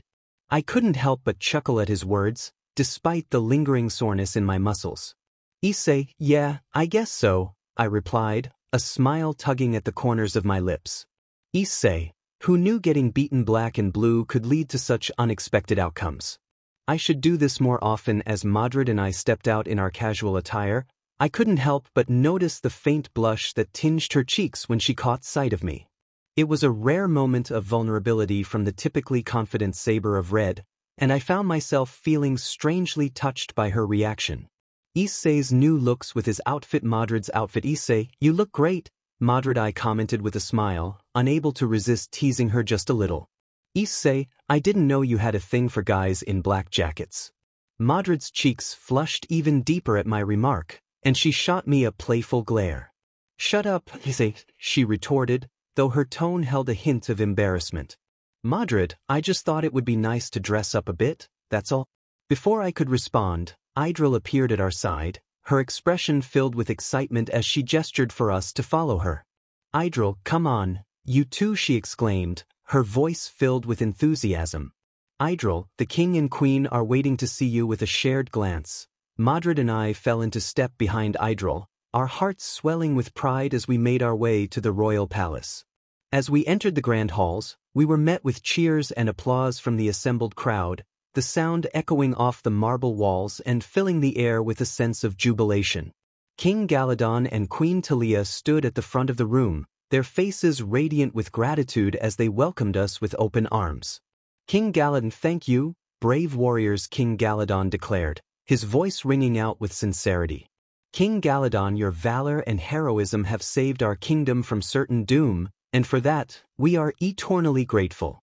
Queen Talia nodded in agreement, her eyes shining with emotion as she stepped forward to offer us each a token of her appreciation. Queen Talia, please, accept these gifts as a token of our gratitude, she said, her voice soft but filled with warmth.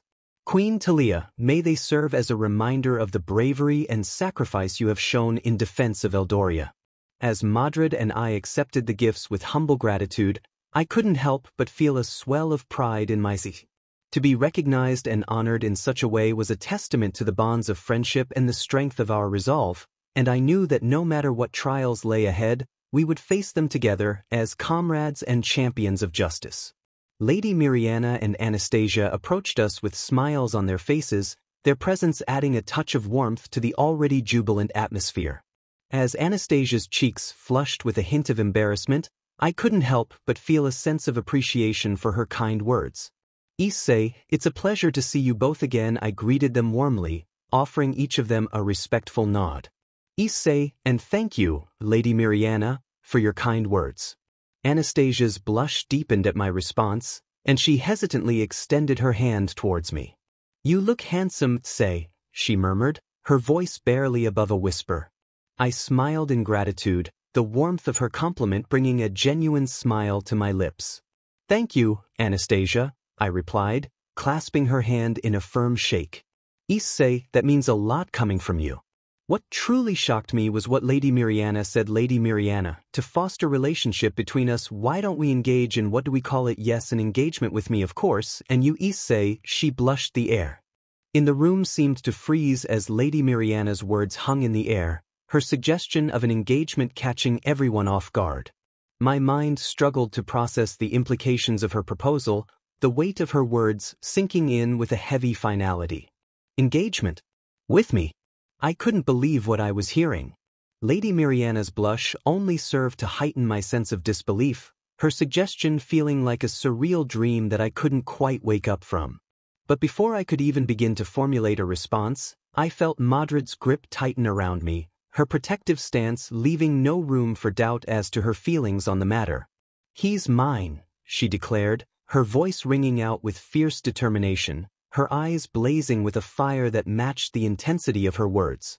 I glanced down at Madrid, taken aback by the strength of her reaction. Her normally composed demeanor was replaced by a raw emotion that I had never seen before, her possessiveness leaving no room for misunderstanding. "Issei, Madrid, calm down," I said gently, placing a hand on her shoulder in an attempt to soothe her. "Issei, it's just a suggestion, nothing more. We're not dating. Why I'm talking like this?" But Madrid's gaze remained fixed on Lady Mariana, her expression a mixture of anger and defiance. "I don't care," she replied stubbornly, her voice laced with a hint of vulnerability beneath her bravado. "Madrid won't let anyone come between us, especially not her." Drag, Yandere vibes, shut the F up. An image of a Yandere Madrid entered my brain. Now I can't unsee it, I sighed, realizing that this situation was quickly spiraling out of control. Lady Mariana's proposal had unwittingly stirred up a hornet's nest of emotions, and now I found myself caught in the middle of a tense standoff between two fiercely determined women. "Issei, Lady Mariana, I appreciate your offer, but am afraid I can't accept," I said firmly, turning to face her with as much diplomacy as I could muster. "Issei, my heart already belongs to someone else." "I mean two people." Lady Mariana's blush deepened at my words, her eyes widening in surprise. "I see," she murmured, her voice barely above a whisper. "Lady Mariana, I apologize for overstepping my bounds." I nodded, offering her a reassuring smile. "No harm done," I replied, hoping to ease the tension that hung thick in the air. "Issei, but perhaps we should focus on more pressing matters at hand." As she left, I turned to Madrid. "We need to talk." As I cast the barrier around us, enveloping us in a cocoon of privacy, I turned to Madrid with a mixture of confusion and frustration etched on my face. "Issei, what the hell was that, Madrid?" I demanded, unable to keep the frustration out of my voice. "Issei, I thought we were friends. I mean, what do you see me as anyways?" Madrid sighed, her shoulders slumping as she met my gaze with a mixture of vulnerability and uncertainty. "Madrid, I don't know," she admitted quietly, her voice barely above a whisper. "Madrid, but I hope it can be more than just friends." Her words hung in the air between us, heavy with unspoken emotions and unexplored possibilities. I felt my heart skip a beat at her confession, the weight of her words settling in my physique with a newfound gravity. "Madrid," I began, my voice softening with genuine affection as I reached out to gently cup her cheek. "Issei, I don't know what to say." But Madrid shook her head, her gaze steady as she met my eyes with unwavering determination. "Madrid, you don't have to say anything," she said firmly, her voice tinged with a quiet resolve. "Madrid, just know that whatever happens, I'll always be here for you. As a friend or something more." Her words hung in the air between us, the unspoken promise of a future filled with endless possibilities and untold adventures. And as I looked into Madrid's eyes, I knew that whatever path we chose to walk, we would do so together, bound by a bond that transcended friendship and blossomed into something deeper and more profound. With a silent nod of understanding, I pulled Madrid into a gentle embrace, holding her close as we stood together in the sanctuary of our private barrier, our hearts beating as one in the quiet stillness of the moment. Madrid met my gaze with a softness that belied her usual stoic demeanor, her eyes reflecting a depth of emotion that took me by surprise. "Issei," she began, her voice gentle yet tinged with a hint of sadness. "Madrid, you may see me as the legendary knight of the treasury, but that's not all I am." She paused, as if gathering her thoughts before continuing. "Madrid, yes, I've faced countless battles and triumphed over countless foes, but beneath this armor lies a heart that yearns for more than just glory on the battlefield. And in you, Issei, I see someone who understands that there's more to life than just fighting." I couldn't help but feel a swell of emotion at her words, touched by the vulnerability she was revealing to me. "Issei, but why me?" I pressed, my voice barely above a whisper as I struggled to comprehend her feelings. Madrid reached out, gently taking my hand in hers as she searched my eyes with a tenderness that took my breath away. "Because," she said softly, her voice barely audible over the pounding of my heart, "Issei, you see me for who I truly am, beyond the legends and the battles. You accept me, flaws and all, and that's something I've never experienced before." I felt a lump form in my throat as her words washed over me, a wave of emotion crashing over me with a force that left me reeling. Madrid, I began, my voice choked with emotion as I struggled to find the right words to express how deeply her words had touched me. But before I could say anything more, Madrid leaned in, her lips brushing against mine in a gentle yet electrifying embrace that sent shockwaves of emotion coursing through my veins. And in that moment, as our lips met in a tender embrace, I knew that there was no need for words, for our hearts had already spoken volumes, revealing the depth of our feelings in a language that transcended mere words. As we pulled away, our eyes locked in a silent exchange of understanding and acceptance, I felt a sense of peace settle over me, knowing that in Madrid, I had found not only a trusted ally, but also a kindred spirit whose love and companionship would accompany me on the journey ahead. Madrid's confession caught me completely off guard, her face flushed crimson with embarrassment as she stumbled over her words. Madrid, too, don't mind talking with Irina and Rosweiss if it means joining your HRM, she stammered, her voice barely above a whisper as she avoided my gaze, her hands fidgeting nervously at her sides. I felt my cheeks heat up at her words, the mere mention of a HRM sending my thoughts spiraling into a whirlwind of confusion and disbelief. Madrid, I began, my voice trailing off as I struggled to find the right words to respond to her unexpected confession. But Madrid shook her head, her eyes meeting mine with a newfound determination that took me by surprise. Madrid, I know it's not something you're used to hearing, she said earnestly, her voice steady despite the uncertainty that lingered in the air between us. Madrid, but I've come to realize that my feelings for you run deeper than I ever imagined. I blinked, taken aback by the sincerity in her words. Madrid, I started again, but she held up a hand, silencing me with a gentle gesture. Madrid, please, just hear me out, she implored, her voice soft yet filled with conviction. Madrid, I know that this may seem sudden, and perhaps even unconventional, but I can't deny how I feel anymore. And if there's even a chance that we could be together, then I'm willing to take that risk. Her words hung in the air between us, heavy with unspoken emotion and unexplored possibilities. And as I looked into her eyes, I saw a vulnerability that mirrored my own, a shared longing for connection and understanding that transcended the boundaries of friendship. Madrid, I began, my voice wavering with emotion as I reached out to gently cup her cheek, my thumb brushing against her flushed skin. I never imagined that you would feel this way about me. A small smile tugged at the corners of Madrid's lips, her eyes shining with a mixture of hope and uncertainty. Madrid, I know it's a lot to take in, she admitted quietly, her voice tinged with vulnerability. Madrid, but I just couldn't keep it to myself any longer. I had to tell you how I feel. I felt a surge of warmth blossom in my Issei at her words, a sense of gratitude washing over me as I realized just how much courage it must have taken for her to confess her feelings so openly. Issei, thank you, Madrid, I said softly, my voice filled with sincerity. Issei, for being honest with me, and for trusting me with your heart. Chapter 29. Going back home, Thalok's eyes widened in shock and disbelief as he gazed upon the figure before him, his heart pounding with a mixture of fear and confusion. The resemblance to Issei was uncanny, from the black hair to the piercing red eyes that seemed to bore into his very soul. But there was something different about this figure, something dark and sinister that sent a shiver down Thalok's spine. As the figure spoke, his voice dripped with malice and contempt, his words echoing in the cavernous chamber with a chilling intensity.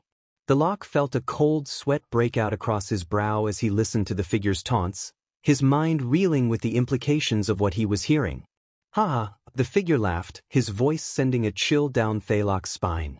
Izor, looks like that brother of mine, Issei, and Madrid did a number on you, didn't they? Thalok's heart hammered in his Issei as he struggled to comprehend the situation unfolding before him. Was this figure truly Issei's brother, or was he something else entirely? The evil aura that emanated from him filled Thalok with a sense of dread, his instincts screaming at him to flee before it was too late. Izu, how about this? Thalok, the figure continued, his smirk sending a shiver down Thalok's spine. Join me. Thalok's mind raced as he weighed his options, the temptation of power warring with the fear that gripped his heart. Could he really trust this figure, this twisted reflection of Issei? Or was he walking straight into a trap from which there would be no escape? But as he gazed into the figure's eyes, the lock saw something that sent a chill down his spine. It was a hunger for power and domination that mirrored his own darkest desires. And in that moment, he knew that he had found a kindred spirit, someone who understood the depths of his ambition and was willing to do whatever it took to achieve it. With a sense of resignation, the lock nodded slowly, his voice barely above a whisper as he uttered his acceptance. I accept. Aizoru's grin widened into a sinister smirk as he listened to Thalok's acceptance, his eyes gleaming with a malevolent light that sent a chill down Thalok's spine. Well then, he said, his voice dripping with malice, Aizoru, just know this.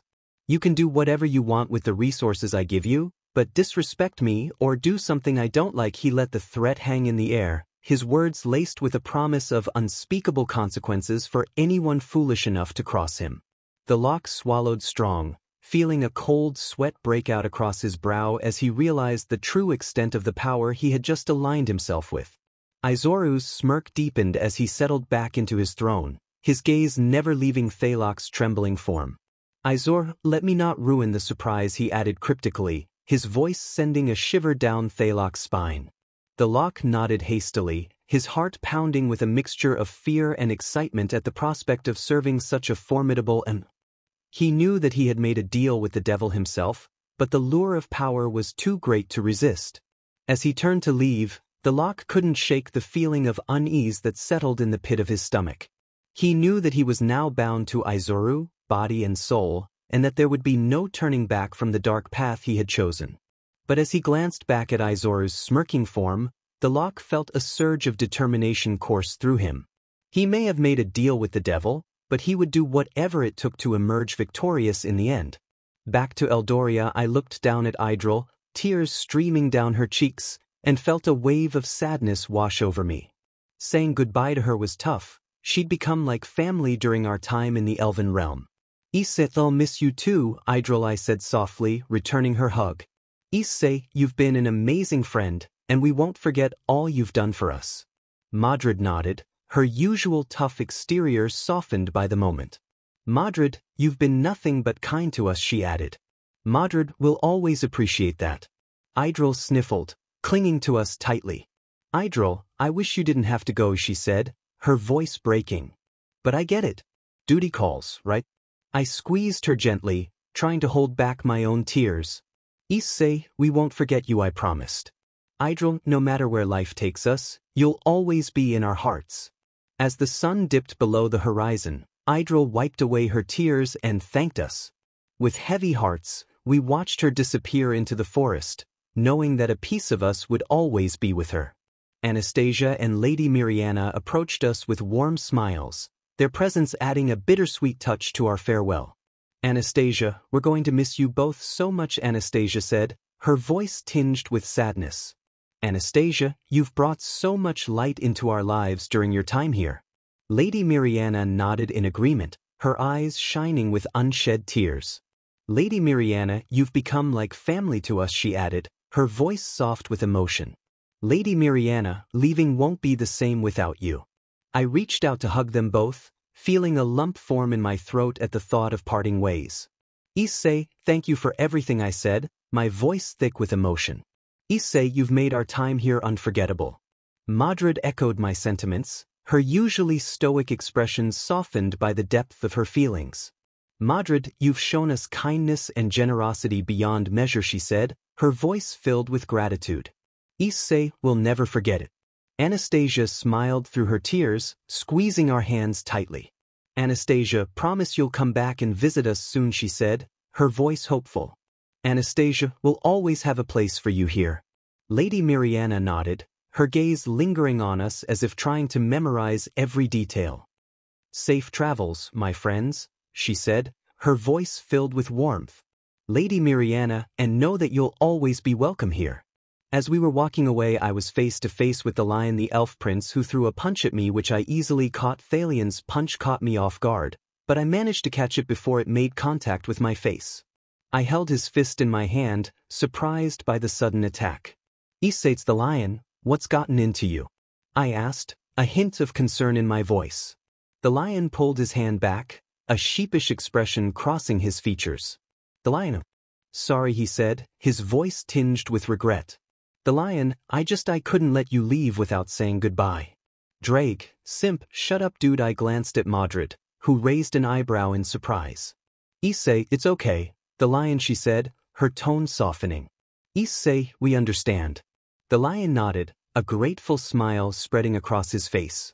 The lion, thank you for everything, say, Madrid, he said, his voice sincere.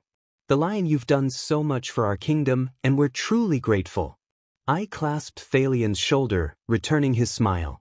It was our pleasure, I said, my voice filled with warmth. Issei, we're just glad we could help. Madrid nodded in agreement, her expression serious. Madrid, take care of yourself, the lion, she said, her tone firm. Madrid, and remember, if you ever need our help again, don't hesitate to ask. Thalian's smile widened, a hint of relief in his eyes. I will, he promised. The lion, thank you, both of you. Time skip as we stepped onto the familiar ground of the loyal guardians of Eternity Realm, the rush of adrenaline from our recent adventures still coursing through my veins. I couldn't help but feel a sense of exhilaration at the thought of returning home. Wow, that was something, I remarked, unable to contain the excitement in my voice as I wrapped my arms around Madrid's waist, drawing her close to me. Madrid's face flushed crimson at my touch, her cheeks burning with embarrassment as she shifted uncomfortably in my embrace. Madrid, don't get too comfortable, idiot, she muttered, though her tone lacked its usual bite, betraying a hint of vulnerability beneath her tough exterior. I couldn't help but chuckle at her response, a warm feeling spreading through me at the sight of her flushed cheeks and disheveled appearance. Issei, come on, Madrid, I teased, unable to resist the urge to ruffle her hair affectionately. Issei, you know you love it when I'm affectionate. Madrid scowled at me, though there was a playful glint in her eyes that belied her feigned annoyance. Madrid, keep dreaming, Issei, she retorted, though there was a hint of fondness in her voice that wasn't lost on me. I grinned, leaning in to press a soft embrace to her cheek, savoring the warmth of her skin against my lips. Issei, I'll take that as a yes, I teased, unable to suppress the smile that tugged at the corners of my lips. As Madrid muttered her customary insult, idiot, under her breath, I couldn't help but grin at her familiar teasing. But before I could even respond, she surprised me by leaning in and kissing me passionately, her lips meeting mine with a fervor that left me stunned.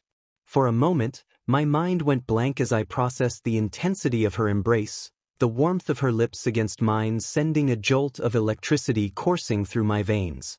But then instinct took over, and I found myself responding eagerly, matching her passion with a fervor of my own.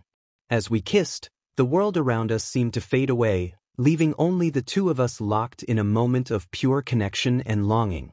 All the doubts and uncertainties that had plagued my mind melted away in the heat of our embrace, replaced by a sense of exhilaration and euphoria that I had never experienced before. When we finally broke apart, breathless and flushed with emotion, I couldn't help but gaze into Madrid's eyes, my heart pounding in my chest as I searched for some semblance of understanding in her gaze. And as I looked at her, I realized that in that moment, I had found something infinitely more precious than any title or accolade. I had found love again. With a soft smile, I reached out to brush a strand of hair away from Madrid's face, my fingers lingering against her skin as I whispered, "Thank you, Madrid, for everything." She smiled back at me, her eyes shining with a warmth and affection that took my breath away. "No, Issei," she replied softly, her voice barely above a whisper. "Madrid, thank you for being you." Why does what she said remind me of him? And as we stood there, lost in each other's gaze, I knew that no matter what challenges lay ahead, as long as we faced them together, we would always find a way to overcome. As Elizabeth, or Ellie as we fondly called her, approached us, I couldn't help but feel a twinge of nervousness at the thought of her discovering our newfound relationship. Madrid, on the other hand, seemed to react with a sense of urgency, her voice snapping with a hint of panic as she warned, "Madrid, don't you tell anyone about this." I blinked in surprise at Madrid's sudden outburst, taken aback by the intensity of her reaction. "Issei, Madrid, calm down," I said, trying to diffuse the tension with a nervous chuckle. "Issei, it's just Ellie." She won't tell anyone. But Madrid's expression remained guarded, her eyes flashing with a mixture of fear and uncertainty. Madrid, I'm serious, Issei, she insisted, her voice low and urgent. Madrid, we can't let anyone know about us. Not yet. I nodded, understanding the gravity of the situation. Our relationship was still new and fragile, and the last thing we needed was for it to become the subject of gossip and speculation. Tim Madrid, I replied, my tone serious as I met her gaze with determination. Issei, I won't say anything. As Ellie reached us, I plastered on a smile, hoping to conceal the unease that lingered beneath the surface. Hey, Ellie, I greeted her warmly, trying to act as natural as possible. Issei, what brings you here? Ellie returned my smile, though there was a hint of curiosity in her eyes as she glanced between Madrid and me. Elio, nothing much, she replied casually. Ellie, just thought I'd swing by and see how you two were doing. You know, the usual. I nodded, relieved that Ellie didn't seem to suspect anything amiss. Issei, well, we're doing great, I said, hoping to steer the conversation away from any potentially awkward topics. Issei, just catching up after a mission. Ellie nodded, seemingly satisfied with my explanation. Ellie, that's good to hear, she said with a smile. Ellie, well, I won't keep you two any longer. I'll see you around. As Ellie walked away, I let out a sigh of relief, grateful that our secret remained safe for now. Turning to Madrid, I offered her a reassuring smile. Issei, nothing to worry about, I said, though the tension in my voice betrayed my own lingering doubts. Madrid nodded, though there was still a hint of anxiety in her expression. Madrid, yeah, I guess you're right, she replied, her voice tinged with uncertainty. Madrid, but let's just be careful, okay? I don't want anything to jeopardize what we have. As Elizabeth returned, a hint of awkwardness lingering in the air, I couldn't help but feel a twinge of unease at the thought of her discovering our secret. Madrid and I exchanged a quick glance, silently agreeing to maintain our composure and keep our relationship under wraps. Hey Ellie, I greeted her, trying to sound as nonchalant as possible despite the nervous fluttering in my stomach. Issei, no worries, it's all good. Yeah, we just got back from our mission with the elves. Ellie nodded, though there was a hint of curiosity in her eyes as she glanced between us. Oh, cool, she replied, though her tone seemed a bit forced. Ellie, so, how did it go? Any interesting stories to share? Madrid and I exchanged a brief look, silently communicating our need to keep our responses vague and non-committal. Madrid, oh, you know, the usual, Madrid replied with a casual shrug, her voice carefully neutral. Madrid, just your standard mission stuff. Nothing too exciting. I nodded in agreement, echoing Madrid's sentiments. Issei, yeah, just a lot of running around and fighting monsters, saving the kingdom, I added, hoping to deflect any further inquiries. Issei, but we got the job done, so that's what matters. Ellie seemed to sense our reluctance to elaborate, and thankfully, she didn't press the issue any further. Elizabeth, well, I'm glad you guys made it back safely, she said with a smile, though there was a hint of disappointment in her voice. Elizabeth, anyway, I'll catch you later. Take care. As Ellie walked away, I let out a silent sigh of relief, grateful that our secret remained safe for now. Turning to Madrid, I offered her a reassuring smile. Looks like we dodged a bullet there, I remarked, though there was a note of tension in my voice. Madrid nodded, her expression reflecting a mixture of relief and apprehension. Madrid, yeah, let's just hope she doesn't start asking too many questions, she replied, her tone tinged with uncertainty. Madrid, we need to be careful from now on. I nodded in agreement, silently vowing to tread cautiously in the days to come. Our relationship may be new and exciting, but it was also fragile, and the last thing we needed was for it to be exposed before we were ready. With that in mind, I followed Madrid as we made our way to the mission slot, silently placing our badges to signify the completion of our mission. As the slot beeped in acknowledgement, signaling our success, I couldn't help but feel a sense of pride and accomplishment wash over me. As the thought crossed my mind to test the limits of mine and Madrid's relationship, a mischievous grin crept onto my face. With a quick glance around to ensure no one was watching, I reached out and gently groped her butt. Madrid's reaction was immediate. She yelped in surprise, her cheeks flushing crimson as she spun around to face me, her eyes wide with disbelief. Before I could react, she playfully punched my arm, her expression a mixture of embarrassment and amusement. "Madrid, say what the hell?" she exclaimed, though there was a hint of laughter in her voice.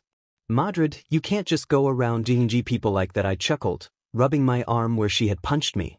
"Issei, I was just testing the waters," I replied, unable to suppress the grin that tugged at the corners of my lips. "Issei, besides, I thought we were past the whole personal space thing." Madrid rolled her eyes, though there was a playful glint in her gaze that betrayed her true feelings. "Madrid, yeah, whatever," she muttered, though her lips twitched with the effort to suppress a smile. "Madrid, just don't do it again, okay?" I nodded, though I couldn't resist teasing her a little more. "No promises," I teased, winking at her playfully. "Issei, after all, where's the fun in playing it safe all the time?" Madrid shook her head in exasperation, though there was a hint of affection in her expression as she lightly swatted my arm. "Madrid, you're impossible," Issei, she muttered, though there was a fondness in her voice. She pressed her butt towards my side when no one was looking, allowing me to grope it even more. "This girl, Issei, we'll meet in school tomorrow," I confirmed, a sense of reassurance washing over me as Madrid sighed in response. Despite her initial reluctance, I knew that deep down, she appreciated our time together as much as I did. As we parted ways, I couldn't help but feel a pang of sadness at the thought of being apart from her. "Issei, take care of yourself, Madrid," I said softly, my voice filled with genuine concern. "Issei, and remember, if you ever need anything, I'm always here for you." Madrid nodded, her expression softening as she met my gaze. "Madrid, thanks, Issei," she replied, her voice tinged with gratitude. "Madrid, I'll keep that in mind. And you take care of yourself too, okay?" I smiled, touched by her words, and leaned in to embrace her cheek gently. It was a simple gesture, but it spoke volumes about the depth of our connection. And as our lips met briefly, I felt a rush of warmth and affection flood through me, banishing any doubts or insecurities that lingered in my mind. When we pulled away, Madrid glanced around to make sure no one was watching before giving me a playful punch on the arm. "Madrid, don't go getting into any trouble without me, okay?" she teased, a hint of mischief dancing in her eyes. I chuckled, knowing that she was only half joking. "I'll do my best," I promised, giving her a wink before turning to walk away. But as I did, I couldn't help but feel a sense of anticipation building within me, knowing that no matter what the future held, as long as I had Madrid by my side, everything would be okay. Time skip. I was currently in a cab back to my home. "Issei, Drake, what are you talking about?" I asked, my voice tinged with confusion and disbelief. The notion of being dubbed the Riz Dragon Emperor was both unexpected and overwhelming, and I struggled to comprehend the significance of such a title. But Drake's response was unexpected. Instead of offering a straightforward explanation, he began to cry, his voice choked with emotion. "Drake, you tamed the Knight of Treasury," he sobbed, his words echoing in my mind. "Drake, no one has ever done that. Screw Opie Dragon Emperor. From now on, you're the Riz Dragon Emperor." I blinked in shock at Drake's outburst, unsure of how to respond to his sudden emotional display. Part of me wanted to comfort him, to reassure him that everything would be okay. But another part of me couldn't help but feel a twinge of annoyance at his dramatic declaration. Fuck you, Drake," I stammered, my own emotions bubbling to the surface as I struggled to make sense of his words. "Issei, I appreciate the sentiment, I guess, but seriously. Riz Dragon Emperor. What kind of name is that?" But Drake's tears only seemed to intensify, his sobs growing louder as he continued to lament my newfound title. "It's perfect," he insisted, his voice cracking with emotion. "Drake, you've earned it, Issei. You've proven yourself to be more than just a mere Dragon Emperor. You're a true leader, a true hero." I sighed, feeling a mixture of frustration and gratitude wash over me. Despite my reservations about the name, I couldn't deny the significance of Drake's words. He believed in me, perhaps even more than I believed in myself, and for that I was grateful. "Thanks, Drake," I said softly, my voice tinged with sincerity. "Issei, I may not fully understand it yet, and who knows? Maybe one day it'll start to grow on me." Drake sniffled, his tears finally beginning to subside as he nodded in agreement. Drake, I believe in you, he said, his voice filled with conviction. Drake, now go out there and show the world what you're made of. The Riz Dragon Emperor is ready to take on whatever challenges come his way. With a renewed sense of determination, I squared my shoulders and nodded, ready to face whatever the future held. Chapter 30. My Valkyrie misses me. As I stepped through the door and into our home, I was met with a sight that immediately brought a smile to my face. There stood my girlfriend, Rosweiss, wearing nothing but an apron, her cheeks flushed with a delicate shade of pink as she looked up at me with a mixture of excitement and anticipation. I am proud to say this art belongs to me, Issei, she exclaimed, her voice filled with genuine warmth and affection as she rushed forward to envelop me in a tight embrace. Rosweiss, I missed you so much. I returned her embrace eagerly, holding her close as I felt a surge of love and tenderness wash over me. It had been too long since we had been together, and the sight of her standing before me, her eyes shining with tears of happiness, only served to reinforce the depth of our bond. Issei, surprised face, missed you too, Rosweiss, I murmured softly, pressing a gentle embrace against her forehead as I savored the feel of her in my arms. Issei, more than you could ever know. Rosweiss smiled up at me, her eyes sparkling with emotion as she leaned into my touch. Rosweiss, I'm sorry for being so clingy, she admitted, her voice tinged with self-consciousness. Rosweiss, I can't help it. I love you so much. I brushed a stray strand of hair from her face, cupping her cheek tenderly as I gazed into her eyes with all the love and adoration I felt for her. Issei, you don't ever have to apologize for that, I assured her, my voice filled with sincerity. Issei, I love you too, Rosweiss. More than words can express. We stood there for a moment, lost in each other's embrace, the world outside fading away as we reveled in the simple joy of being together. And as we held each other close, I knew that no matter what challenges lay ahead, as long as we had each other, we could overcome anything that came our way. With a contented sigh, I pressed another embrace to Rosweiss's lips, savoring the sweetness of our connection as we embraced the warmth and comfort of home. And in that moment, surrounded by love and happiness, I knew that I was exactly where I belonged. As Rosweiss continued to shower me with kisses, her eagerness palpable in every touch, I couldn't help but grin in response. It was clear that she had missed me just as much as I had missed her, and the intensity of her affection only served to deepen the warmth in my heart. Sate, someone missed me so much, huh? I teased, my voice laced with playful amusement as I wrapped my arms around her, pulling her close against me. Despite the teasing tone, there was a genuine fondness in my words, a reflection of the deep love and affection I felt for her.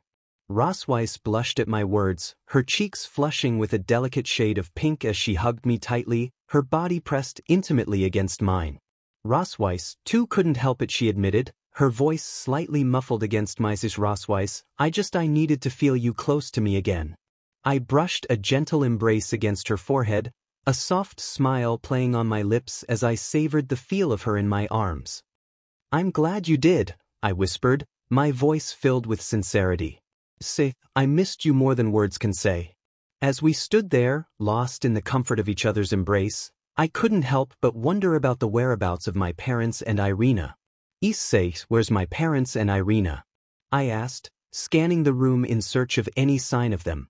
Rosweiss sighed softly, her expression turning slightly sheepish as she met my gaze. Rosweiss, they went on a business meeting, she explained, her voice tinged with regret. Rosweiss, and Irina, well, she's currently busy in heaven. That means we're the only ones here. I nodded, taking in her words with a sense of understanding. It wasn't unusual for our loved ones to have other commitments and responsibilities, but somehow, knowing that it was just the two of us made the moment feel even more special. Well, in that case, I said, a mischievous twinkle in my eye as I leaned in closer to Rosweiss. Issei, I think we have plenty of time to make up for lost moments, don't you? Rosweiss's eyes widened in surprise, a playful smirk tugging at the corners of her lips as she realized my implication.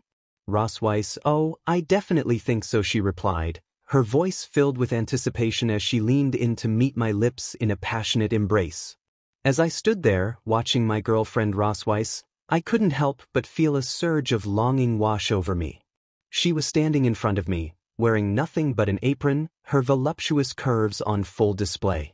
I could see the hunger in her eyes, the way she licked her lips, eagerly anticipating what was to come. Without hesitation, I unzipped my pants, revealing my throbbing member. "Rosweiss, I must service husband," she said with hearts in her eyes. Rosweiss wasted no time, dropping to her knees and taking me into her mouth. Her tongue swirled around the head, teasing and tantalizing me. I let out a low my hands tangling in her hair as she continued to Issei me off. But I couldn't just stand there and let her have all the fun. I needed to take control, to show her who was really in charge.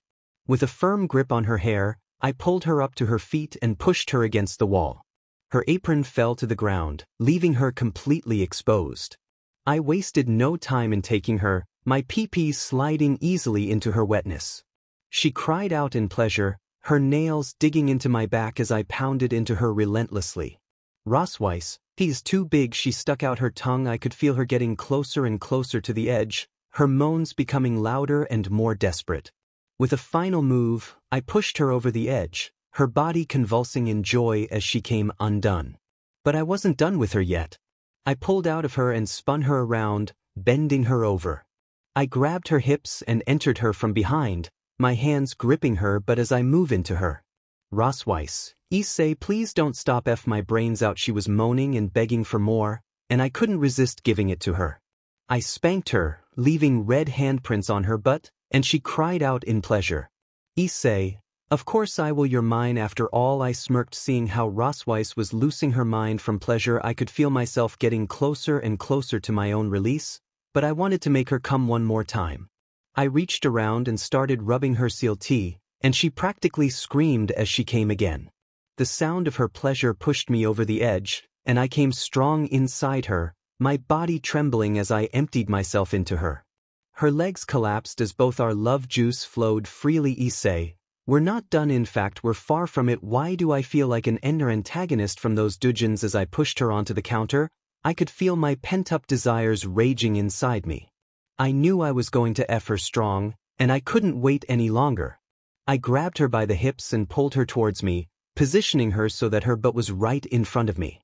I could see the anticipation in her eyes, and I knew she wanted it just as bad as I did. "Rosweiss, F me," she said with her eyes completely taken over by her lust. "Issei." With pleasure I grinned without any hesitation. I plunged my large rod into her tight butt. She let out a loud her body arching as I filled her completely. I could feel her walls clenching around me, and it only turned me on even more. I began to P&D into her mercilessly, my hands gripping her hips. I could see the pleasure and pain on her face, and it only fueled my longing. I reached around and started to rub her CLT, wanting to give her even more pleasure as I F her. She moaned and writhed under my touch, her body trembling as she came undone. I could feel myself getting closer and closer to my own release, but I wanted to make her come one more time. I pulled out of her and flipped her over, positioning her so that she was on her back on the counter. I move into her once again, my pee-pee sliding in and out of her with ease. She wrapped her legs around me, pulling me deeper into her. "Rosweiss, FFF." As I tore off her apron, I couldn't help but grin at the sight of her gorgeous melons, her puffy nipples already strong with anticipation. I knew I was going to F her good tonight, and I couldn't wait any longer. I continued to move into her relentlessly, my hands roaming over her body as I sucked on her nipples. She moaned and writhed under me, her body responding to my every touch. I could feel her getting closer and closer to the edge, her moans becoming louder and more desperate. I could also feel myself getting closer to my own release, but I didn't want it to end just yet. I flipped her over onto her hands and knees, and I entered her from behind once more. I reached down and started to rub her CLT, my fingers working her sensitive nub with expertise. She loved this very much. She gasped and moaned, her body trembling as I intensified my movements. Her moans grew louder and more desperate, her walls clenching around my pee-pee as she approached the edge of joy. I could feel her body tensing, her breath coming in ragged gasps. "Rosweiss, I'm coming," she yelled as she arched her back. I could feel her body convulsing in pleasure, her orgasm crashing over her like a tidal wave. The sight and sensation of her release pushed me over the edge as well. I let out a guttural my body tensing as I spilled my hot load deep inside her, filling her with my essence. But I didn't want it to end just yet. I wanted to savor the pleasure she was giving me, to prolong the joy. So, I gently pulled her off of me, a mischievous smile playing on my lips. "Issei, turn around," I commanded, my voice filled with longing. She obeyed without hesitation, positioning herself on all fours in front of me. I reached down and traced my fingers along the wetness between her thighs, feeling her anticipation. With a teasing motion, I slid 2 fingers inside her, making her and arch her back. Using my magic, I flushed out all my cum in hers while pleasuring her with my fingers. I brought my other hand to my own throbbing member, stroking it slowly. I wanted to prolong the pleasure, to build up an intense CLMX that would leave us both breathless. With each slide of my hand, I could feel the tension building within me, but I held back, focusing solely on her pleasure. I curled my fingers inside her, hitting that sweet spot that made her gasp and writhe with pleasure. Her moans filled the room, echoing in my ears and fueling my longing. I could feel her walls clenching around my fingers, her body trembling with anticipation. As I continued to pleasure her, I leaned forward and pressed my lips against her wet folds, my tongue flicking and teasing her sensitive seal. The combination of my fingers and mouth sent waves of pleasure coursing through her, causing her to even louder. I could taste her arousal, the sweetness of her longing, as I lapped at her folds, my tongue swirling and flicking with precision. Rossweiss, essing me there, her body trembled beneath me, the sensations overwhelming her as she approached the edge of joy. I could feel her walls tightening around my fingers, her breath hitching with each slide. With one final flick of my tongue and a curl of my fingers, she let out a cry of pleasure, her body convulsing in orgasmic bliss. I continued to pleasure her, prolonging her release as I savored the taste of her on my lips. But now it was my turn. I withdrew my fingers from her, aching with need as I positioned myself behind her. My throbbing member was begging for attention, and I was more than ready to oblige. With a firm grip on her hips, I guided myself into her wetness, sliding into her with ease. She gasped and moaned, her body tensing as I filled her completely. I set a rhythm, thrusting into her with a steady pace, each movement drawing a delicious from her lips. The sound of our bodies colliding echoed through the room, mixing with our shared pleasure. I reached forward, my hands finding her melons, squeezing and teasing her nipples as I continued to move into her. Her moans grew louder, the pleasure intensified. I couldn't hold back any longer. I pounded into her relentlessly, my hands gripping her hips tightly as I moved into her with all my strength. She screamed and moaned, her body convulsing in pleasure as I brought her to another orgasm. The sound of her release pushed me over the edge, and I let out a feral growl as I emptied myself inside her. We collapsed onto the bed, panting and sweating, our bodies entwined in postcoital bliss. As we lay there, catching our breath, I couldn't help but feel satisfied and fulfilled. As we lounged in the bathtub, the warm water enveloping us in a cocoon of comfort, I couldn't help but feel a sense of contentment wash over me. The events of the day had been intense, but being here with Rossweiss made everything feel right. I leaned back against the edge of the tub, closing my eyes and letting out a contented sigh as Rossweiss gently scrubbed my head with shampoo. The sensation was soothing, almost therapeutic, and I couldn't help but relax further under her gentle touch. "Issei, anything new happening in Kuo?" I asked, breaking the comfortable silence that had settled between us. It was a casual question, born out of curiosity rather than any pressing concern, but I was genuinely interested in hearing her thoughts.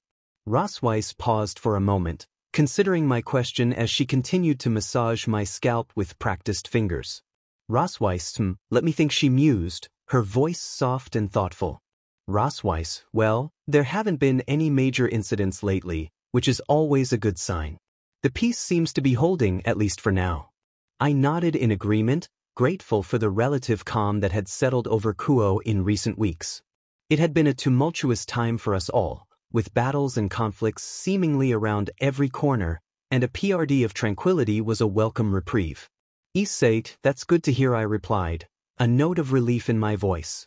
Issei, we could all use a break from the chaos every now and then.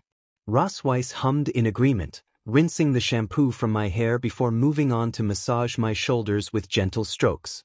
Indeed, she agreed, her touch sending a shiver of pleasure down my spine. Rosweiss, but you know how it goes. Peace never lasts for long in our line of work. I chuckled softly, acknowledging the truth in her words. Life as a member of the loyal Guardians of Eternity was never dull, that was for sure. But somehow, knowing that I had Rosweiss by my side made even the most dangerous missions feel manageable. Issei, well, whatever happens, I know we'll face it together, I said, reaching out to take her hand in mine. Issei, as long as we have each other, I'm confident we can handle anything that comes our way. Rosweiss smiled warmly, squeezing my hand in return. Rosweiss, I couldn't agree more, Issei, she replied, her eyes shining with unwavering determination. Rosweiss, together, we're unstoppable. As Rosweiss nuzzled against my side, her warmth and softness pressed against me, I couldn't help but feel a surge of affection welling up inside me. Running my hand through her hair, I gently stroked the silky strands as I reveled in the intimacy of the moment.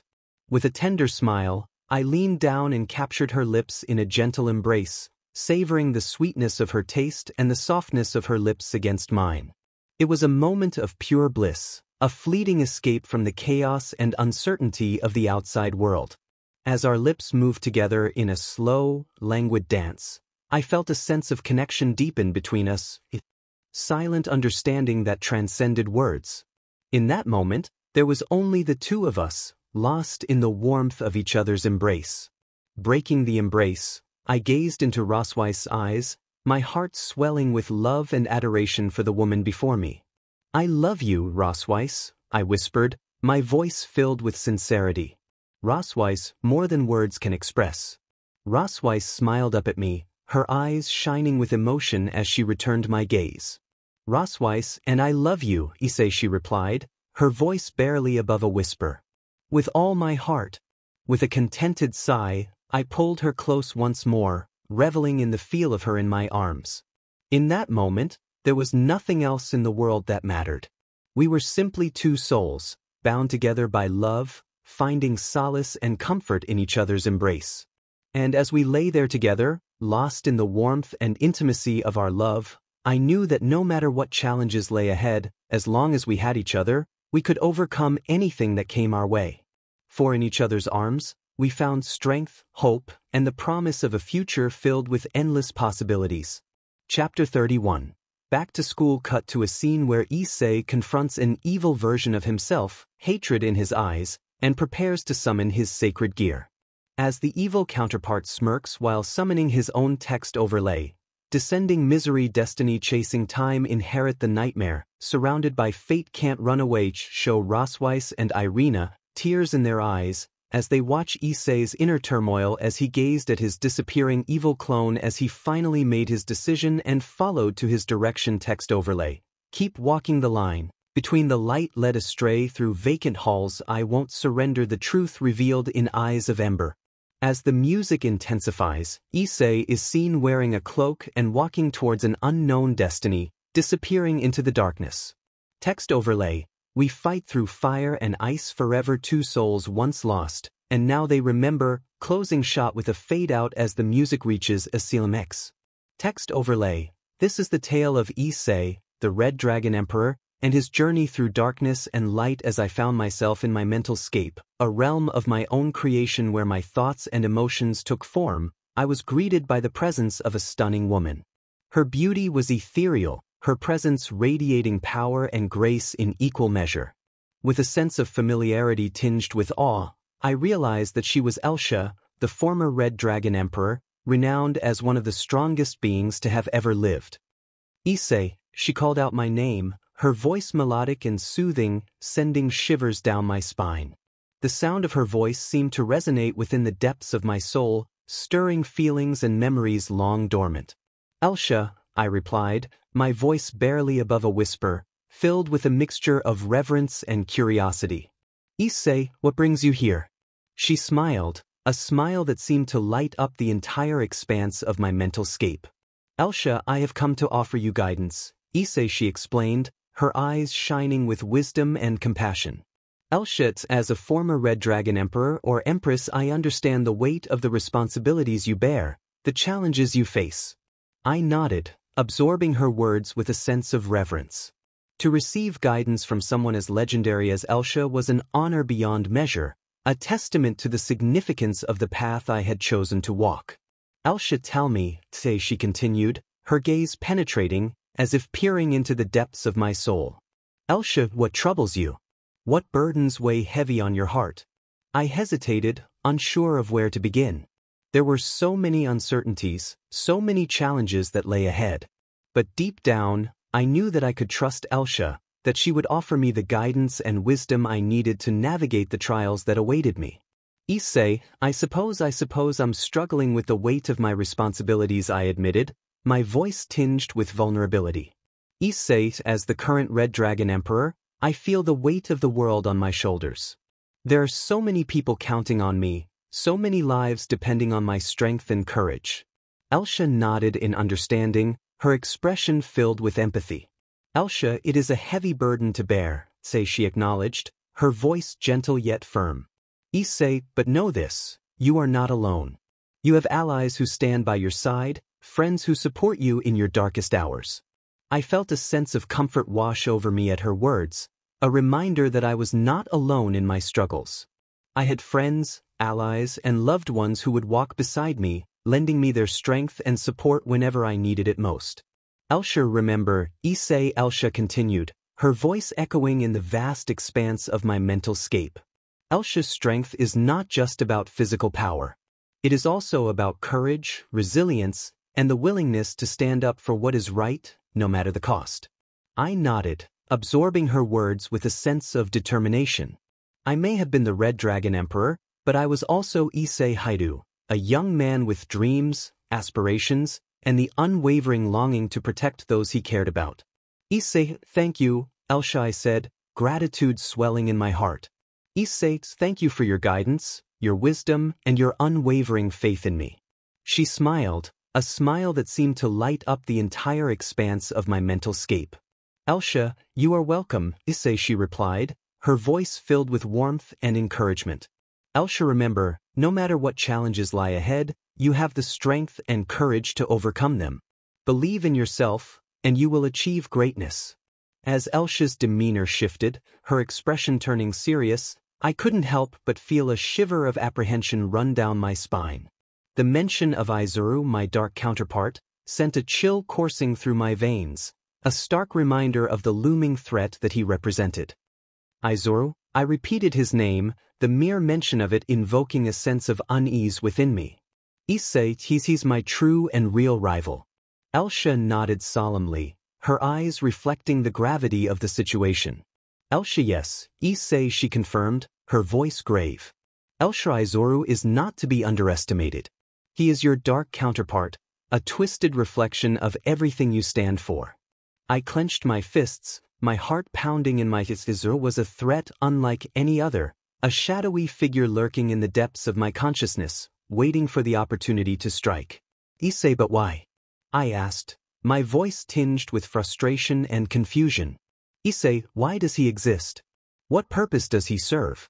Elsha sighed, her gaze distant as she delved into the complexities of Izuru's existence. Elsha, Izuru is the embodiment of your darkest desires, your deepest fears, your most primal instincts, she explained, her words weighed down by the weight of truth. Elsha, he exists as a counterbalance to your own nature, a reminder of the darkness that resides within us all. I swallowed strong, the implications of her words sinking in. Izuru was not just a rival in the traditional sense, he was a manifestation of my own inner demons, a reflection of the darkness that lurked within my own soul. Issei, and what does he want? I asked, my voice barely above a whisper, fearing the answer. Elsha's expression darkened, her eyes narrowing with resolve. Elsha, Izuru wants nothing more than to see you fall, she stated bluntly, her words cutting through the air like a knife. Elsha, he seeks to usurp your place, To claim dominion over your power and your legacy. I felt a chill run down my spine at her words. Izoru's ambitions were clear. He sought to destroy everything I had worked so strong to build, to tear down the bonds of friendship and love that I held dear. Elsha, but we won't let him, Elsha declared, her voice filled with conviction. Elsha, together, we will stand against Izoru and all who would seek to harm you. We will fight for your future, for the legacy that you have worked so strong to build. I nodded, a sense of determination burning bright within me. Izoru may be a formidable foe, but with allies like Elsha at my side, I knew that together, we could overcome any obstacle that stood in our way. Issei, thank you, Elsha, I said, gratitude filling my heart. Issei, thank you for your guidance, your wisdom, and your unwavering support. She smiled, a smile that seemed to light up the entire expanse of my mental scape. Elsha, you are welcome, Issei, she replied, her voice filled with warmth and encouragement. Elsha, remember, no matter what challenges lie ahead, you are not alone. Together, we will face whatever the future holds, and emerge victorious. As I sat on the ground, the weight of Elsha's words pressing down on me like a heavy burden, I couldn't help but wonder if I stood a chance against Izoru, my dark counterpart. His strength and intentions were a mystery, and facing him filled me with doubt. Can I even beat him? I muttered to myself, the question hanging heavily in the air. The thought of confronting Izoru in battle left me feeling anxious and uncertain. But then a thought struck me. Izoru had mentioned something about wanting to reveal my true self to the world, to expose my innermost thoughts and fears. It was a confusing notion, one that left me feeling vulnerable and exposed. I don't even understand, I admitted, my voice tinged with frustration. The idea of Izoru delving into my deepest emotions filled me with apprehension. However, despite my uncertainty, a sense of determination began to take root within me. I may not fully grasp Izoru's intentions, but I refused to let him succeed in his plans. With a firm resolve, I stood up, ready to face whatever challenges lay ahead.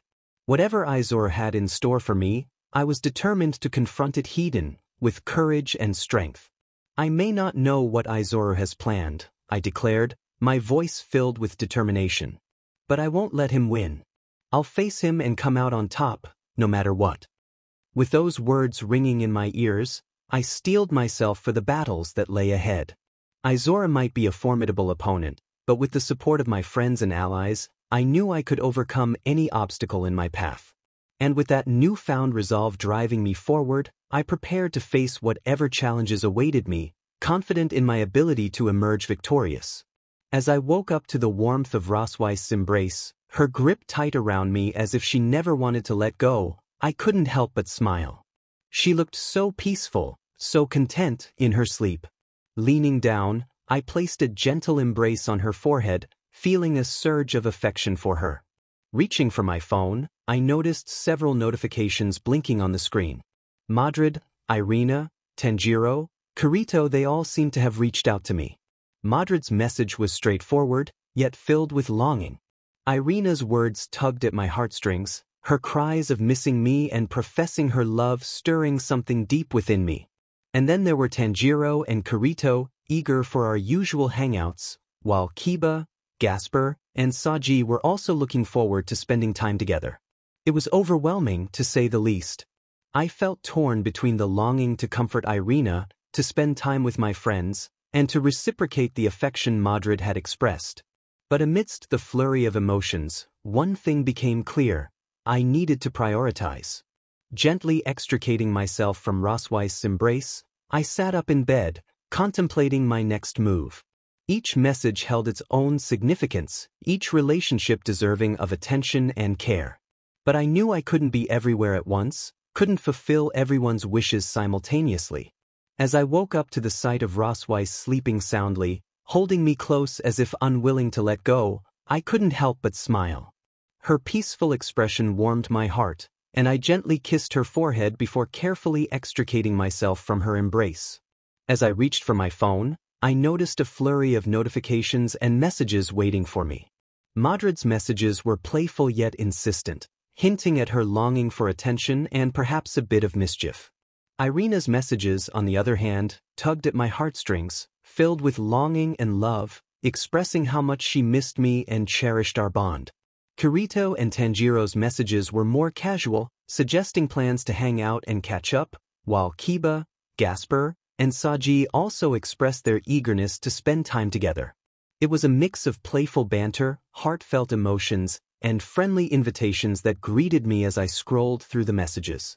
With a smile, I replied to each message, expressing my own feelings of affection and gratitude, and making plans to meet up with everyone. Each person held a special place in my heart, and I cherished the bonds of friendship and camaraderie we shared. After responding to the messages, I glanced back at Rossweiss, still peacefully asleep. Her presence brought me comfort and joy, and I couldn't help but feel grateful for the love and companionship I had in my life. With a sense of contentment, I got ready for the day, looking forward to spending time with my friends and loved ones, knowing that each moment spent with them was precious and meaningful. Kiba, Gasper, and Saji greeted me with warm smiles as I arrived at school, their camaraderie palpable in the air. We exchanged friendly banter and caught up on recent events, sharing stories and laughter as we made our way to our classrooms. Kiba, so, Issei, how's everything going? Kiba asked, his tone filled with genuine curiosity. Me pretty good, actually, I replied with a grin. Issei's been busy with missions and training, but it's all part of the job, right? Gasper nodded in agreement, his shy demeanor contrasting with Kiba's confident presence. Gasper, yeah, I've been practicing my control over my powers. It's been challenging, but I'm making progress. Issei chimed in, his laid-back attitude adding a sense of ease to our conversation. Saji, I hear you, Gasper. Training never ends for us, but it's what keeps us sharp and ready for anything. Kiba's words hit me like a cold gust of wind, momentarily knocking the air out of my lungs. The mention of Serorg's peerage and the upcoming ratings game brought back memories of my time with Rias and the pain of betrayal. Issei, Serorg's peerage. I repeated, trying to process the information. Issei, that's a formidable opponent. They're no pushovers. Gasper nodded in agreement, his expression serious. Gasper, yeah, they're known for their strength and skills in combat. It won't be an easy match. Issei chimed in, his voice tinged with concern. Saji, and with Rias actively looking for a replacement for you, Issei, it's clear she's not holding back in her pursuit of victory. I couldn't help but feel a pang of sadness and bitterness at the mention of Rias and the others. The betrayal I felt when I discovered their infidelity with Vale, the pain of being replaced and discarded like a pawn, it was a wound that still hadn't fully healed. Me, but why are you telling me this now? I asked, a hint of frustration creeping into my voice. I've moved on from that part of my life. I don't care about Rias or her peerage anymore. Kiba placed a comforting hand on my shoulder, his eyes reflecting understanding. Kiba, we know, Issei, but this ratings game is a big deal, and we wanted to make sure you were prepared, especially since Serorg's peerage is a force to be reckoned with, and well, somehow he would want you to get involved. I took a deep breath, trying to push aside the lingering emotions. Me, alright, I appreciate the heads up. I'll make sure to be you guys get ready for whatever comes your way. As we parted ways, Madrid wasn't in school. While she did say she would be busy, I was now in Azazel's office. He greeted me before asking if I've heard the news. There's another dragon bearer claiming to be a dragon emperor and Valigon missing me. Yeah, I heard about it, I replied calmly, masking the turmoil within. Issei, another dragon emperor? That's quite the development. Azazel leaned back in his chair, studying my reaction carefully. Azazel, any thoughts on this new development? Could it be a potential threat? My mind raced with conflicting thoughts. On one hand, I suspected that the new Dragon Emperor was none other than Izuru, my evil clone. The thought of Izuru gaining more power and influence sent shivers down my spine. However, revealing this information could also lead to unwanted consequences. I'm not sure yet, I replied, choosing my words carefully. It's definitely something to keep an eye on. As for Vala's disappearance, well, it's not surprising considering his history. Azazel raised an eyebrow, sensing the underlying tension in my words. Is everything all right, Issei? You seem conflicted. I sighed, running a hand through my hair. It's just there's a lot going on. Personal stuff, you know. But I'll handle it. As for this new Dragon Emperor, I'll gather more information and keep you updated. Azazel nodded, understanding the gravity of the situation. Very well. Just remember, you're not alone in this. With a nod of gratitude, I stood up, ready to face the challenges that lay ahead. As I settled down in class, I couldn't help but feel a bit bored without Irina and Madrid around. The teacher's introduction of a new student caught my attention, and when I saw her, I almost did a spit take.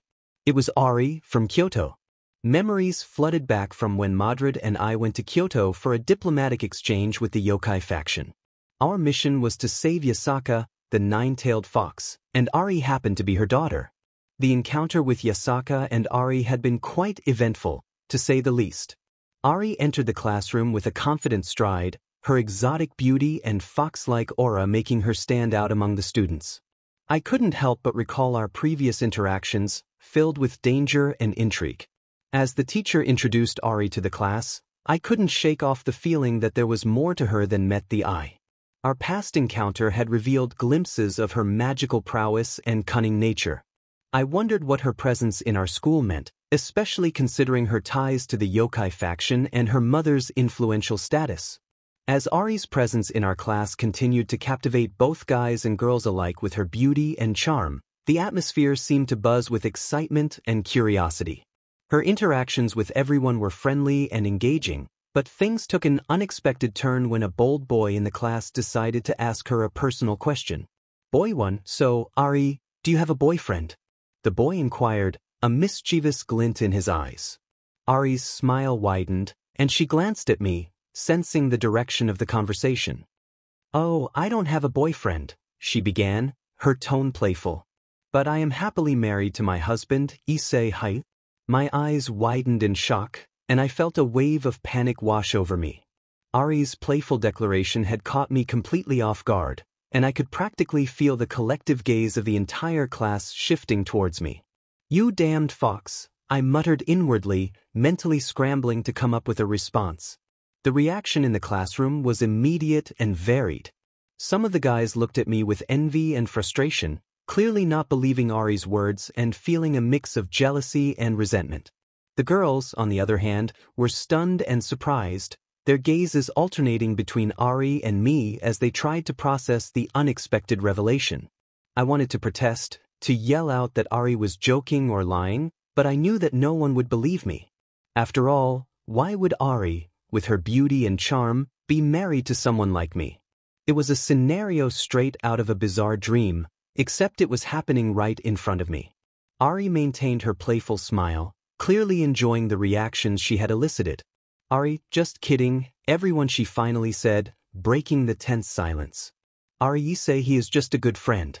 Sorry for the confusion. Relief washed over me, but I couldn't shake off the embarrassment that lingered. The class chuckled nervously, the tension dissipating as Ari smoothly redirected the conversation. But for the rest of the day, I couldn't shake off the lingering feeling of being caught off guard by the mischievous nine-tailed fox and her playful antics. Chapter 32. I did it in school with an angel lemon after class. The room had emptied out, leaving just Ari and me. She stood there with a smug look on her face, clearly enjoying the chaos she had caused earlier. Ari's husband, it seems you're not happy I'm here, she teased, her eyes twinkling with amusement. I sighed, exasperated. Issei, Ari, you can't just go around saying things like that. Do you have any idea what kind of mess you made for me? Her smile didn't falter. Ari, oh come on, Issei. It's just a little fun. Besides, it's not like it's entirely untrue. Issei, what do you mean by that? I asked, narrowing my eyes. Before she could respond, I grabbed one of her fox ears and gave it a firm tug, causing her to yelp.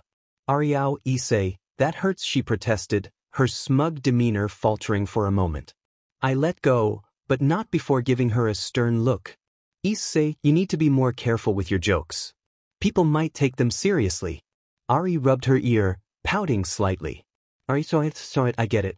But you have to admit, it was pretty funny. Issei, funny for you, maybe, I grumbled. Issei, do you know how many people are going to be giving me weird looks now? She giggled, clearly not feeling too guilty. Ari, they'll get over it. Besides, it's not like they weren't already curious about you. I sighed again, running a hand through my hair. Issei, so why are you here anyway? And don't say it's just to mess with me. Her expression softened slightly. Well, there's actually a bit more to it. My mother, Yasaka, thought it would be a good idea for me to experience life outside of Kyoto. And since you're here, she thought it would be a good opportunity for me to learn more about the human world and about you. Issei, learn about me. Why me? I asked, feeling a bit skeptical. She shrugged. You're an interesting person, Issei. And besides, after all the help you and Madrid gave us in Kyoto, it's only fair that we help you out too. I couldn't argue with that logic, but it still felt strange. Issei, alright, but no more calling me your husband, okay? At least not in public. Ari smiled, a hint of mischief still in her eyes. No promises, but I'll try to behave. So, what do you say? Can we start over? I hesitated for a moment before nodding. Issei, fine, we can start over. But seriously, more weird jokes like that? Deal, she said, extending her hand. I shook it, feeling a bit more at ease. Okay, let's get out of here before anyone else decides to show up. I smiled, trying to keep the conversation light. Issei, how's Yasaka and Kunu? Ari crossed her arms, giving me a playful yet accusatory look. Asking your wife about other women. I rolled my eyes and gave her a light chop on the head, causing her to yelp again. You're so mean. Fine, she muttered, rubbing her head. They're fine. Mom's been busy with the yokai faction as always, and Kunu's been getting stronger every day. She misses you, by the way. I nodded, feeling a bit nostalgic. Issei, that's good to hear. Kunu's a tough kid. Ari's expression softened for a moment, but then she looked up at me with a hint of seriousness. But what about you, Issei? Why are you asking about them when I'm right here? Geez, jealous much, I sighed, trying to keep my patience. Issei, I'm just making conversation, Ari. Besides, I'm curious about why you're really here. She leaned closer to me, her eyes gleaming with a mix of mischief and sincerity. Since we're in an arranged marriage, my mom said I should come to your side and learn more about you. She thought it would be good for us to bond. I felt my face flush slightly as she leaned against my face. This isn't a game. You can't just show up and start claiming things like that. She looked up at me, her playful demeanor giving way to a more serious expression. I know, Issei. But this isn't just about me. It's about the future of our factions and our families. I want to understand you better, to see what kind of person you really are. I took a deep breath, trying to process everything. Issei, right, I get it. But this is still a lot to take in. You know my situation isn't exactly simple. She nodded, her eyes never leaving mine. I know, and I'm willing to deal with that. But you need to trust me, Issei.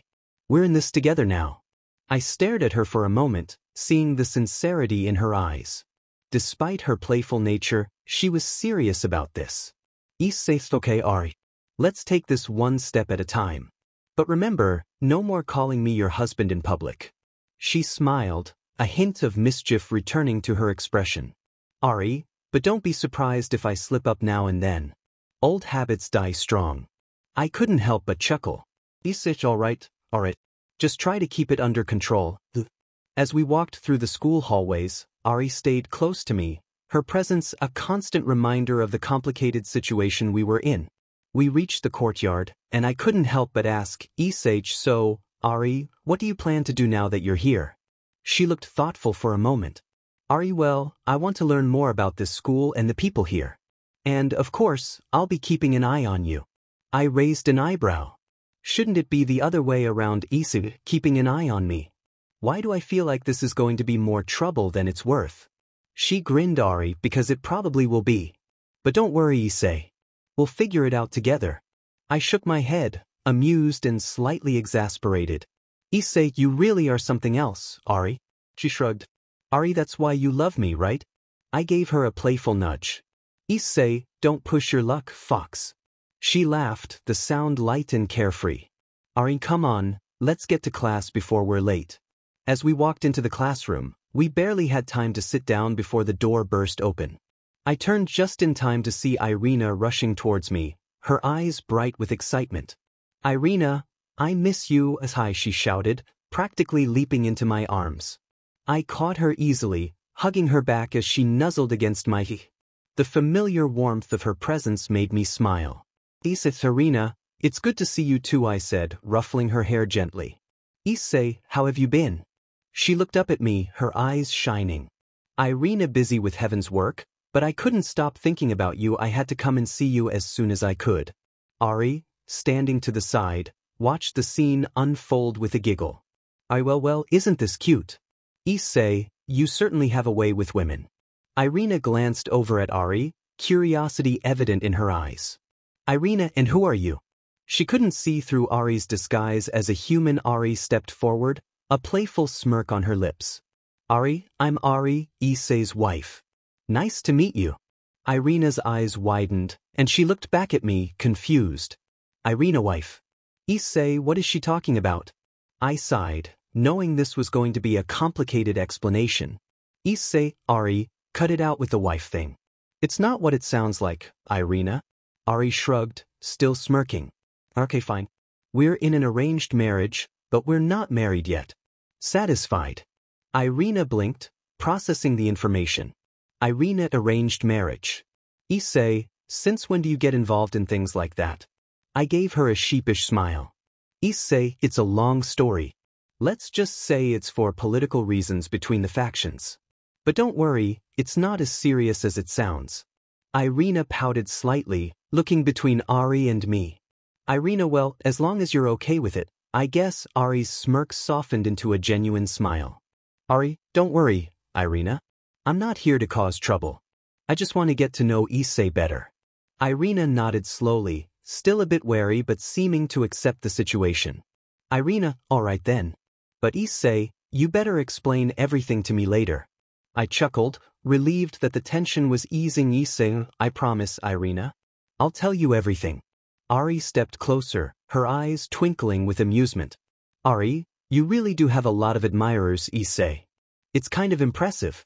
Irina blushed slightly, looking away. Irina, well, Issei is special to a lot of people. I wrapped an arm around Irina's shoulders, giving her a reassuring squeeze. Issei, you're special to me too, Irina. She looked up at me, her expression softening. Irina, ranks, Issei. That means a lot. Ari watched us with a thoughtful expression. Ari, you two really care about each other, don't you? Irina nodded firmly. Irina, of course we do. Issei and I have been through a lot together. Ari smiled, her gaze turning more sincere. Ari, that's good to hear. I want to be part of that too, you know. To care about Issei and be someone he can rely on. I looked at Ari, surprised by her honesty. Ari, she met my gaze, her eyes earnest. I mean it, Issei. I'm not just here because of some arrangement. I want to be here for you, to support you. Irina studied Ari for a moment before nodding slowly. Irina, alright. If you truly mean that, then I'm willing to give you a chance. Alpha girl mentality. Ari's smile brightened. Ari, thank you, Irina. I promise I'll do my best. The classroom door opened again, and our teacher walked in, glancing at us with a raised eyebrow. I replied with a shrugging smile before she replied with one of hers. Rosweiss, settle down, everyone. Take your seats. We quickly moved to our desks, Ari and Irina sitting on either side of me. As the lesson began, I couldn't help but feel a sense of relief. Despite the complications, it seemed like things were starting to fall into place. Ari leaned over, whispering in my ear. Ari, you really are popular, Issei. I might have to keep an eye on you. I rolled my eyes, whispering back. Issei, just don't cause any more trouble, okay? She grinned, giving me a playful wink.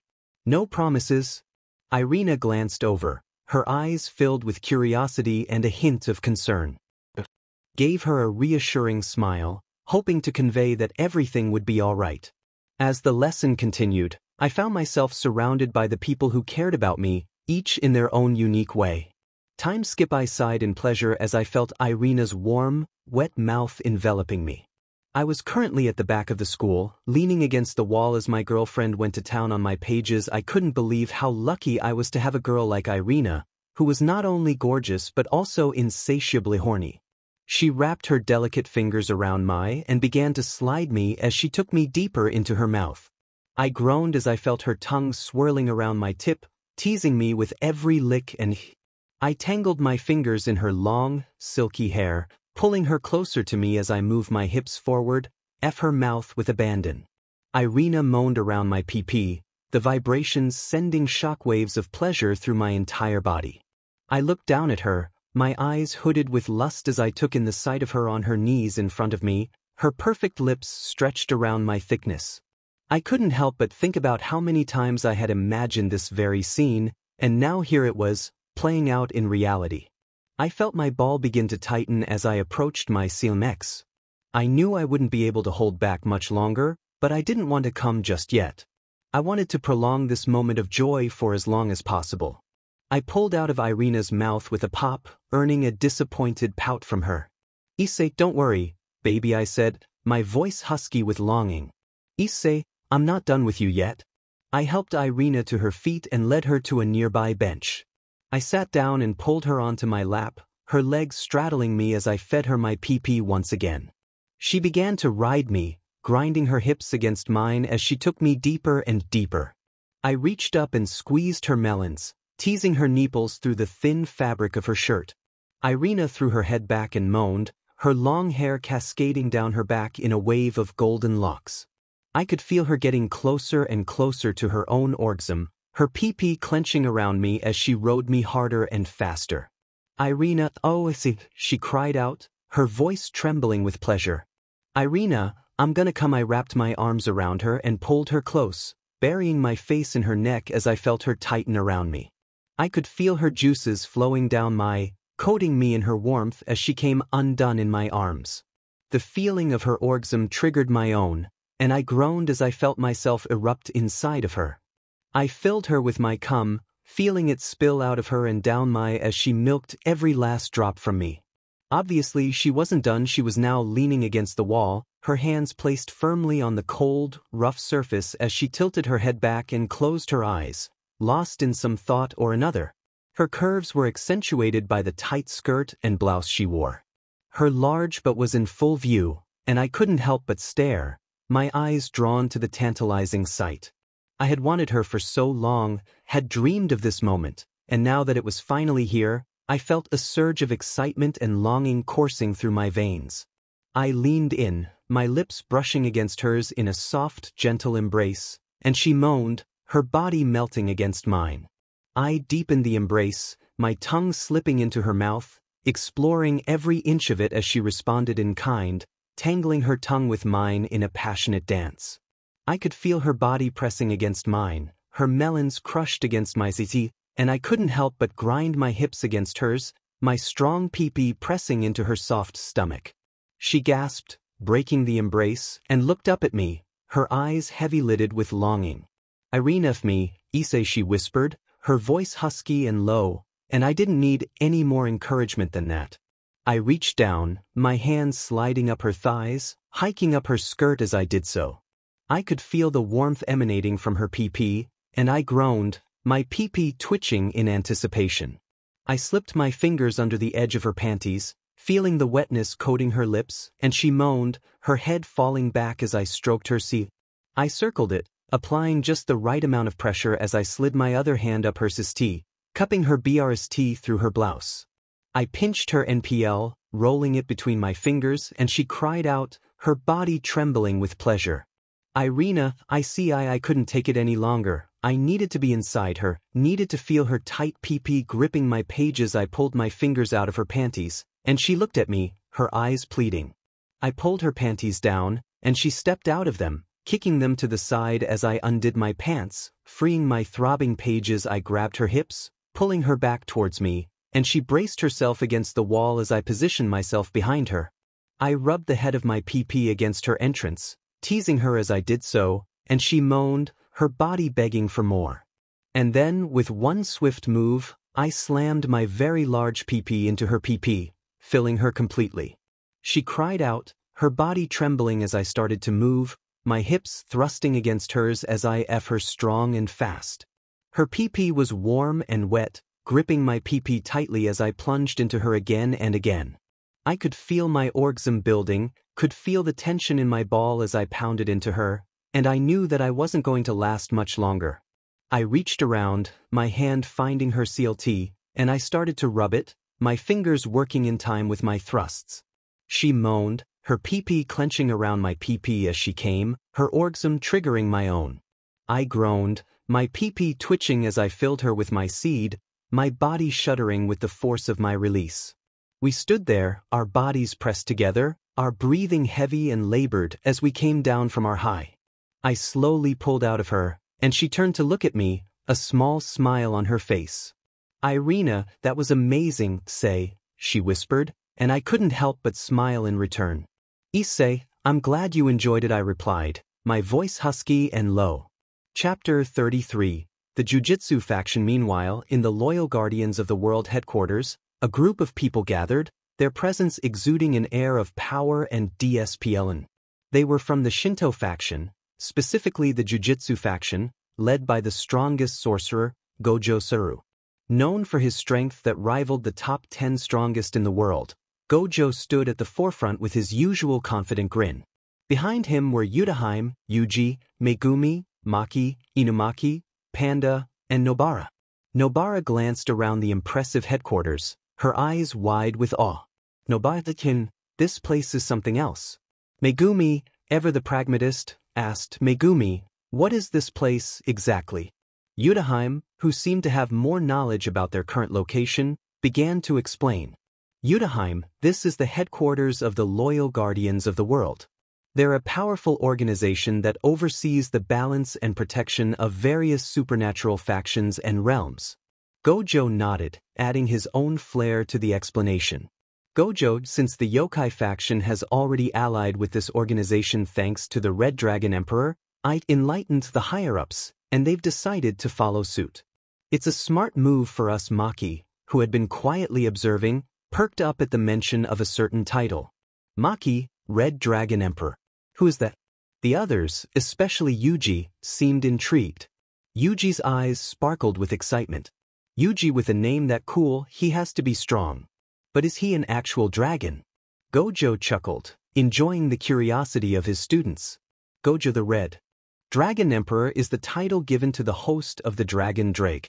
Similarly, there's a White Dragon Emperor who hosts Albion. This new generation's Red Dragon Emperor is rumored to be the strongest one yet." Megumi, ever the strategist, asked, "Megumi, can you beat him?" Gojo's grin widened, a mischievous glint in his eyes. "Gojo, he might give me a little trouble." Yuji, always direct, followed up. "Yuji, but would you lose?" Gojo laughed, the sound filled with a mix of amusement and confidence. "Gojo, nah, I'd win." Nobara, still taking in the grandeur of the headquarters, turned to Gojo with a smirk. "Nobara, so, this guy, what's he like?" Gojo shrugged, a casual gesture that belied the weight of his words. "Gojo, he's strong, no doubt about it. But he's also got a reputation for being a bit unconventional. He's managed to unite various factions through sheer force of will and a lot of charisma." Maki crossed her arms, her analytical mind working through the information. "Maki, charisma. So, he's not just strong physically but also a leader." Gojo nodded. "Gojo, exactly. It's not just his power that makes him formidable. It's his ability to inspire and rally others.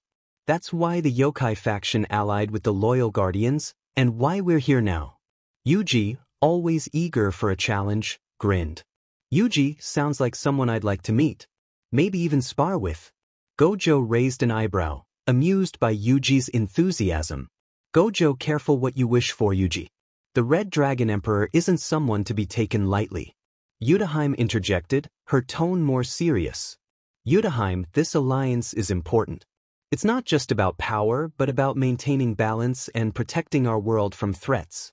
We have to be on the same page with these guardians." Panda, who had been silently observing, finally spoke up. "Panda, so what's our role in all of this?" Gojo's expression turned thoughtful. "Gojo, our role is to support the alliance, contribute our strength, and ensure that any threats to the balance are dealt with swiftly. We're here to show that the Jujitsu faction is committed to this cause." Nobara nodded, her earlier awe replaced with determination. "Let's make sure they know we're not just here to tag along."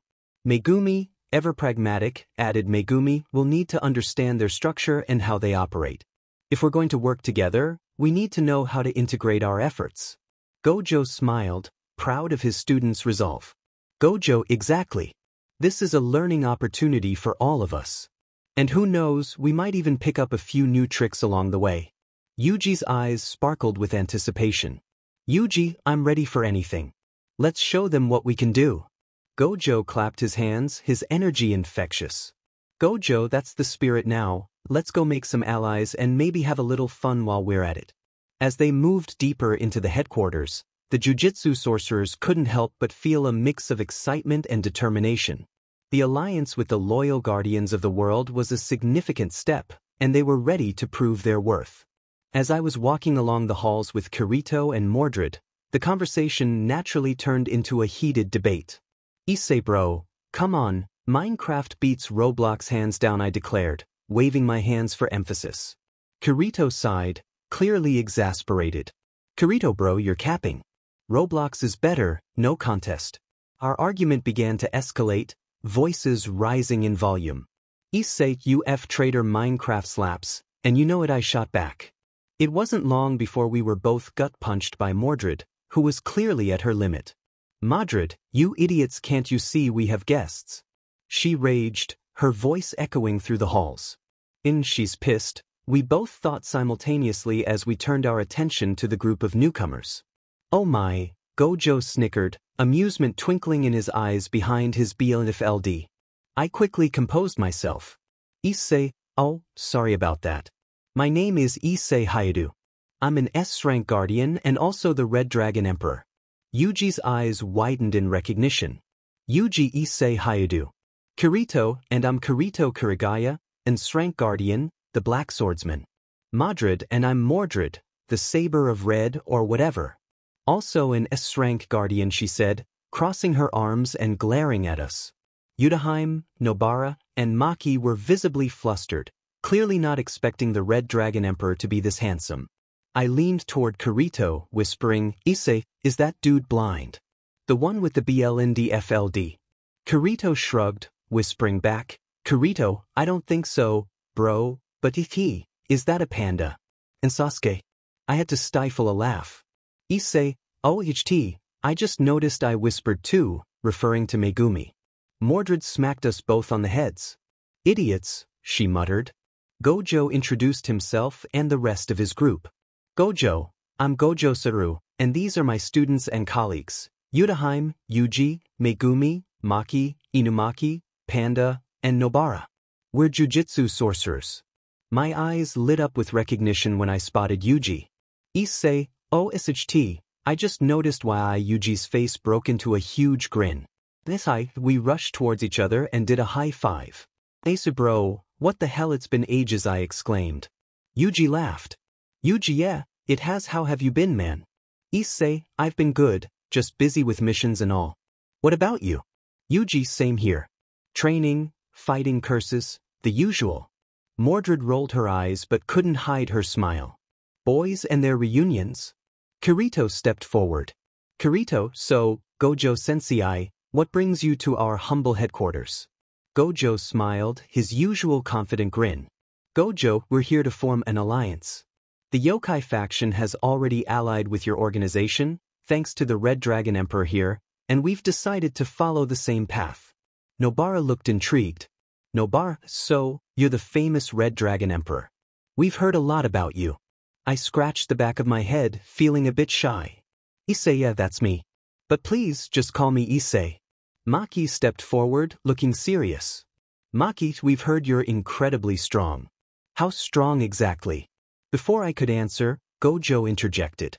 Gojo, let's just say he's strong enough to give me a run for my money. Megumi raised an eyebrow. Megumi, really?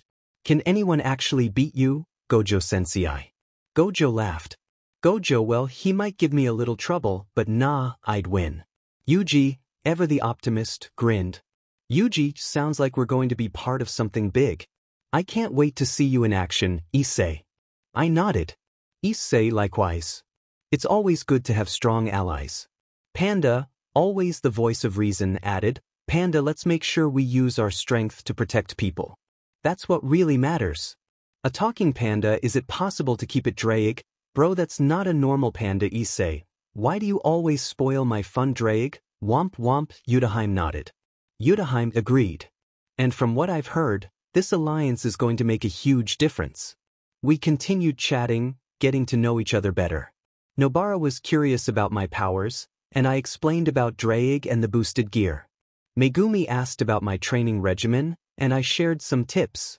Panda and I bonded over our love for food, while Inumaki kept his comments short but supportive. Kirito and Gojo exchanged ideas about combat strategies, while Mordred watched us all with a mix of amusement and affection. As the conversations flowed, I felt a sense of excitement and anticipation. This new alliance with the Jujutsu sorcerers promised to be an interesting chapter in our lives, and I was ready to embrace whatever came next. "All right," Gojo finally said, clapping his hands together. "Gojo, let's head inside and finalize the details." Yuji and I found a quiet spot in the park to catch up. We sat down on a bench, the atmosphere around us surprisingly serene given everything that had been happening.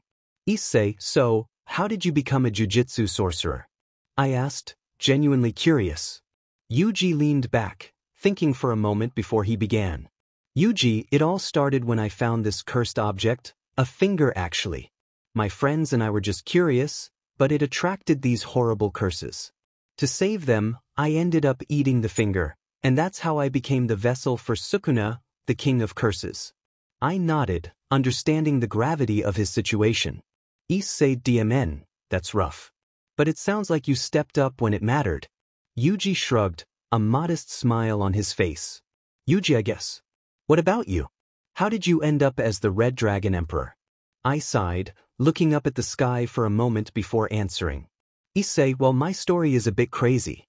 I was killed by my first girlfriend, who turned out to be a fallen angel. Just when I thought it was all over, I got turned into a devil by Rias Gremory. We dated, and I later ended up with a HR." Yuji's eyes widened in surprise. "Yuji dude, you're lucky," but then he noticed the depressed smile on my face. "Issei, until I caught them in a hotel with my worst enemy, the White Dragon Emperor. They were only using me," I admitted, the pain of betrayal still fresh in my memory. "Issei, you could say it nearly killed me, but I later got reborn." To emphasize my point, I spread out my dragon wings, the brown scales shimmering in the sunlight. Yuji's eyes were filled with a mix of awe and empathy. "Yuji dude, that's harsh," he said softly. "Yuji, but it seems like you've come out stronger." I nodded, appreciating his support. "Issei, what about you being the vessel for the King of Curses?" As if on cue, a mouth appeared on Yuji's face, grinning wickedly. "Sukunmai, look at what we have here." I remained unfazed, staring directly at the mouth. "Issei, and I'm guessing you're the King of Curses. What's up?" At that moment, my boosted gear appeared, and I heard Draig's deep voice. "Draig, greetings, Sukuna." Sukuna chuckled, his voice filled with dark amusement. "Sukuna, Draig. It's been a while since I've encountered a dragon of your caliber." Draig responded with a tone of equal parts respect and caution. "Draig, likewise, Sukuna. I see you're causing your usual chaos." Yuji, struggling to maintain control, managed to speak. "Yuji, sorry about that. Sukuna likes to make his presence known." I smiled reassuringly. "Issei, no worries, Yuji. I've dealt with my fair share of crazy situations." Sukuna's mouth continued to speak. "Sukuna, so, Red Dragon Emperor, what brings you and this vessel together?" I shrugged casually. "Issei, just catching up with an old friend." "And you?" Sukuna's grin widened. "Sukuna, merely observing. This vessel of mine is quite intriguing. Full of potential." Draig interjected. "Draig potential can be a double-edged sword, Sukuna. It depends on how it's used." Sukuna laughed. "Sukuna, wise words, dragon. But enough of this. Tell me, Issei Haidu, what drives you now?" I looked at Yuji, then back at Sukuna. "Issei, protecting the people I care about. And making sure no one else goes through what I did, used and thrown away." Yuji nodded, a determined look in his eyes. "Yuji, same here. I want to protect my friends and make a difference." Sukuna's mouth faded away, leaving Yuji in control once more. "Yuji, he's always watching, always judging," Yuji said, shaking his head. I patted his shoulder. "Issei, we all have our burdens to bear. The important thing is to keep moving forward." Yuji smiled, a mix of gratitude and determination on his face. Yuji, thanks, Issei. You know, we make a pretty good team. I grinned. See ya, we do. And with allies like you, I know we can face anything. We sat there for a while longer, talking about our pasts, our struggles, and our hopes for the future. Despite everything, I felt a sense of camaraderie with Yuji that I hadn't felt in a long time. It was comforting to know that, no matter how dark things got, we weren't alone in our battles. As we stood up to leave, I extended my hand. Issei, let's keep fighting, Yuji. For a better future. He shook my hand firmly. Yuji, you got it, Issei. Together, we'll make it happen. We parted ways, knowing that no matter what challenges lay ahead, we had each other's backs. Meanwhile, in a dark, secluded chamber, Aizoru, the Dark Dragon Emperor and Issei's malevolent clone, sat on a blackened throne, his piercing eyes reflecting a chilling gleam. By his side stood the Lock, still nursing his wounds from his encounter with Issei and Madrid. In front of Aizoru, a group of sinister figures gathered: Kenjaku, Mahito, Dagon, and Jogo. Aizoru, what brings Kenjaku to little old me? Aizoru asked with a menacing grin, his voice dripping with false politeness. His grin widened as he noticed Jogo's grunt of irritation. Kenjaku, with his characteristic calm demeanor, stepped forward. Kenja Aizoru, or should I say, the Dark Dragon Emperor. We have a proposition that might interest you. Aizoru raised an eyebrow, feigning surprise. Aizoru, and what might that be? Do you need a hand with your little cursed energy escapades? Mahito smirked, his disfigured face twisting in malicious glee. Mahito, not exactly. We seek an alliance. Your power combined with ours could reshape this world. We could eliminate the sorcerers and those meddling guardians who stand in our way. Aizoru leaned back in his throne, his eyes gleaming with interest. Aizoru, an alliance, you say? And what do I get out of this little arrangement? Dagon, the aquatic curse, slithered forward, his voice like the crashing of waves. Dagon, you longing power, do you not? Together, we can annihilate those who have wronged you, starting with your Gudetwush's counterpart, Issei Hayu. At the mention of Issei, Thalok's face twisted in anger. Thalok's he and that wretched Madrid humiliated me. I want revenge. Kenjaku smiled, sensing the growing interest. Kenja, you see, Aizoru, your power alone is formidable, but combined with ours, it's unstoppable. We can help you exact your revenge on Issei and his allies. Imagine a world where you reign supreme. Aizoru's grin turned into a full-fledged smirk. Aizoru, it's a tempting offer. But tell me, Kenjaku, what's in it for you? Surely, you don't want this alliances out of the goodness of your heart. Kenjaku chuckled, the sound devoid of any warmth. Kenjaku, power, control, and the eradication of those who stand in our way. With your help, we can achieve our vision of a new world order. One where curses and dark forces reign supreme. Aizoru stood up, his presence dominating the room. Aizoru, and what makes you think I won't betray you the moment it suits me? Jogo, who had been silently fuming, finally spoke up. Jogo, because if you betray us, we will ensure you suffer a fate worse than death. Aizoru's eyes flashed dangerously. Aizoru, is that a threat, Jogo? Kenjaku intervened smoothly. Kenjaku, merely a reminder of the consequences of betrayal. But we believe in mutual benefit. We aid you in your conquest, and you aid us in ours. Aizoru looked thoughtful for a moment, then nodded. Aizoru, very well. An alliance it is. But remember, cross me, and there will be no place on earth where you can hide. Mahito laughed, his voice echoing eerily. Mahito agreed. Together, we will bring chaos and destruction to this world. The Lock, filled with renewed hope and a thirst for revenge, looked at Aizoru. The Lock, we will make them pay for what they did. Aizoru's smile was cold and calculating. Aizoru, indeed, the Lock. With our new allies, we will show Issei and his friends what true power looks like. Kenjaku stepped forward, extending his hand. Kenjaku, to a fruitful partnership, Aizoru. Aizoru clasped Kenjaku's hand, the air around them crackling with dark energy. Aizoru, to a world remade in our image. As Kenjaku and his group left the room, Artoria Alter voiced her concern, her eyes narrowing. Artoria, should we trust them? Aizoru snorted, his expression one of disdain. Izora, of course not. Remember who Kenjaku is, he's no different from a snake. Always scheming, always plotting. Gilgamesh sneered, his golden eyes flashing with arrogance. Gilgamesh, do we even need to join forces with such weaklings? Their power pales in comparison to ours. Izora raised a hand, his tone calm yet firm. Izora, yes and no. Their immediate usefulness cannot be denied, but we must remain vigilant. Their betrayal is inevitable, but until then, we shall use them to our advantage. Esterasa smiled by the side as he rested his back against Esterasa. But still, you still need to be careful, though. Kenjaku has been known to be extremely smart and cunning even by my standards. Kurome stood by his side, silent but attentive, her presence a testament to their close bond. It was clear to anyone observing that their relationship went beyond that of mere teammates. There was an undeniable hint of something deeper, perhaps even romantic. The meeting concluded, and the team dispersed. Izora made his way to a hidden room, his steps echoing in the dimly lit corridor. He pushed open a heavy door, revealing a sight that would chill anyone to the bone. Crucified against the wall, in a state of severe torment, was Vali Lucifer, the great-grandson of the original Lucifer. His once proud form was now broken and bloodied, his silver hair matted with BLD, and his body marked with numerous wounds.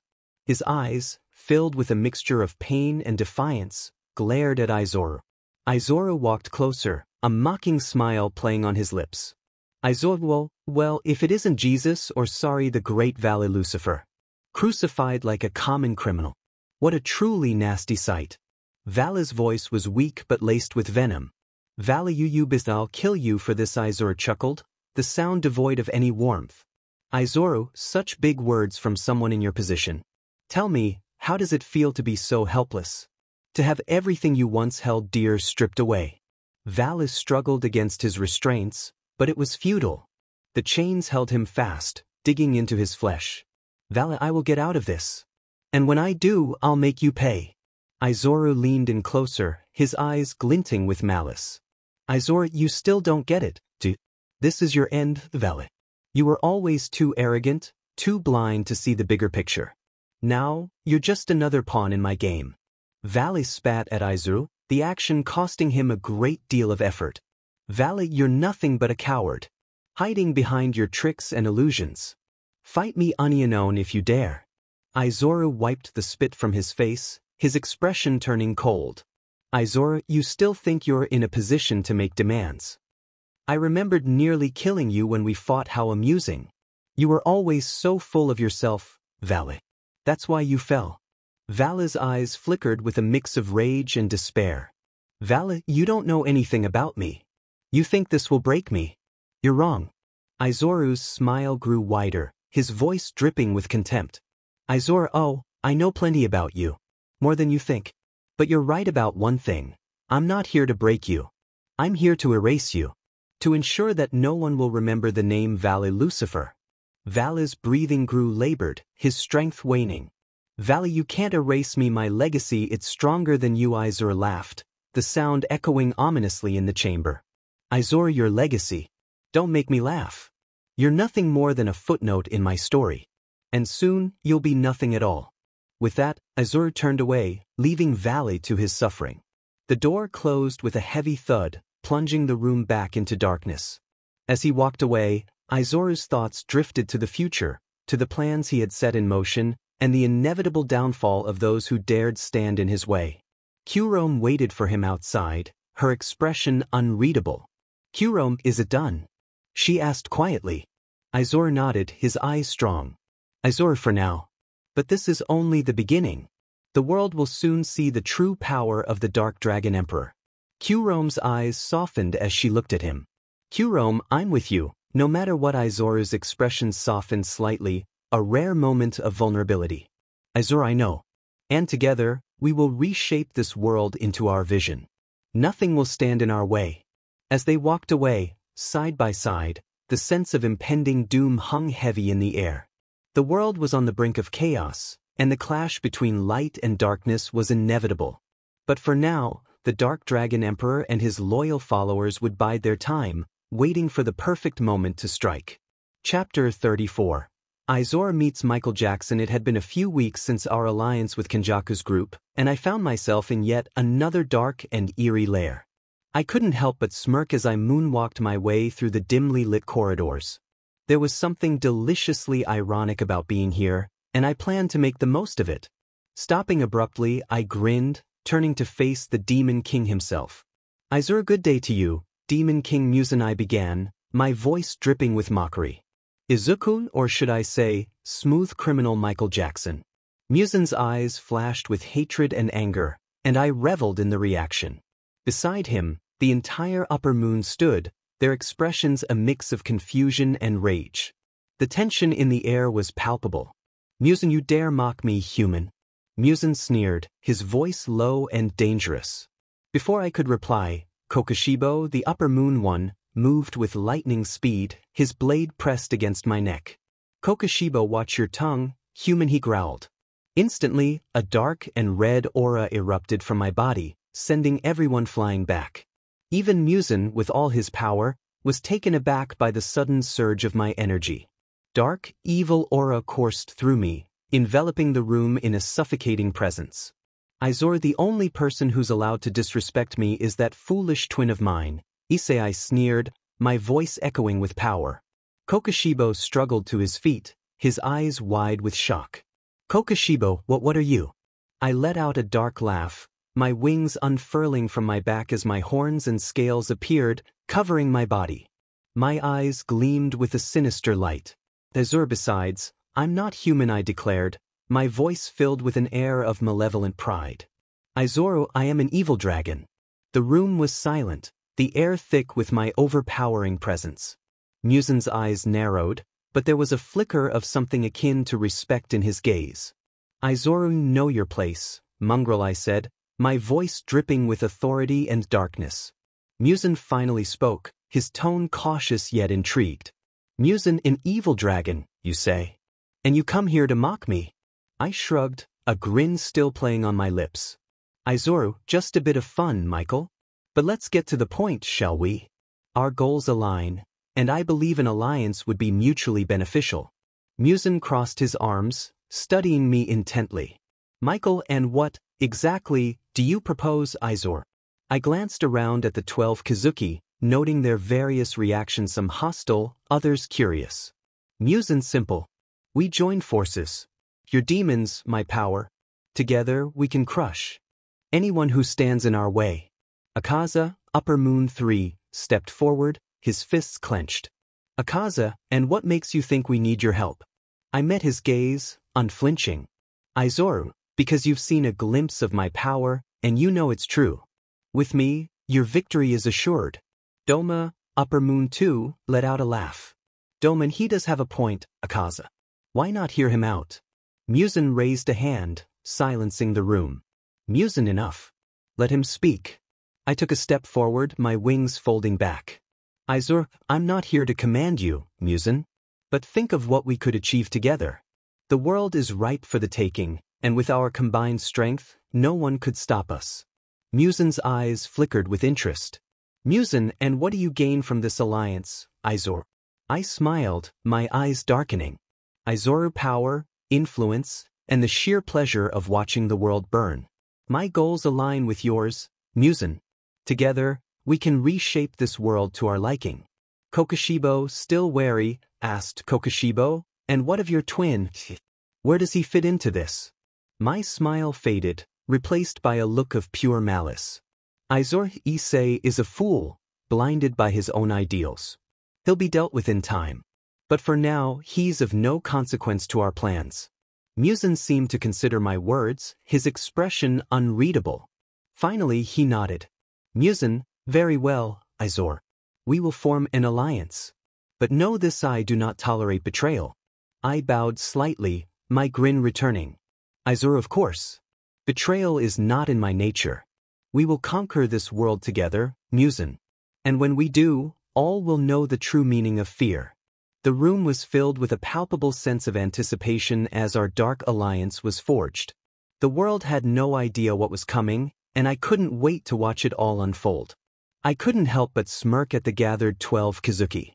Muzan's sneer only fueled my excitement. Izoru, what about a test of strength? Have all your 12 Kazuki fight me, and let's see who's superior. Muzan, you dare? Muzan hissed, his eyes narrowing dangerously. Izoru, of course I do, hee, I replied, my grin widening. The air grew thick with tension as the demons around us exchanged uneasy glances. Even they seemed to sense the storm brewing. With a thought, I summoned my malevolent draconic armament. The crimson and black gauntlet materialized around my arm, its malevolent energy crackling with anticipation. The Kazuki tensed, their eyes fixed on me. Izoru, let the games begin, I said, launching myself at them. Kokoshibo was the first to meet me, his blade flashing as he aimed for my neck. I parried with my gauntlet, the clash of metal ringing out. His strength was formidable, but I could feel the thrill of battle surging through me. Izoru, is this all you've got? I taunted, my grin never faltering. Upper Moon 4, Hantengu, attempted to strike from behind, his multiple personalities manifesting in grotesque forms. I ducked under his attack and delivered a swift uppercut, sending him sprawling. Before he could recover, I summoned a dark energy orb into my palm. Dread Vortex, I roared, spinning the orb at an unstable level before hurling it toward the Kazuki.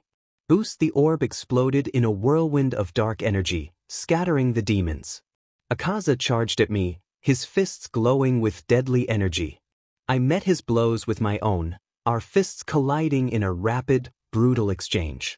Izoru, you're strong, but not strong enough, I said, dodging his punch and delivering a counterattack that sent him crashing into the wall. Doma, with his eerie smile, tried to ensnare me in a web of ice.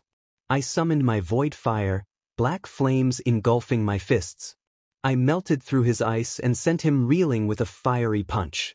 Boost, Upper Moon 6, Jutaro and Daki, attacked in unison, their deadly synergies meant to overwhelm me. But I danced around their attacks, my movements fluid and precise. With a well-timed spin, I unleashed another blast of dark energy. Boost, the battlefield was chaos, filled with the sounds of clashing metal, roaring flames, and the cries of demons. I moved through them like a force of nature, my draconic power unmatched. The remaining Kazuki tried to regroup, but I wouldn't give them the chance. Izoru, time to end this, I said, gathering my energy for one final attack. I leaped into the air, my wings spreading wide. Dark energy swirled around me, forming a massive vortex. Void catastrophe, I bellowed, releasing the devastating energy. The explosion rocked the entire lair, the sheer force of my attack obliterating the Kazuki's formations. When the dust settled, I stood amidst the wreckage, my gauntlet crackling with residual energy. The 12 Kazuki lay defeated, their bodies broken and smoking. Muzan, still standing, looked at me with a mixture of awe and rage. Muzan, you've proven your strength, Izoru, he said, his voice cold. Muzan, but do not think this means you have won my respect.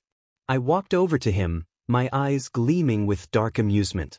Izoru, respect is earned, Muzan. Consider this the first step. He sneered but nodded. Muzan, very well. Our alliance stands. I turned away, satisfied with the outcome. The world would soon know the true power of the Dark Dragon Emperor. And when that day came, not even Issei would be able to stand in my way. Time skip, I paced the dimly lit chamber, the flickering torches casting shadows on the stone walls. My thoughts churned like a tempest, memories and emotions intertwining into a tapestry of rage and purpose. Izoru, why am I doing this? I muttered to myself. Izoru, why am I so evil compared to Issei? The question lingered in the air, but the answer was clear. Izoru, yes, I remember now. I was born from the negative energy of Issei's soul, memories, and the dark power that surged when he went berserk in the Juggernaut Drive. I was created from his anger, his despair, and all the hatred he suppressed. That energy, combined with the remnants of his power, formed me. I paused, recalling the process of my creation. It was a twisted alchemy, a fusion of dark emotions and latent power. Issei's soul, tainted by the Juggernaut Drive, had given Beard to me. I was the embodiment of his suppressed darkness, the manifestation of his most negative emotions. And alongside me, the malevolent draconic armament was forged, created through a similar process, a perverse reflection of his boosted gear. Izuru, but unfortunately I continued, Izuru, I was born weak. Yes, I was born weak, a shadow of what I could be. I clenched my fists, feeling the surge of power that now coursed through my veins. Izuru, where did my strength come from? Where did this unholy power stem from? The memory flooded back, vivid and raw. Izuru, yes, the day Issei found Rias, Aquino, Kaneko, Asia, and Zenobia in that LVH deal with Vali, you hear me? Vali, that day Issei's negative emotions were so powerful they almost triggered the juggernaut drive again. You made me. I turned to the crucified figure of Vali, the great-grandson of Lucifer. His once proud form now hung in tatters, his spirit broken. My power skyrocketed, I said, my voice dripping with contempt. Izuru, why am I doing this? Simple. Issei is pathetic. He refuses to get back at those girls. He refuses to accept his nature. He refuses to make you pay for what you've done to him. He still clings to that ridiculous mentality of being AF hero, never learning from his mistakes, joining the loyal guardians of eternity, forming another Hacha. What if history repeats itself? I sneered, the memory of Issei's weakness fueling my rage. Izuru, I'm going to reveal Issei's real nature, the dark side which is me, that he hides beneath that facade. I sighed, my gaze lingering on Vali's broken form. Izuru, why am I even talking to you in the first place? You'll die soon, but I want it to be done by Issei himself. Vali, you think Issei will become you? Vali croaked, his voice barely more than a whisper. I smirked, my expression dark and triumphant. Izuru, what do you mean, old buddy? I am Issei, all his fears, his memories, his abilities, but my own version. The only difference is, I'm not as naive as Issei. You do know I am the real Issei, the Issei that doesn't hide his feelings. My appearance began to shift, my black hair turning brown, my red eyes morphing into emerald green. I looked like Issei, but with a crazed look that betrayed my true nature. This, I said, gesturing to myself, Izuru, is the real Issei Hayu. The one who doesn't hold back, the one who embraces his true power and potential. Vali's eyes widened, a mix of fear and realization dawning on him. Vali, you're a monster. I laughed, the sound echoing through the chamber. Izuru, a monster. Perhaps. But a monster born of necessity, forged from the weaknesses and failures of the one you call a hero. I stepped closer, my eyes locking onto Vali's. Izuru, you see, Vali, Issei's greatest flaw was his reluctance to embrace his darker side. He always held back, always believed in the good in people. But I don't have that problem. I am the embodiment of his darkness, and I will show the world what true power looks like. Vali tried to speak, but his strength was fading. Vali, he will stop you. I shook my head. Izuru, no, he won't. Because deep down, he knows that I am right. He knows that I am the part of him that he can never escape. With that, I turned away, leaving Vali to his fate. The darkness within me surged, a constant reminder of the power I wielded.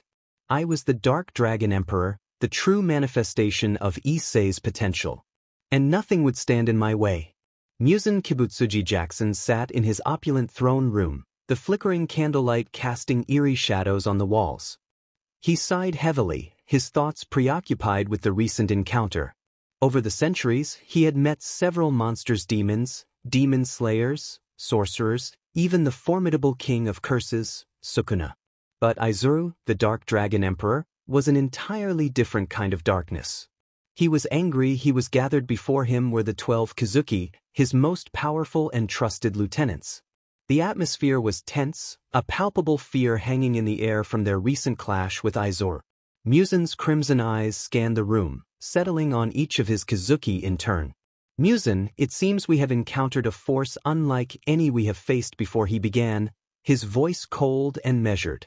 Muzan, Izuru, the so-called Dark Dragon Emperor, is not to be underestimated. Kokoshibo, the upper rank one, stepped forward, his demeanor composed despite the recent humiliation. Kokoshibo, his power is immense, Muzan. Even I could not match him. Muzan's gaze shifted to Kokoshibo, a flicker of anger in his eyes. Muzan, I am aware. This Izuru possesses a darkness that surpassed even my own. He is dangerous, unpredictable. Akaza, the upper rank 3, clenched his fists. Akaza, we should have killed him when we had the chance. Letting him walk away was a mistake. Muzan raised a hand to silence Akaza. Muzan, do not think for a moment that I am unaware of the danger he poses. But rushing in blindly will only lead to our downfall. Doma, the upper rank 2, smiled, though his eyes were cold. Doma, perhaps we can find a way to turn this to our advantage. If Izuru seeks to destroy Issei, we could use that conflict to weaken them both. Muzan considered Doma's suggestion, his mind racing with possibilities. Muzan indeed. But we must tread carefully. Izuru's power is born of a darkness that even I find unsettling. Gyako, the upper rank 5, spoke up, his voice quivering slightly. Gyoko is not just powerful, but cunning. He played us like puppets, and that cannot be allowed to stand. Muzan's eyes narrowed. Muzan, which is why we must understand him better. His motives, his strengths, his weaknesses. We must be prepared for anything. Enmu, the lower rank 1, shivered. Emu, he resembles the modern-era Red Dragon Emperor, such a being he defies comprehension. Muzan nodded slowly. Muzan, yes, he does. And that makes him both a threat and an opportunity. If we can HRNSS his power, use it to our advantage, we could eliminate our enemies and strengthen our hold on the world. The Kazuki exchanged uneasy glances, each one contemplating the implications of Muzan's words. Neikime, the upper rank 4, who had remained silent until now, finally spoke. Neikime, we must be vigilant, my lord. Izuru is a wild card, and his unpredictability makes him dangerous. But with careful planning, we can turn this to our favor. Muzan's expression softened slightly, a rare occurrence. Muzan indeed, Neik. We will monitor his movements, learn his plans. And when the time is right, we will strike. Kokushibo stepped forward once more, his hand resting on the hilt of his blade. Kokushibo, what are your orders, Lord Muzan? Muzan's eyes gleamed with malevolent intent. Muzan, for now, we watch and wait. Strengthen our forces, fortify our defenses. And above all, be ready for anything. Izuru will not catch us off guard again. Akaza nodded, determination in his eyes. Akaza, I will be prepared, my lord. He will not find us so easy to defeat next time. Muzan rose from his throne, his presence commanding and fearsome. Muzan, remember this. We are the true masters of the night. No one, not even the Dark Dragon Emperor, will stand in our way. As Muzan finished his address to the Kazuki, he dismissed them with a wave of his hand. One by one, they filed out of the room, their eyes casting nervous glances back at their leader. The tension in the air was palpable, and even the bravest among them could feel the weight of Muzan's unease. Once the room was empty, Muzan found himself alone, his thoughts a maelstrom of anger and contemplation. The encounter with Izuru had shaken him more than he cared to admit. He clenched his fists, the nails digging into his palms as he struggled to contain his fury. In an attempt to release his pent-up energy, Muzan began to move. At first, it was a slow, deliberate walk across the cold, stone floor of his lair. But as his frustration mounted, his movements grew more erratic, more frenzied. He began to moonwalk, a bizarre and almost surreal display of his emotions. His steps were precise, yet filled with a burning intensity that seemed to scorch the very air around him. He glided backward with effortless grace, each step a testament to his power and control. His movements were fluid, almost hypnotic, as he danced through the shadows of his lair. The moonlight streaming through the narrow windows caught the edges of his figure, casting eerie, elongated shadows on the walls. As Muzan moonwalked, his mind raced. Izuru's presence had been a stark reminder of the threats that loomed on the horizon. A dragon born of darkness, wielding power that surpassed his own, and driven by a purpose that Muzan couldn't fully understand. The thought of such an adversary gnawed at him, fueling his anger and determination. With a final, defiant spin, Muzan came to a halt, his isti heaving with exertion. His eyes blazed with a mixture of anger and resolve. He would not be cowed by the likes of Izuru. He was Muzan Kibutsuji, the progenitor of all demons, and he would not allow anyone to challenge his supremacy. He turned his gaze toward the door, where the 12 Kazuki had exited. They too would need to be prepared. Aizoru's threat was not one that could be taken lightly, and Muzan knew that every resource at his disposal would be needed to confront this new darkness. As he stood there, alone in the silence of his lair, Muzan's mind began to formulate a plan.